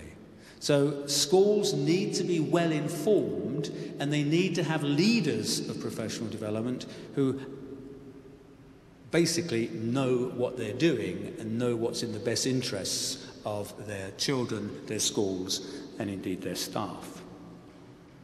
So let me then move on to say a little bit about what we know then about leading professional development, and that will lead us into clarify a bit more this notion of learning-centred schools. This diagram here is quite a well-known one. It's not one that Sara Bubb and I invented. It's called the staff development cycle, and those responsible for staff development in any organisation, be it a school, a university, or a manufacturing company, need to have a process of needs identification, needs analysis, putting some kind of program of professional development on, and that can be widely defined, as we've said, of planning a program, of putting it on, of monitoring it, and then evaluating what impact, if any, it has had. And the effect of professional development activity, we argue, is going to be maximised if the leadership of professional development does those things. It has a reasonable understanding of how professional development makes a difference. It approaches professional development in a strategic way, and it improves the quality of those professional development opportunities. If we've got those things in place, then we are in a position to talk about professional development leadership and the way that this can maximise the effect of this. So in the work that we did with these lots of schools up and down the country, developing that strategic leadership, we were working, and this was just in London and the South East, with over 200 schools and school clusters engaged in master's level leadership of innovative professional development. That was a module that we ran as part of a master's degree, and moved their organisations forward in trying to link together things like the school development plan, performance management, and professional development, looking at ways in they could be interrelated or linked with each other, and recognising that professional development is crucial to school improvement. They say, don't they, that the school's most important resource is its staff, is its teachers. And we know that teaching quality is really the main characteristic of what's going to make a school effective. We also know that schools tend to spend anything from 65% to 95% of their budget on school staff salaries. We are a labour-intensive organisation. We are a people organisation. Most of our money goes on the people. Most of our money goes on their salaries. If we are not concerned about investing in those people, if we're not concerned about how they're developing and growing and learning, and how that's linked to improving the quality of teaching and learning for the kids, then we're not doing our job properly, I would argue, as school leaders. Approach professional development strategically and think about improving the quality of the professional development opportunity. And there are ways that we were doing it as part of this project. Now, I've mentioned the notion of the importance of evaluating the impact of professional development, and many of you will be familiar with the work of Thomas Guskey, who published in the year 2000 a book about staff development, and particularly his model, the 5 levels of impact evaluation. And he was building on the work of another American called Kirkpatrick. And whereas Kirkpatrick spoke about 3 levels, Guskey extended that to 5. And he said ultimately what's important about professional development is the impact that it has at the top of the pyramid on pupil learning outcomes. And Sara Bubb and I have developed Guskey's model a little bit further. So whereas we are talking not only about the initial reaction, what do you think of this, how was it for you, whether you've learned or improved something as a result of the professional development, whether you've had that organisational support for change back at the ranch, back at the school or the college or the university, whether you've done something as a result of that professional development, and then what impact, if any, has that had on children and children's outcomes. And what Sara and I did, we built on Guskey's model by saying not only is it a matter of impact on the children, but it's what impact has that professional development had on colleagues and their students, and similarly, have we had an impact at all beyond the school to some kind of network of schools? So that is one way of moving that further. Now, if we think about what impact has professional development or staff development had on staff or teachers, these are some ways that we might want to conceptualize that or think about that. Has it made any impact on their subject knowledge? Has it led to greater confidence and self-esteem? Has it made them better reflectors? Has it increased their ability to give a clearer rationale for the actions they take? Are they more skilled in managing others? Have they developed greater resilience or an ability to lead change? And essentially, are they greater motivated and happier than they were beforehand? And you can see many of the facets of that impact on staff were built into that earlier definition that I gave you, the one that Sara and I developed that had those 9 particular assets. Many of them are in here. Now, when we come to look at the impact on pupils, it's much harder because a lot of the things on that list there aren't always easy to measure. And one of the things that we do tend to do in education and educational research we kind of go towards measuring things that are easy to measure rather than measuring things that we value. And that, I think, is a real concern that all of the Western world has now, is that schools are driving to improve standards rather than to improve outcomes. If we think of outcomes in a broad sense, like those points made there on the screen, that's fine. But most of the school improvement discussion is still couched very much in cognitive terms, in terms of how well we're doing on tests, how well we're doing in terms of attainment scores. And PISA, if you like, is an embodiment of that trend, which many people are unhappy about. What about if we move beyond cognitive outcomes? What about if we talk about enjoyment, engagement, participation, confidence, employment, progress, and use the term achievement rather than attainment? I prefer the term achievement because it's much broader. Attainment and narrow cognitive outcomes. And what's ironic is that those schools that are really good in all of these things also get high test scores. The two go together. But because we're not measuring those kind of things, how effective is a school very often is not measured by those kinds of things that are up on the screen there. And I think that's a shame, and it's partly because they're not very easy to measure. Not impossible, but not very easy. Now, you may have come across this diagram before. It's been around for a few years now. It's based on the work of Vivienne Robinson in New Zealand.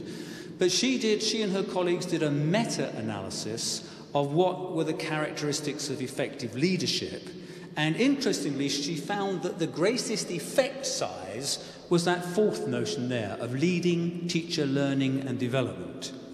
Now, going back to what I said earlier in my presentation, I would prefer to say leading staff learning and development rather than restricting it only to teachers. But the point, I think, is a powerful one, that if you look at what we know about effective leadership and highly improving and effective schools, then all of those factors are important, but easily the biggest factor is the leading teacher learning and development.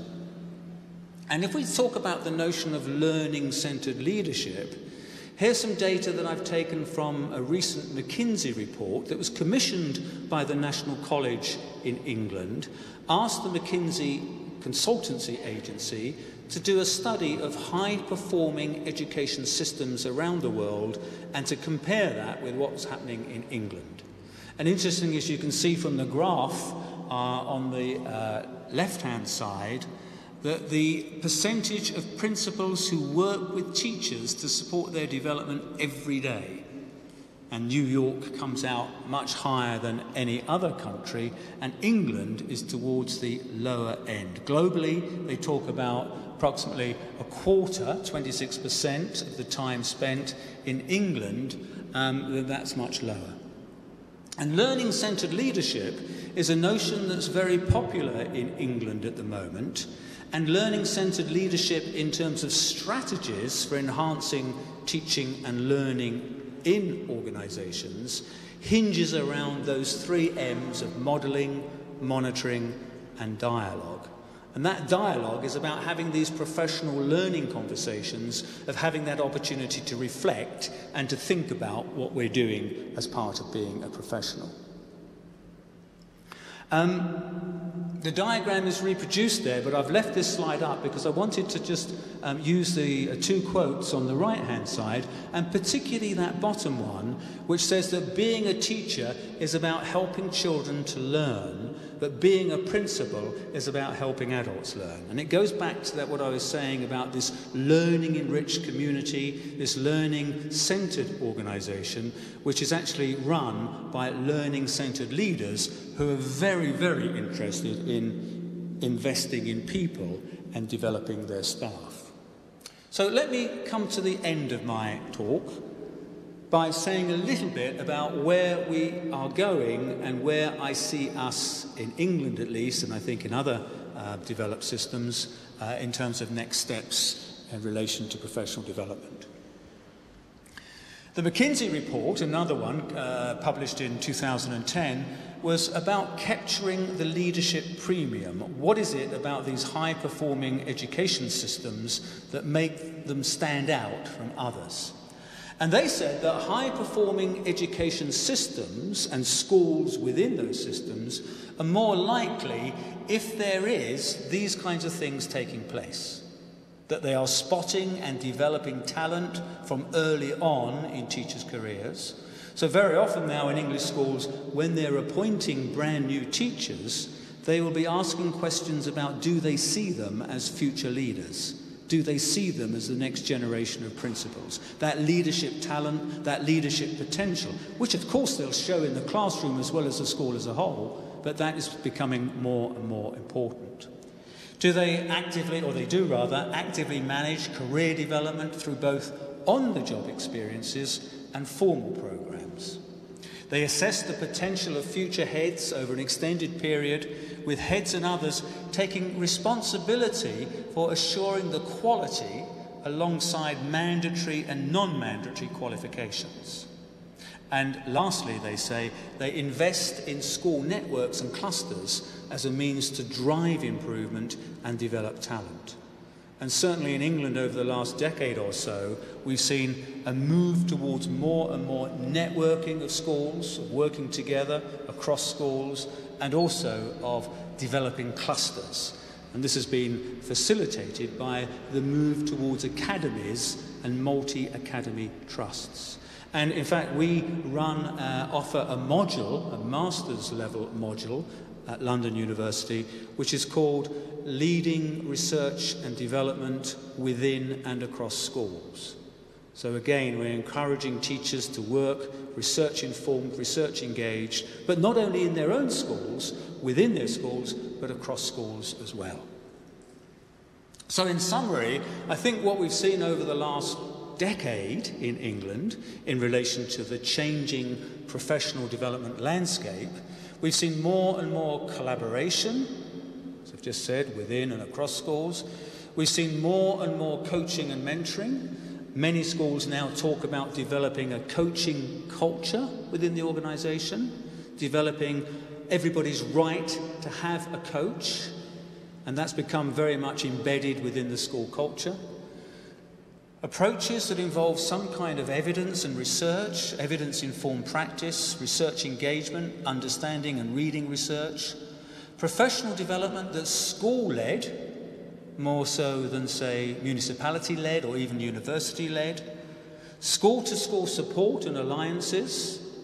This has led to the development of what in England is called system leadership, where our very best leaders of our schools take responsibility for more than their own school, of clusters and alliances, of teachers learning from each other to improve skills and practices. And it's just not about learning from best practice or the expert giving out knowledge to the less expert, but rather it's about joint practice development, it's about learning together. And also a greater emphasis on evaluating the impact of professional development so that we have a better understanding of what's working and what's working in a cost-effective way, and we're not pouring lots of money down black holes and not getting much result or many results for it.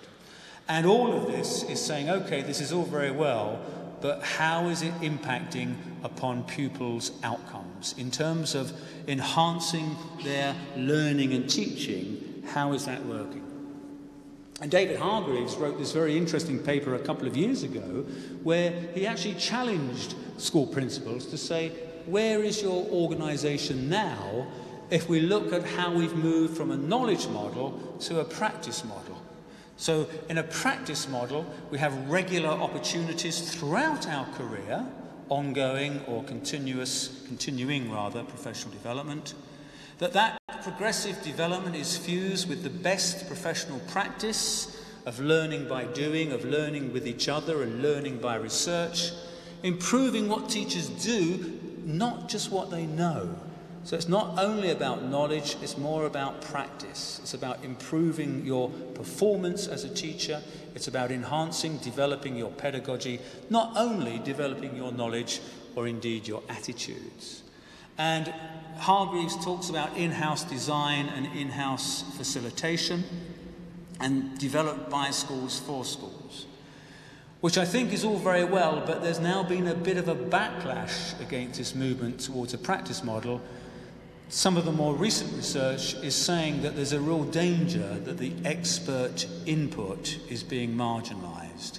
And if we're not careful, there's a lot of recycling of poor practice. We need some expert on occasion and some external support in order to bring out the best in terms of professional development. And most recently, I won't go through this one each and every point, but there's a very good paper published earlier this year called Developing Great Teaching, which is part of the Sutton Trust, an organisation, a philanthropic organisation in England. And here you can see lots of things that are important elements of professional development opportunities, including collaboration and peer learning, and what I've been talking about, leadership around professional development. But that third point from the bottom, the role of external providers and specialists. And of course, coming from a university background as I do, I welcome that point wholeheartedly. But do look that up if you can. It's a very good publication. And more recently, the Teacher Development Trust, literally about 6 weeks ago, the Teacher Development Trust did a review of reviews of effective professional teacher development. As you probably gather from my presentation this afternoon, there's a lot of writing about what do we know about effective professional development. And this team, including my colleague Toby Greeny, who very kindly has given me permission to use this slide, this were amongst the main findings that they found from that review of effective professional development. So please do look up the Teacher Development Trust on the website if you want to read that in more detail. So to conclude, I think what we're saying is effective professional development is crucial, teachers are crucial, and good schools make good teachers. But conversely, good teachers make good schools. It's a kind of two-way thing, isn't it? That good schools make good teachers, but good teachers make good schools. And as I've said, staff are our most important, but also our most expensive resource in schools. So we need to be good employers, and that means getting the balance right and meeting the needs of the whole school through things like the school development plan or the school improvement plan, and also the staff's individual development plans, a term that we don't use so much, individual development plans. And I like the phrase there at the bottom that Sara Bubb and I use quite a lot to conclude our talks. To learn from one who's still learning is like learning from a running stream. To learn from someone who's stopped learning is like learning from a stagnant pond. Well, I hope we've been reasonably good this afternoon, that we're more of the former and not the latter. There are some of the readings that I've drawn upon for this presentation, books that I've written with Sara Bubb and my other colleague, and I hope you found that of some use. Thank you very much.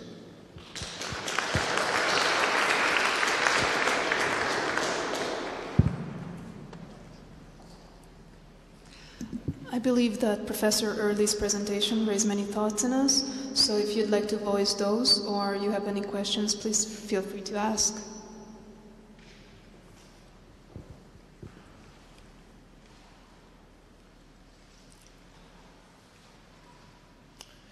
May I ask if someone would like to comment and advise me? As I said, in England, schools have the major responsibility for teacher professional development, and they have the resources, the money to put into that. Is it the same in Hungary? So the professional development opportunities are still largely dictated by they come from other places? And are those other places the ministry, the municipality, the university, not the schools themselves? So do you think you will be moving to a position like I've outlined this afternoon, or what do you think? Any observations or reflections on that question?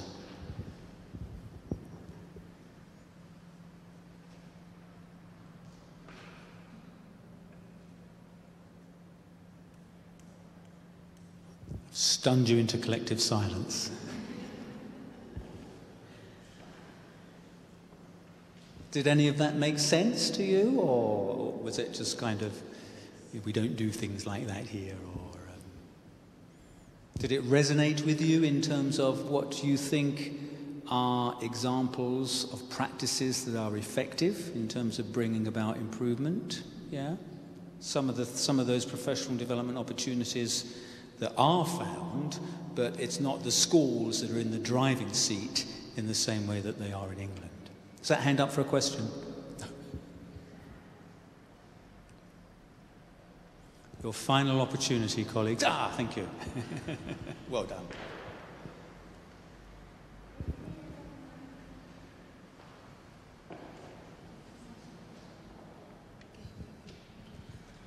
Actually, if I understood that well, the question concerned teacher development, professional development of teachers. I come from a school, and when you said in your lecture what part of the budget goes to salary and what part of budget goes to any other purposes, I can tell you that unfortunately in our school, or in Hungary, I guess in most of the schools, most of the budget goes to salary, which is around 90%, as you mentioned. I'm afraid in some schools it's 100%. Luckily to say, in my school it's around 75, 80, maybe a bit more.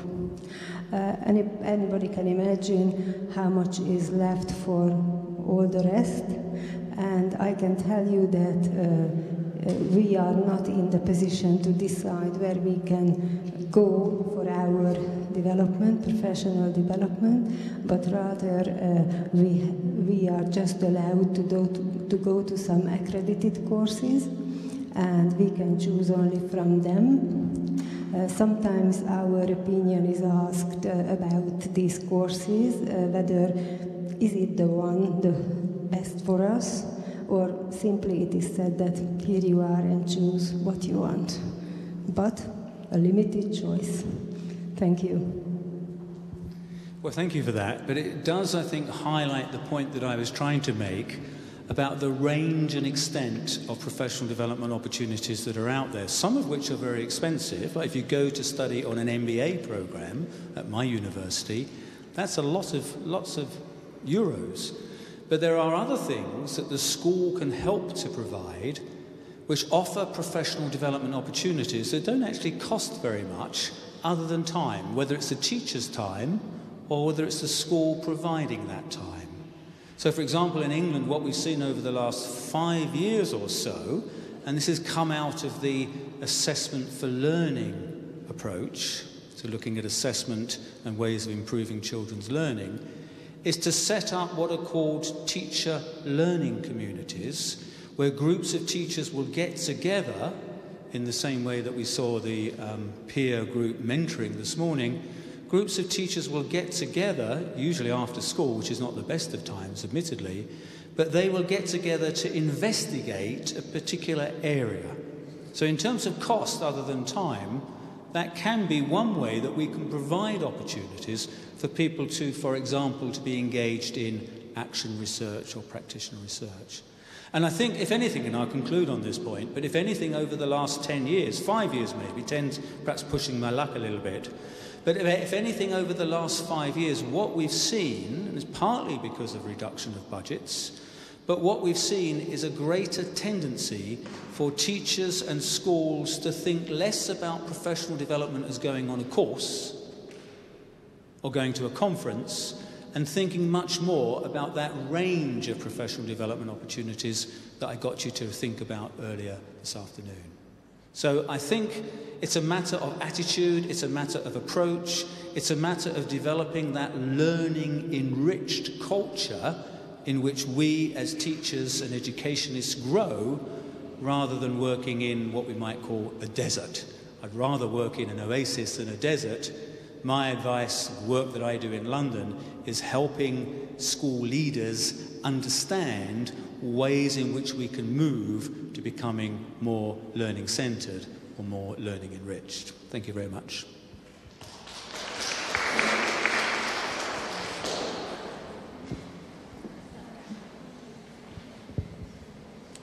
Professor Earley, thank you very much.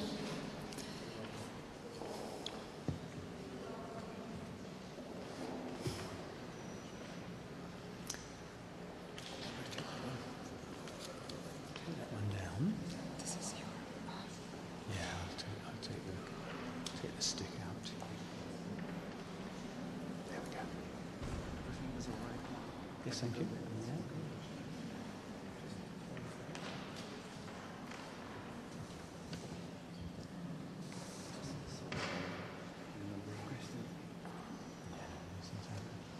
Okay, thank you.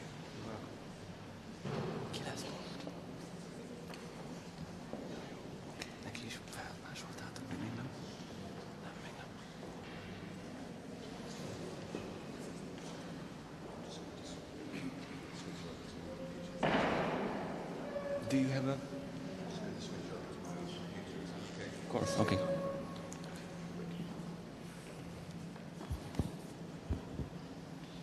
So, this one here. Oh.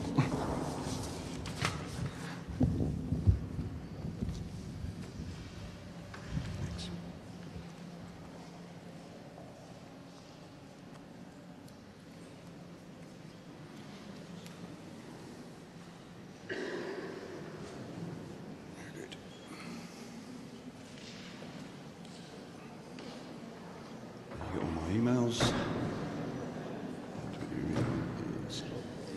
Yeah.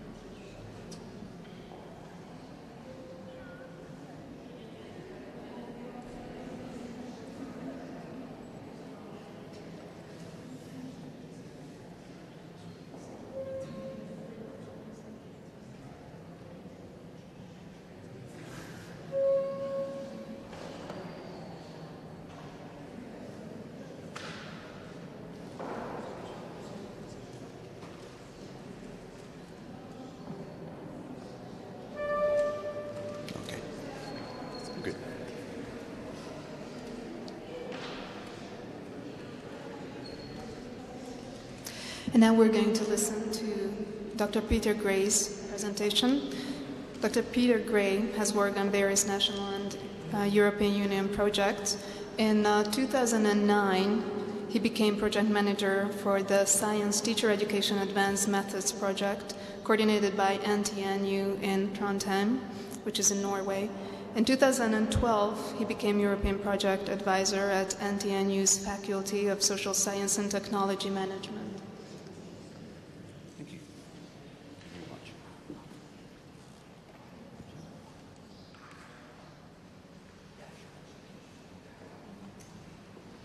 Great, well thanks very much indeed for that introduction, and I'm not going to give 1 hour of continuous lecturing, you'll be glad to know, so there will be some activity in a minute, so just wait for that with anticipation. So,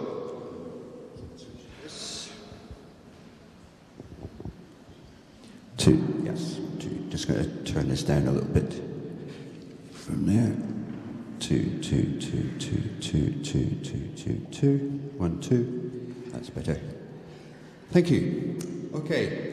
What I'm going to talk about, as you see from there, is the limits of teacher education research. I think there are some limits, and I'm going to explore those with you this afternoon. There are some problems with teacher research. I think we could be a lot more powerful as a community of teacher education researchers than we are at the moment.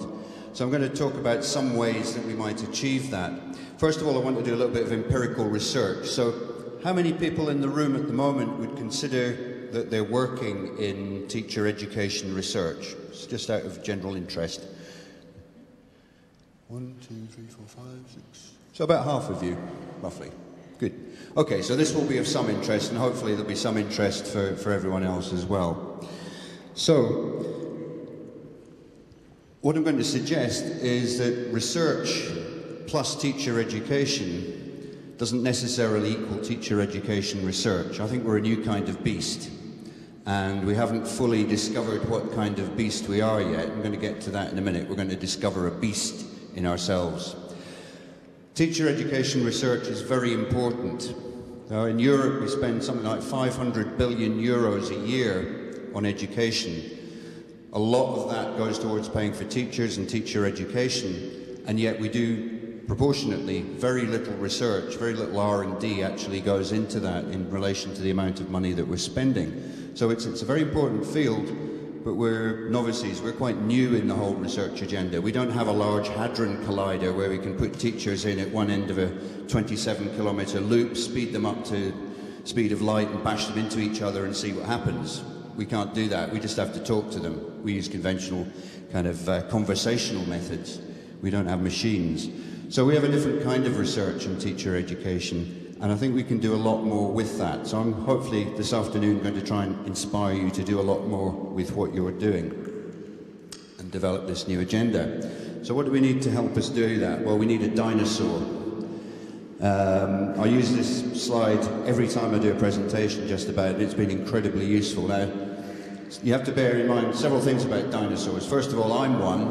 I'm a dinosaur of the worst sort in terms of practices. For example, I don't even have a smartphone. I've got an old Samsung from 5 years ago, so I'm a dinosaur in terms of communication technology. But I also have several other dinosaur-like features which will probably become obvious over the course of the talk. However, this dinosaur is very important. This is the research dinosaur.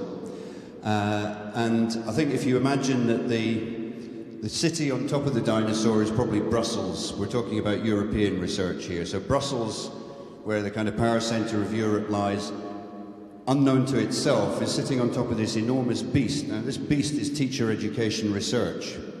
This beast is slowly undulating underneath the city of Brussels, waiting to do something pretty dynamic, but everything happens on a very slow timescale in Europe, so in general.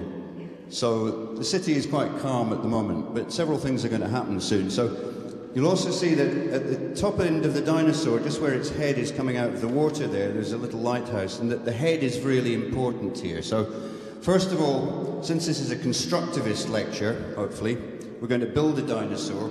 So I want, let's see how many people we've got altogether, about 30. So let's have 3 of the leading teacher education researchers from Eger come up onto the floor and help me out here. Come on, some of you must think you're good. You can't all be meek and modest. Some of you step forward. Just 3 people. It won't hurt, I promise. No fire or swords involved, no tricks. Come on, you can get up. Hannu showed us that sitting down is the new smoking. You're all gasping away with 40 fags a day. Come on, up. Right. That's great, that's great.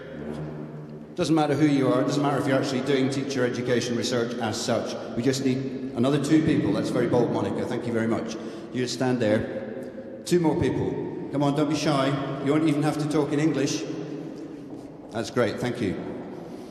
Okay, so what we have here is a very well-formed, beautiful head of our dinosaur. And this head is going to spend 2 minutes talking internally about what lessons you've picked up about teacher education research from the seminar today. Any of the lectures, doesn't matter which one. Just summarise what you've learned in 1 sentence in 2 minutes. The rest of you can talk amongst yourselves and just relax if you want to go out to the toilet or just have a jump up and down to energise yourselves, because I know this is a sleepy time of day. But you have 2 minutes to pick out a key lesson from today's seminar, starting from now. Go.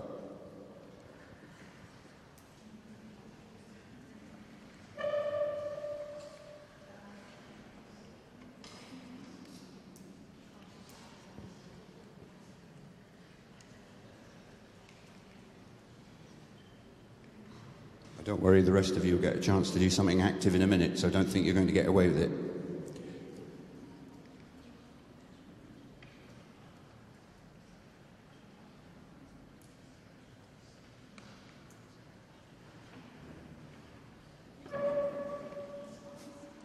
How's it going? You got something? Great. Okay, so the head has now developed an idea. This is the learning from this morning, but I don't want you to say anything yet. So the next thing that the dinosaur has, as you see obviously from the picture there, is a great big body. So that needs a lot of people. So I'd like the next 15, 16 people from the floor to get up and form the body of the dinosaur. We've got a lovely big room here with plenty of space. So just 16 people, just get up. Again, it's not going to hurt. You can speak in Hungarian and nobody will know. It's fine. So form a circle. Nice big circular blobby body. Can we have a few more? We need a nice big dinosaur here. Remember, this has got the whole of Brussels and the whole of Europe resting on it, so we need maybe another 6 people.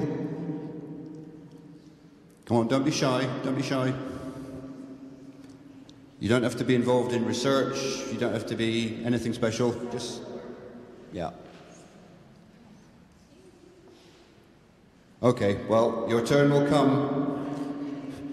There's only one thing after the body.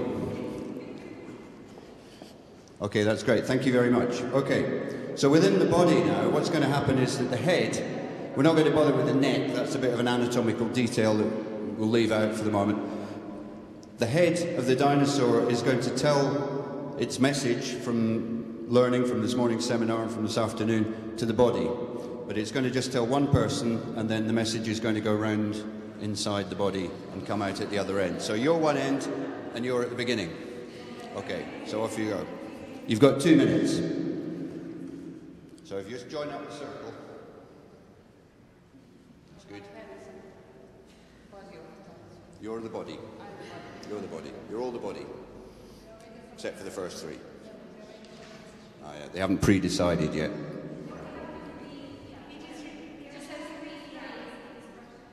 Okay, start. Tell this person here the message, and then she passes it round the circle. Again, you have 2 minutes to talk amongst yourselves and relax.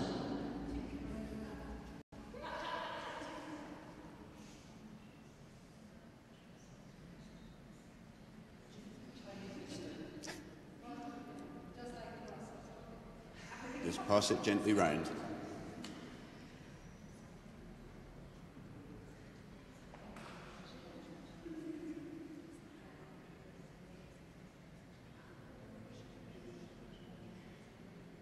Right, while that's happening, the rest of you who think you've escaped any role in this afternoon's proceedings, up on the floor, you're going to form the tail of the dinosaur. So I'd like you to start roughly about here and work all the way down the hall. That includes you.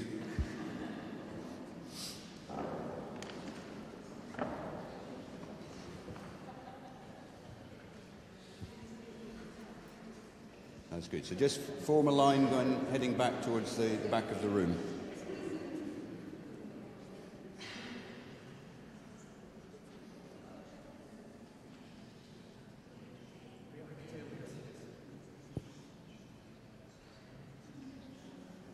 You have 2 more minutes to get the message around.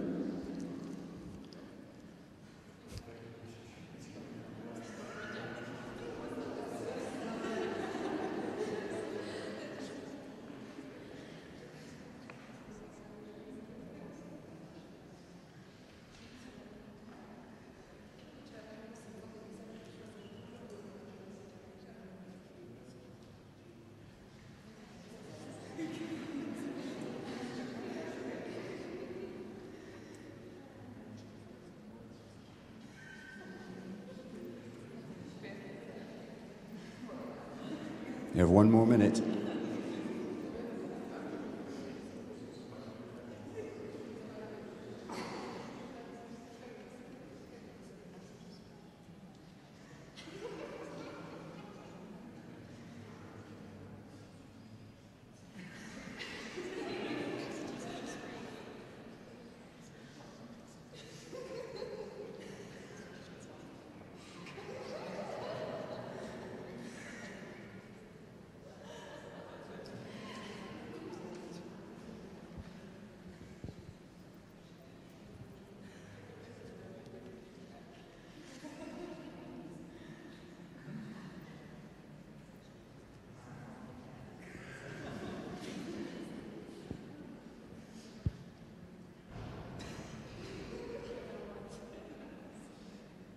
Okay, so the message has reached the end. Now you have to pass the message to the tail, but you have to do that while the whole dinosaur is in motion. So the head needs to lead gently round the room. Everybody's going back to their seats now so you can relax. The head will follow down there. The body will follow the head, and of course the tail will follow the body. But while you're doing that, you need to pass your message down to the tail and right down to the end. So let's see if we can do that by the time everybody else has got into their sitting positions. Okay, you can start walking. The dinosaur is on the move.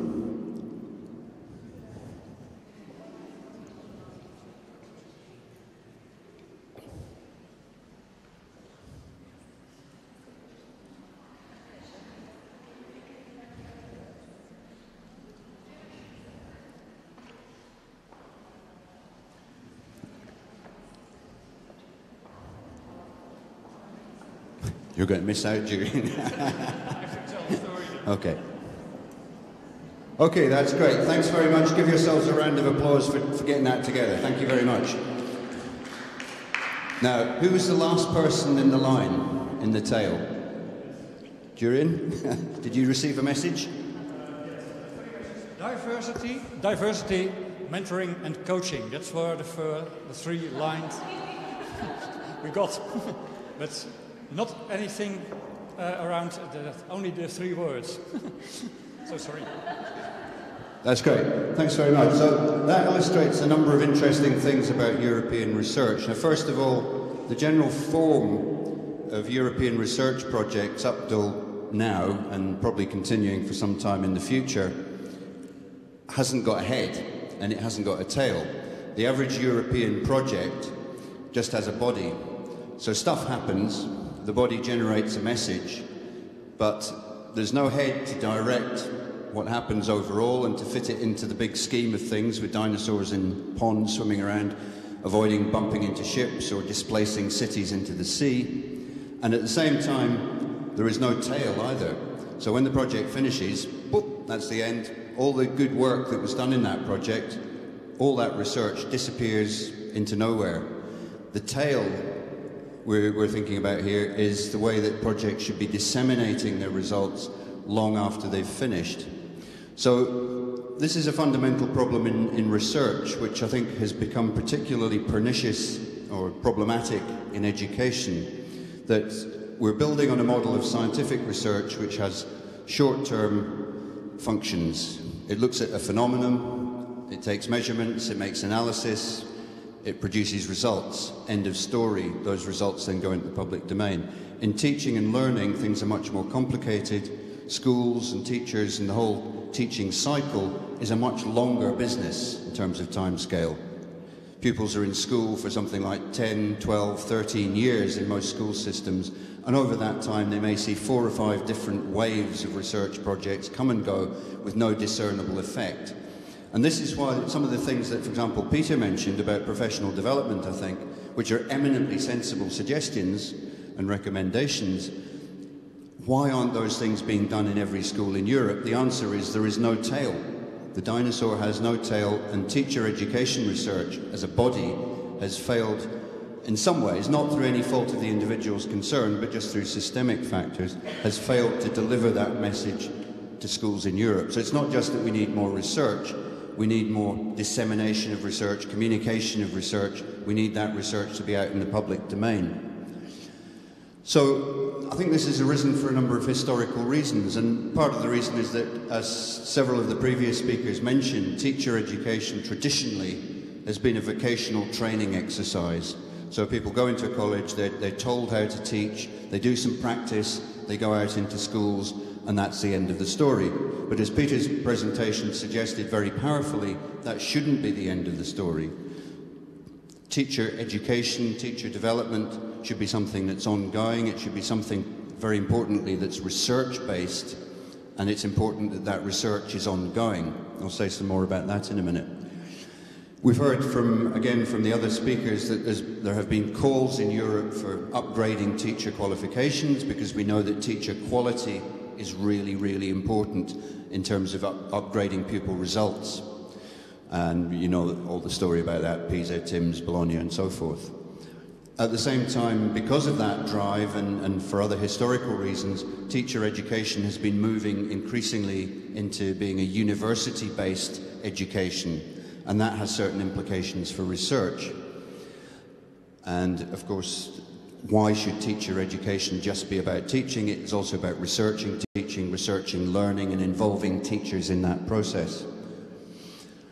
So we've come kind of to where we are today from one end of the spectrum. Research itself has arisen from another direction, and we have to remember that universities themselves, and I think that this is a good example here, were originally teaching institutions. They weren't about research at all. They were where scholars went to dispute different religious ideas, different philosophical concepts, and that element of university life or university purpose has to some extent been lost, because between the 16th and the 19th century, as science emerged, it became increasingly divided into different disciplines and different areas, each with their own language and their own methodology, and importantly, their own worldview. So physics has one kind of worldview about mathematical relationships between particles and forces and so on. Chemistry has another worldview. Biology has another worldview, and so on. But teacher education research, where is the boundary for us? Where do we actually sit in research? We don't really have a neat boundary in that way. So research generally in universities is not just about science today. It's about career building, and it's about the drive for external funding, as many of you know. So if you're involved in any kind of administrative position or any kind of even lecturer or professor position in a university these days, a lot of your energy goes into obtaining funding. And a lot of your energy will also go into producing publications. I'm not going to go too deeply into this, but if you look up this is a guy called Frank Miedema from the Netherlands. He's the Dean for Research at the University of Utrecht, and he does a really good TED talk about this, so I'll refer you to him. But he mentions the fact that, for example, in 2014, there'll be something like 2 million medical research publications alone, and some research into the quality of those publications has shown that probably 85% of them are entirely useless. They have no bearing on patient outcomes whatsoever. So his slogan, which I'll mention again later, is cures, not careers. And the reason he came to this position was that in the early 90s he was working on HIV/AIDS. Very serious problem at that time, and continues to be a serious problem. But he was challenged at a lecture by a group of gay men who were suffering from HIV or had friends who were suffering from it. And they said, Frank, you've got 10,000 publications out there in the public domain in your university. Why don't we have a cure yet? And he couldn't answer that question. And so over the years, he went back to his institution. It was a big, strong medical research faculty and reorganized things so that they were focusing on patient outcomes across a range of different disease areas. So they work on Alzheimer's disease, they work on heart disease, they work on cancer, they work on HIV and some other stuff. But each of those strands, the researchers in that area have to show that what they're doing benefits patients. He's not interested in their publication record. They may well produce publications, but the pressure to produce publications just for their own sake has been reduced, and that's increased their productivity as researchers. So he's leading the way in that, and I want to support that today. And I think in teacher education research, we have a duty to work in the same way. As Peter pointed out several times, very importantly, I think, it's the outcome for pupils and students in our schools which matters. It doesn't really matter too much how we get there and how good teachers feel when they come out of their professional development exercises or classes or communities or whatever we use. It's what happens with students and pupils and young people that's really important. So we shouldn't forget that, and we shouldn't forget that these people don't read the Journal of Underwater Teaching or the Journal of Teaching with 3 hats on, or any of these journals that we all publish in that are not really read by wide and significant audiences. I'm not saying we shouldn't publish. Don't get me wrong, publication is important, peer review is important, and so on. I'm a big fan of open access, and I'll come to that in a minute as well. But what I'm saying is that we should concentrate first and foremost on the effects on the ground. What is happening to students in schools? That's the ultimate thing that we need to do. So teacher education research today, I know something about this, not because I'm a very strong researcher. In fact, I'm an absolutely useless researcher in my view, but I work with the Ecer Teacher Education Research Network, and I work with the Tequila Network, which is a group of teacher education institutions working together to improve their research capabilities. And I'm also in touch with the Infoted network that Jurrien mentioned this morning. So I know what's going on, and we are an anomalous fish in a big pond in research. We don't produce 2 million publications in 2014. We're a lot smaller than medical research in that sense. But our target audience and the potential for educational and particularly for teacher education research is huge, far bigger than medical research. Now, not everybody in the course of their lives will see a doctor, but you will all meet teachers.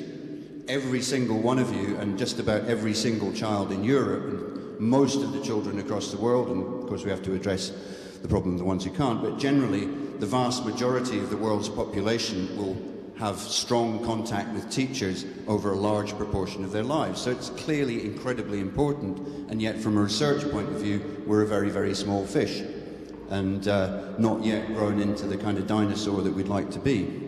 And incidentally, I should say that I use the term dinosaur in a complimentary and positive fashion, because the dinosaurs were around for a lot longer than we have been. 130 million years for them. We've only managed 2 million so far, and we're not looking that great for the next 50 years or so. So dinosaurs had something that we don't have. They were sustainable.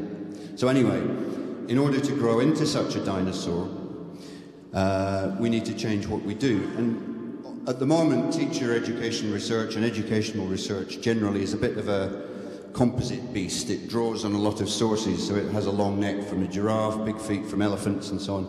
We draw from other disciplines: psychology, neuroscience, management science, organizational learning, Peter mentioned today. We draw on all kinds of areas and we put them together in what we hope is a constructive way, but actually we don't have a very strong theoretical base.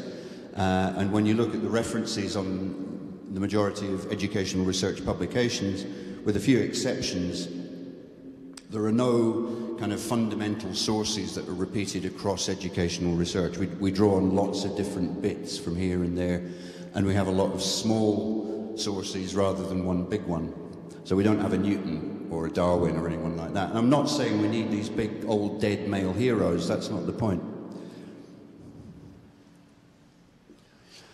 So we have a number of different problems which I think can all be addressed, but I think need serious thought. And the first one of those, I think, is the separation of research from teaching. And this is a pragmatic problem whereby a lot of you who are doing research and who are definitely under pressure to produce research results have a very busy timetable. You do teaching, you do other things. Peter mentioned, or Jurrien mentioned, the complexity of the roles of teacher educators, and I totally agree with that, that you all have a lot of other jobs to do, and research is just one of those jobs. You're not the guy, the traditional stereotypical researcher who spends all day in a lab. Not these people exist either, I think, but you're not spending all day in a lab working on your project. You have lots of other responsibilities. So that separation of research from teaching, and I'm using the word teaching in terms of teacher education there, that separation is unhelpful. You don't get credit in most universities for what you do as a teacher educator. You get credit for research publications, and in my view that's wrong. And so that separation needs to be addressed. We need to bring teaching, research, teacher education, research. These things need to come together. We've got very few, or sort of probably no, real definitive funding sources in the way that most of the natural sciences have. So we can get some money from Erasmus, we can maybe get tiny little bits from Horizon 2020, and there are various other national sources. But on the whole, teacher education research is not well funded. We don't have our Hadron Collider. We have a few centres. I think it's perhaps reasonably strong in the UK. But even there, we were just saying in the van yesterday that the Economic and Social Research Council in the UK in 2012 spent £650,000, or roughly 900,000 euros, on educational research in 2012. That's not a lot of money. You don't get very far for that. It's sort of footballers' wages for a fortnight in some teams. So we're not really very well funded, and we need to solve that problem as well. Why aren't we funded in the kind of proportions that the EU would like to see for R&D spending? 3%. If we take 3% of 500 billion, that's a lot more than we're getting at the moment. I think 1.5 billion or something like that a year would be about right. We also have limited access to what I consider as so-called high-quality journals like Nature and Science, because the kind of work that we do isn't conducive to those kinds of publications. We're not going to find anything radically new that will change the nature of science through teacher education research. I can almost guarantee that. If anybody knows anything different, they're going to get a Nobel Prize and tell me, because I'll cut myself into it. But in general, we're not going to make those kinds of radical breakthroughs. Teaching is a social activity. We know a lot about it already. We can find out a lot more, but it's not going to be a radical leap forward. It's going to be an improvement, a gradual improvement, an incremental improvement on what we're doing at the moment. So we're not really going to get those kind of big splashy publications. And I don't think there's any problem with that. I think that's just the wrong direction to be looking in. And I think a lot of university administrations still have this attitude that if you don't publish in Nature, you're just nobody. No, that's not the case. So we have fragmentation, and we have small studies. We have studies which are relatively short-term because people have tight deadlines for producing publications, and we have limited impact because of that. On the other hand, it doesn't mean that just because you've got a small study, it has limited impact. You can have a small study in one classroom which has a massive impact on that classroom itself. And again, I think Peter pointed to that in the nature of good professional development for teachers. You do research projects in the classroom or elsewhere which actually demonstrate their impact in their own context. And I think that's great. That's a really important function of research in our area.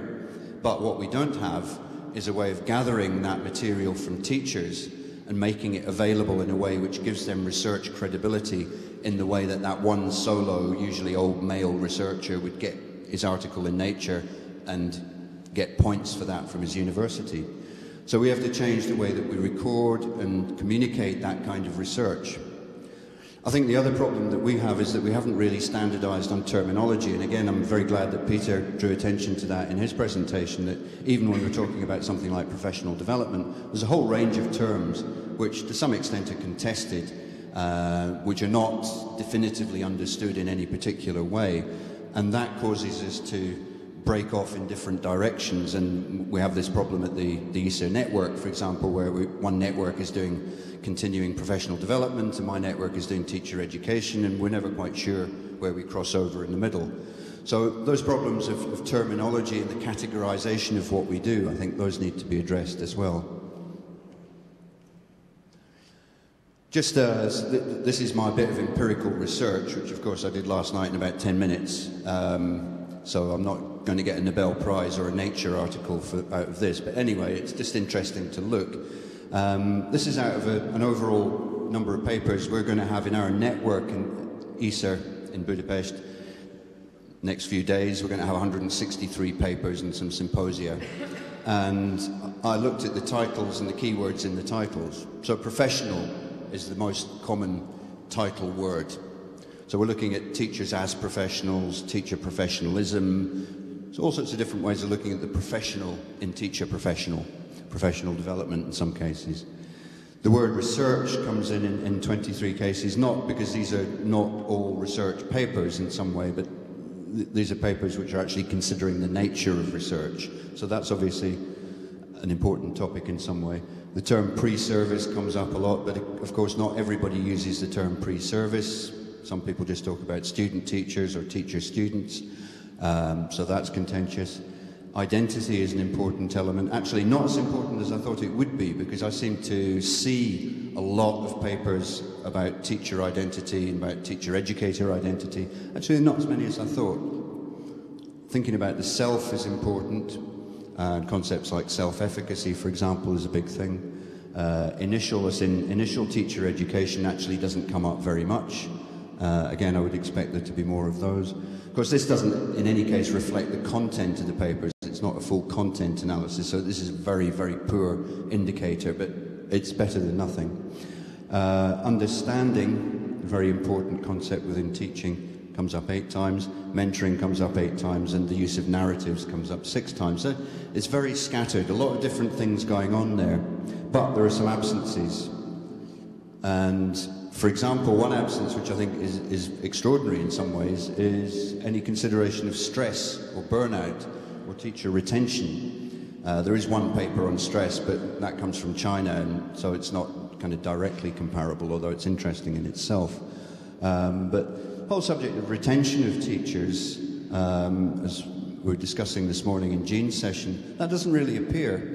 And what's even more interesting, I think, is that there is no research whatsoever that I can see that follows up what happens to teachers who drop out of the profession. Do they go on and get fantastically high-paid jobs in legal firms, or do they just become unemployed, or do they go and work on building sites? Nobody actually knows that. And I think it would be very interesting to find out and to look at teaching and teacher education in a much more generic sort of way, rather than seeing it automatically as being something which leads to a job in the teaching profession. Our evidence from anecdotal conversations in Scotland is that actually teachers find their teacher education very saleable in other fields, and they can actually go out and get high-paid jobs in commercial and industrial contexts because they have good communication skills, they're very well organized, they know lots of stuff about how to talk to people and how to motivate and encourage people. So the skills that you have as a group and the skills that your students have as a group are saleable. So why don't we think in teacher education about what we could do with that? Not just seeing it as a problem that teachers leave the profession, but seeing it as a good advertisement for what we do. So that's just something to annoy everybody. Also, I think, as I mentioned again in asking a question this morning, I think we don't think about the collective aspects of teacher education very much. We're looking very much at teacher educators as individuals, and I think we could do more and using the literature on collective consciousness, collective action, collective thinking, team thinking, group think, and so on and so forth. We could use that area of mostly work-related study, organizational studies, to look at teaching. And I think, to be fair, some of that has been done particularly in the area of school leadership and school improvement, but it doesn't appear in our specifically teacher education strand.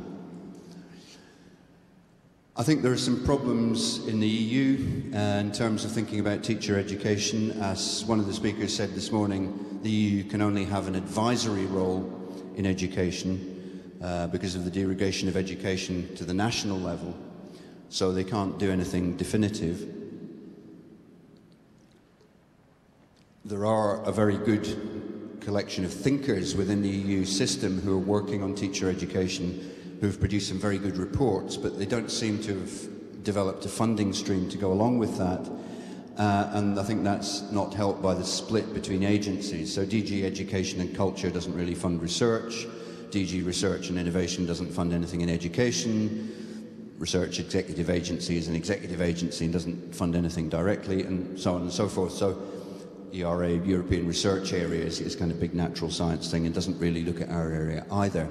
So there's a little bit of confusion internally, I think, within the EU as to the importance of teacher education, and we have to constantly remind them of that.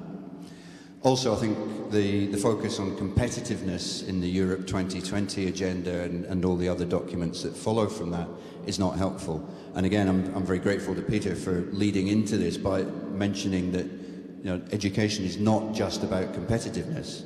It's about cooperation, collaboration, working together and developing things jointly. It's not just about becoming more competitive and elbowing everybody else out of the way.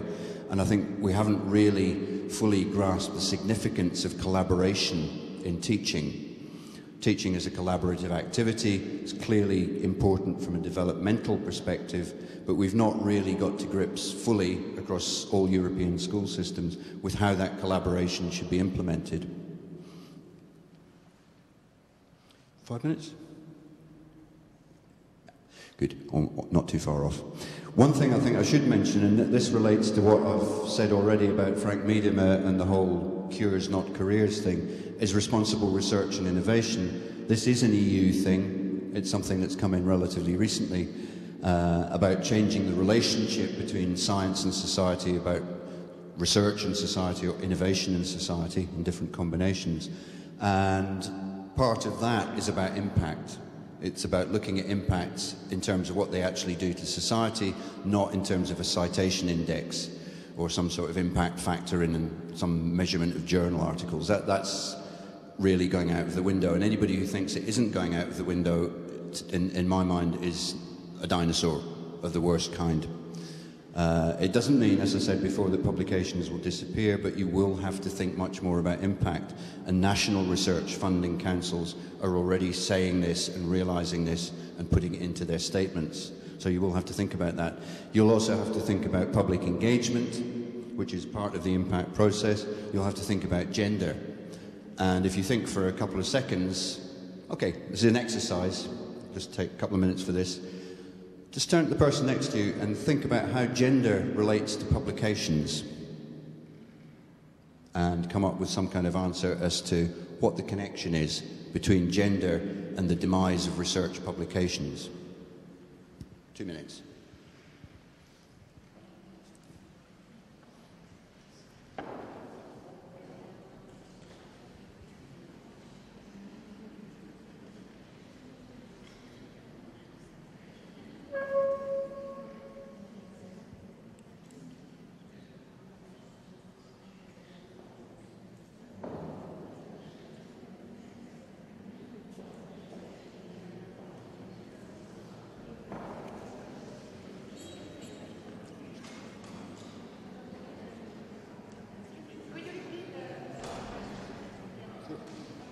So just want you to think just for a couple of minutes about what the relationship might be between the pressure for research publications, which many of you will experience at different points in your careers, and gender.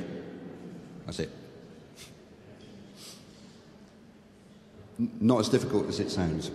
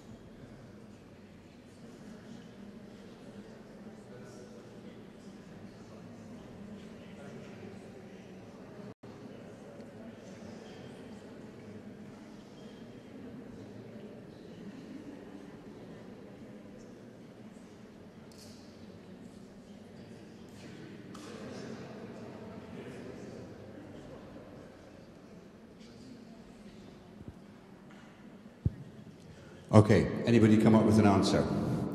Go. Yep, that's part of it, but why?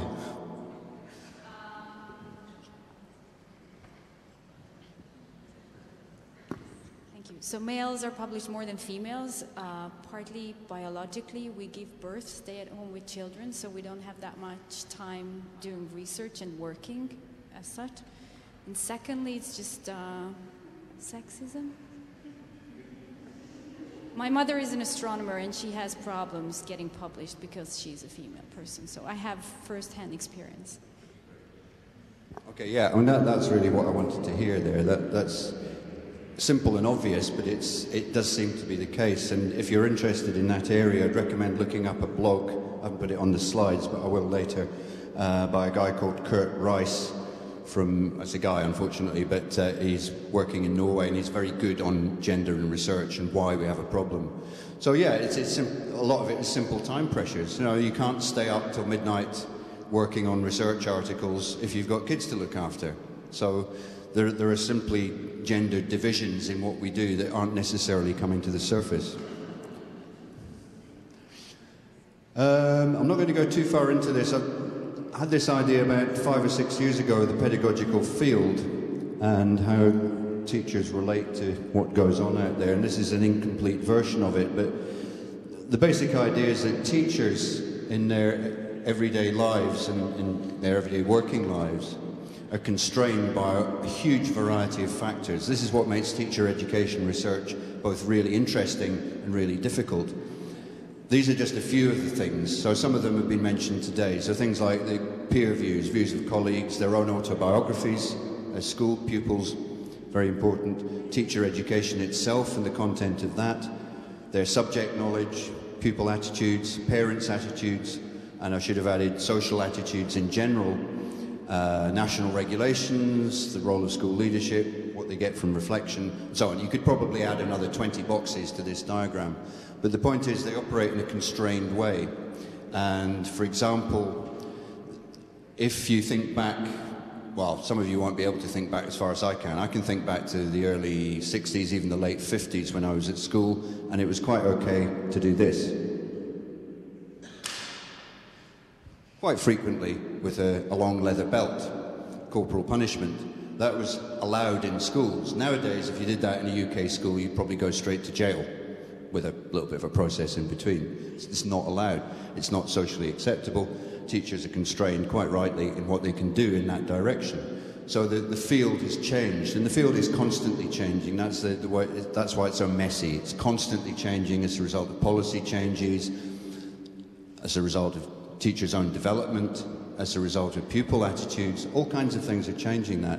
So it makes research messy and difficult, but the point is that all these things come to bear on teachers themselves, and when we're doing teacher research or teacher education research, all those things are focused through the teacher. We can't pick those up without looking at what teachers do, what teachers say, what teachers think, and I think most importantly, and again, what Peter mentioned, this doesn't apply to this slide directly, so I'm skipping things, but what pupils think, what students think when teaching is going on. We don't ask. I was absolutely astonished recently. I was doing a review of probably 25 European projects in science education which were promoting inquiry-based learning, and not one of those projects had seriously considered the views of students in schools as to whether they actually enjoyed inquiry-based learning or not.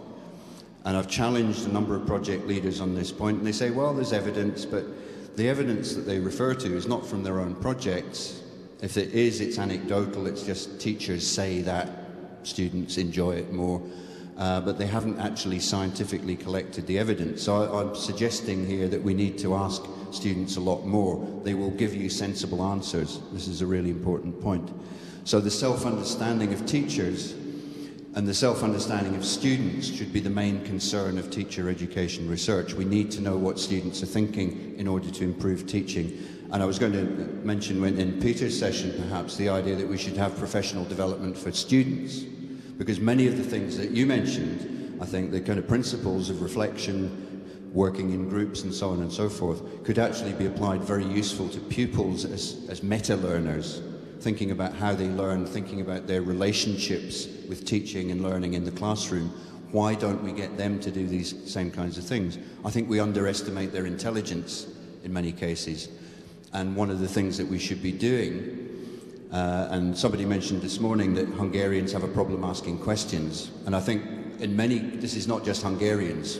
In every academic context, when you do a talk like this, you come to the end, you ask for questions, people go, don't ask me, don't ask me.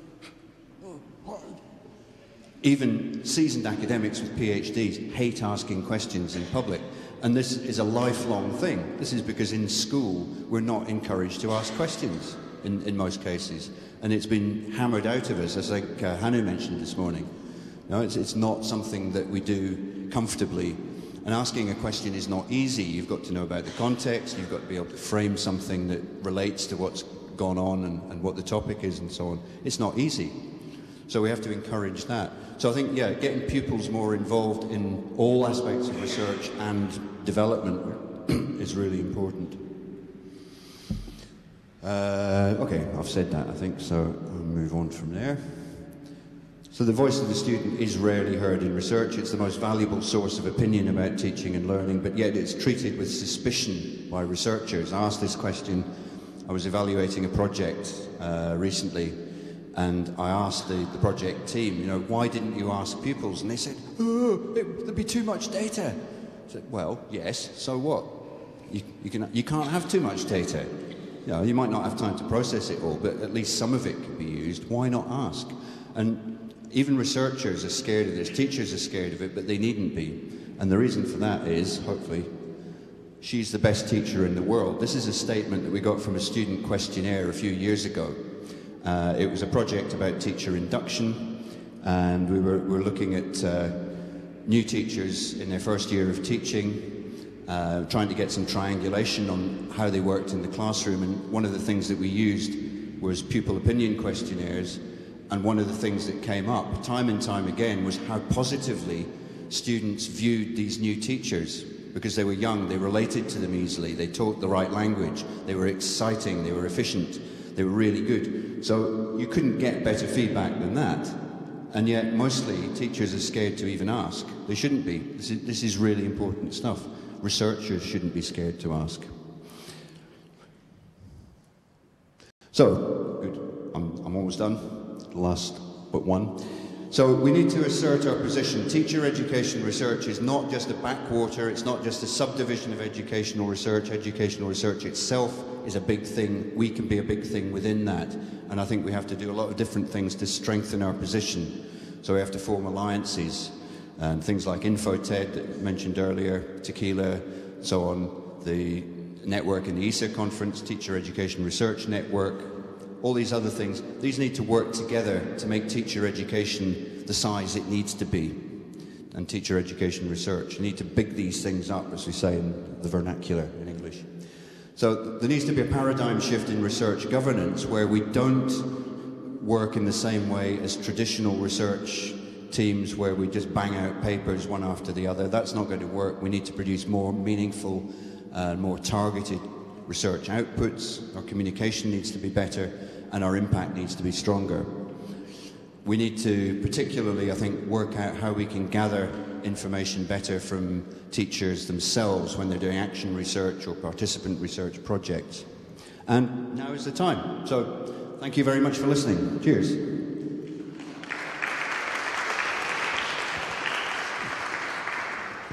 Well, thank you very much for the interactive presentation on the limits and problems of teacher education. Research, we still have time for a couple of questions or comments maybe, so feel free to ask. Questioning is always difficult.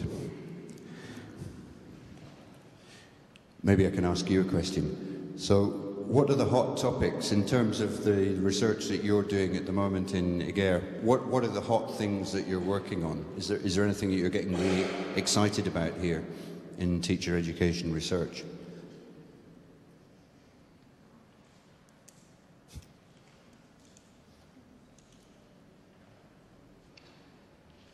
No? Nothing exciting going on? Nothing going on?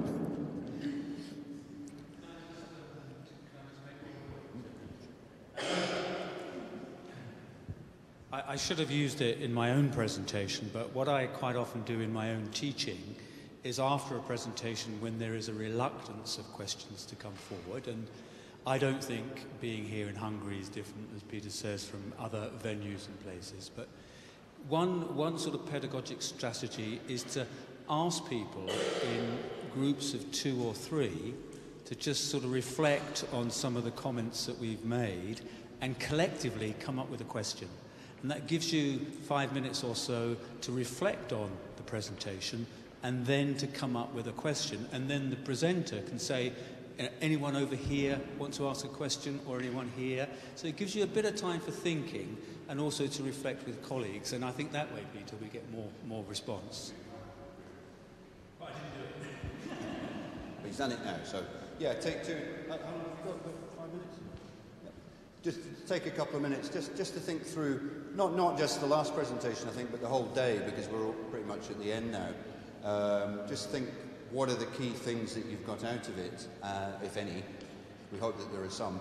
And what can you do with those things from now on? So, yeah, just take a couple of minutes.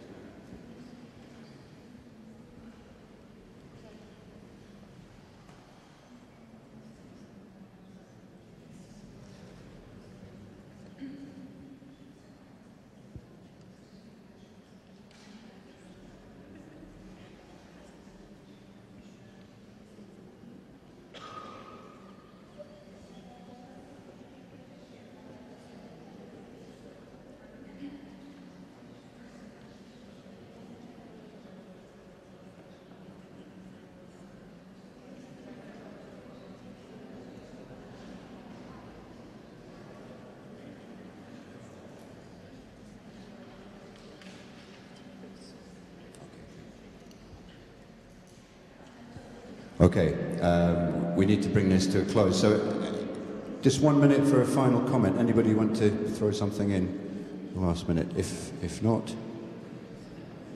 well, we can continue the conversation. But anyway, I'd just like to say thanks again to the organising committee and everyone else here who's been fantastic.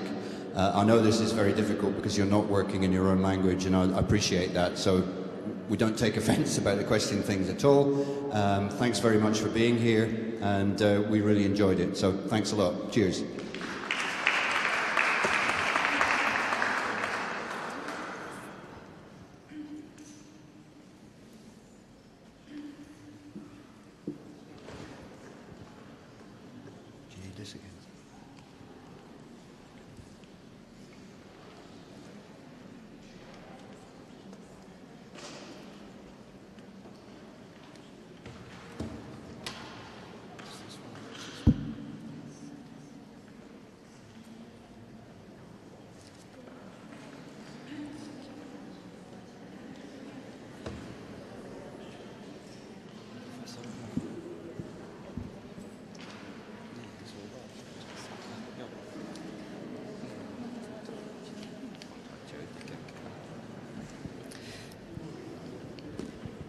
So, in closing, I would like to welcome Professor Jenő Bárdos, Program Director of the Doctoral School for Education, to share some final thoughts.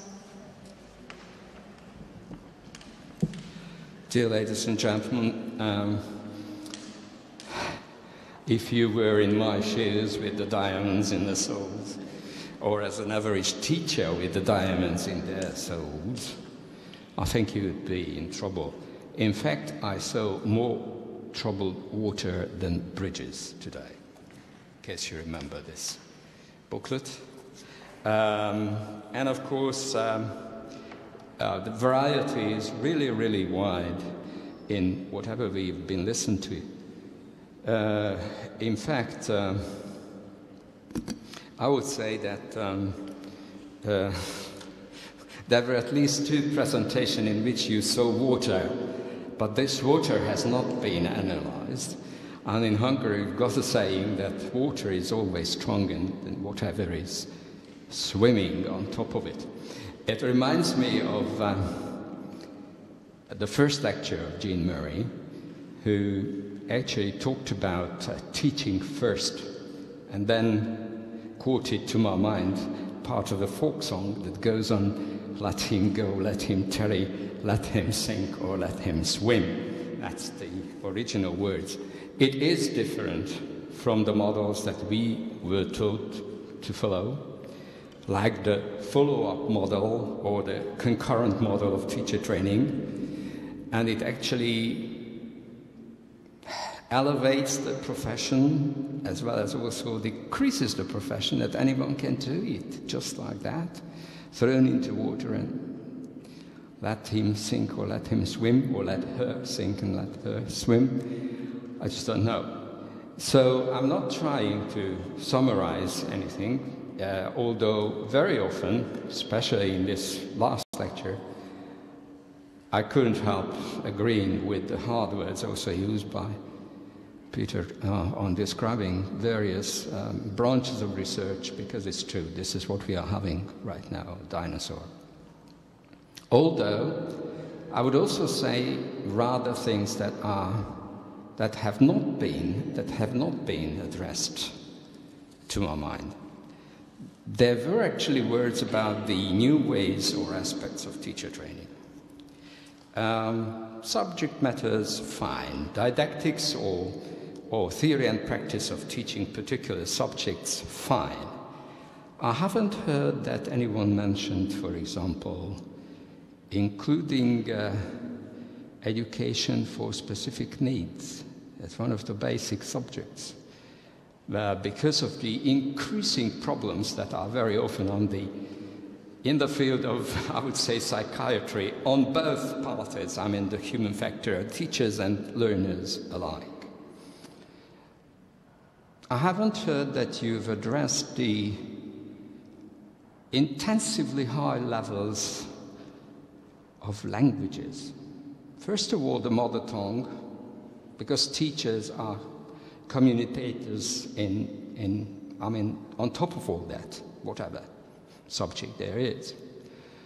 And of course, for minor little nations like Hungarians with the 16 million around the world, all those languages that are used right now, the high percentile is English, but some British researchers say that it's going to be different in 2050, starting with Chinese, Arabic, and perhaps Spanish, not losing, obviously, some of the roles that English may have.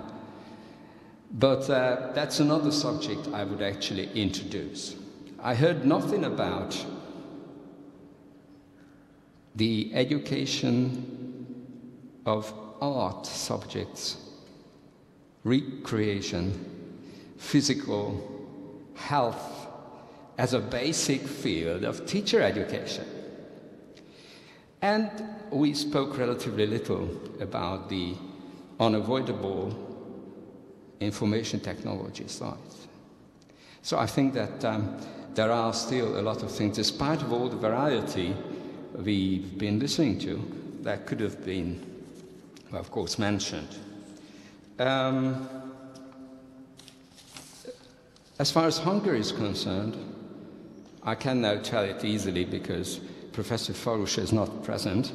He and his team developed a team of researchers who are pretty good at trying to decide or define competencies. But we had experiments with this in connection with the new model of a teaching personality, how to develop, and there are various stages. In comparison to other countries, we do have a stage which is called teacher-researcher. It is not clear yet what is the time in your career when you can actually reach this stage. Obviously, in case you have a look at the citation indices, then you probably should be old, just because, well, I mean, I don't know. What they were trying to do, and I'm not trying to say that it was entirely successful, but that's only the beginning of the road, that these competencies were actually analyzed and operationalized into indicators, and these indicators were actually questioned, Informal questionnaires, but not only questionnaires, but all sorts of various research methods, quality and quantity both included. But of course, as you can guess, most of these major categories resisted to the analytical approach, because then the smaller things seem to be bigger than the global thing alone. I'm of course aware, as someone dealing with testing and measurements, that it is an evergreen in measuring and testing, that in case you are too detailed, then it is difficult to see the whole. The more detailed you become, the less you can see the whole. So I would say that I consider this profession, and the word profession was actually cited as the most frequently occurring in the titles of the ECER conference. There was no word actually mentioned about professional doctorates. I mean, it's not true that no word, but Doctor of Education, which is there in Britain, Australia, United States, we did not actually bother with this that much, although the explicit thing about Doctor of Education is trying to bridge the gap between theoretical research and the classroom. On the other hand, there are a lot of examples mentioned about classroom activities and research, lesson analysis and all the rest. Perhaps this is the point when I should stop and just say, I enjoyed this great variety of views, and I also enjoyed, perhaps less so, that there were such big difficulties between thinking about the profession and doing the profession. Obviously today there was a lecture which was about doing, there was another which was finally a kind of cognitive mapping of the whole thing in a very detailed way. I'm not trying to say that any of these would be invalid, but what real value is in the whole thing, that people who attended this seminar, for which I do thank for the organizers and especially for the performers, who were all great and creative thoughts, that the teachers who are present, or students of doctoral schools, can actually start investigating the useful things for themselves. Because to be quite honest, I am not very happy about the expression of how to educate autonomous teachers. To me, this is a lexical contradiction. You can develop someone's personality, and some personalities may become autonomous. Thank you very much for your attention, and success for the conference in Budapest, and I hope that our guests are going to enjoy the stay in Hungary and remember us very often. Thank you very much.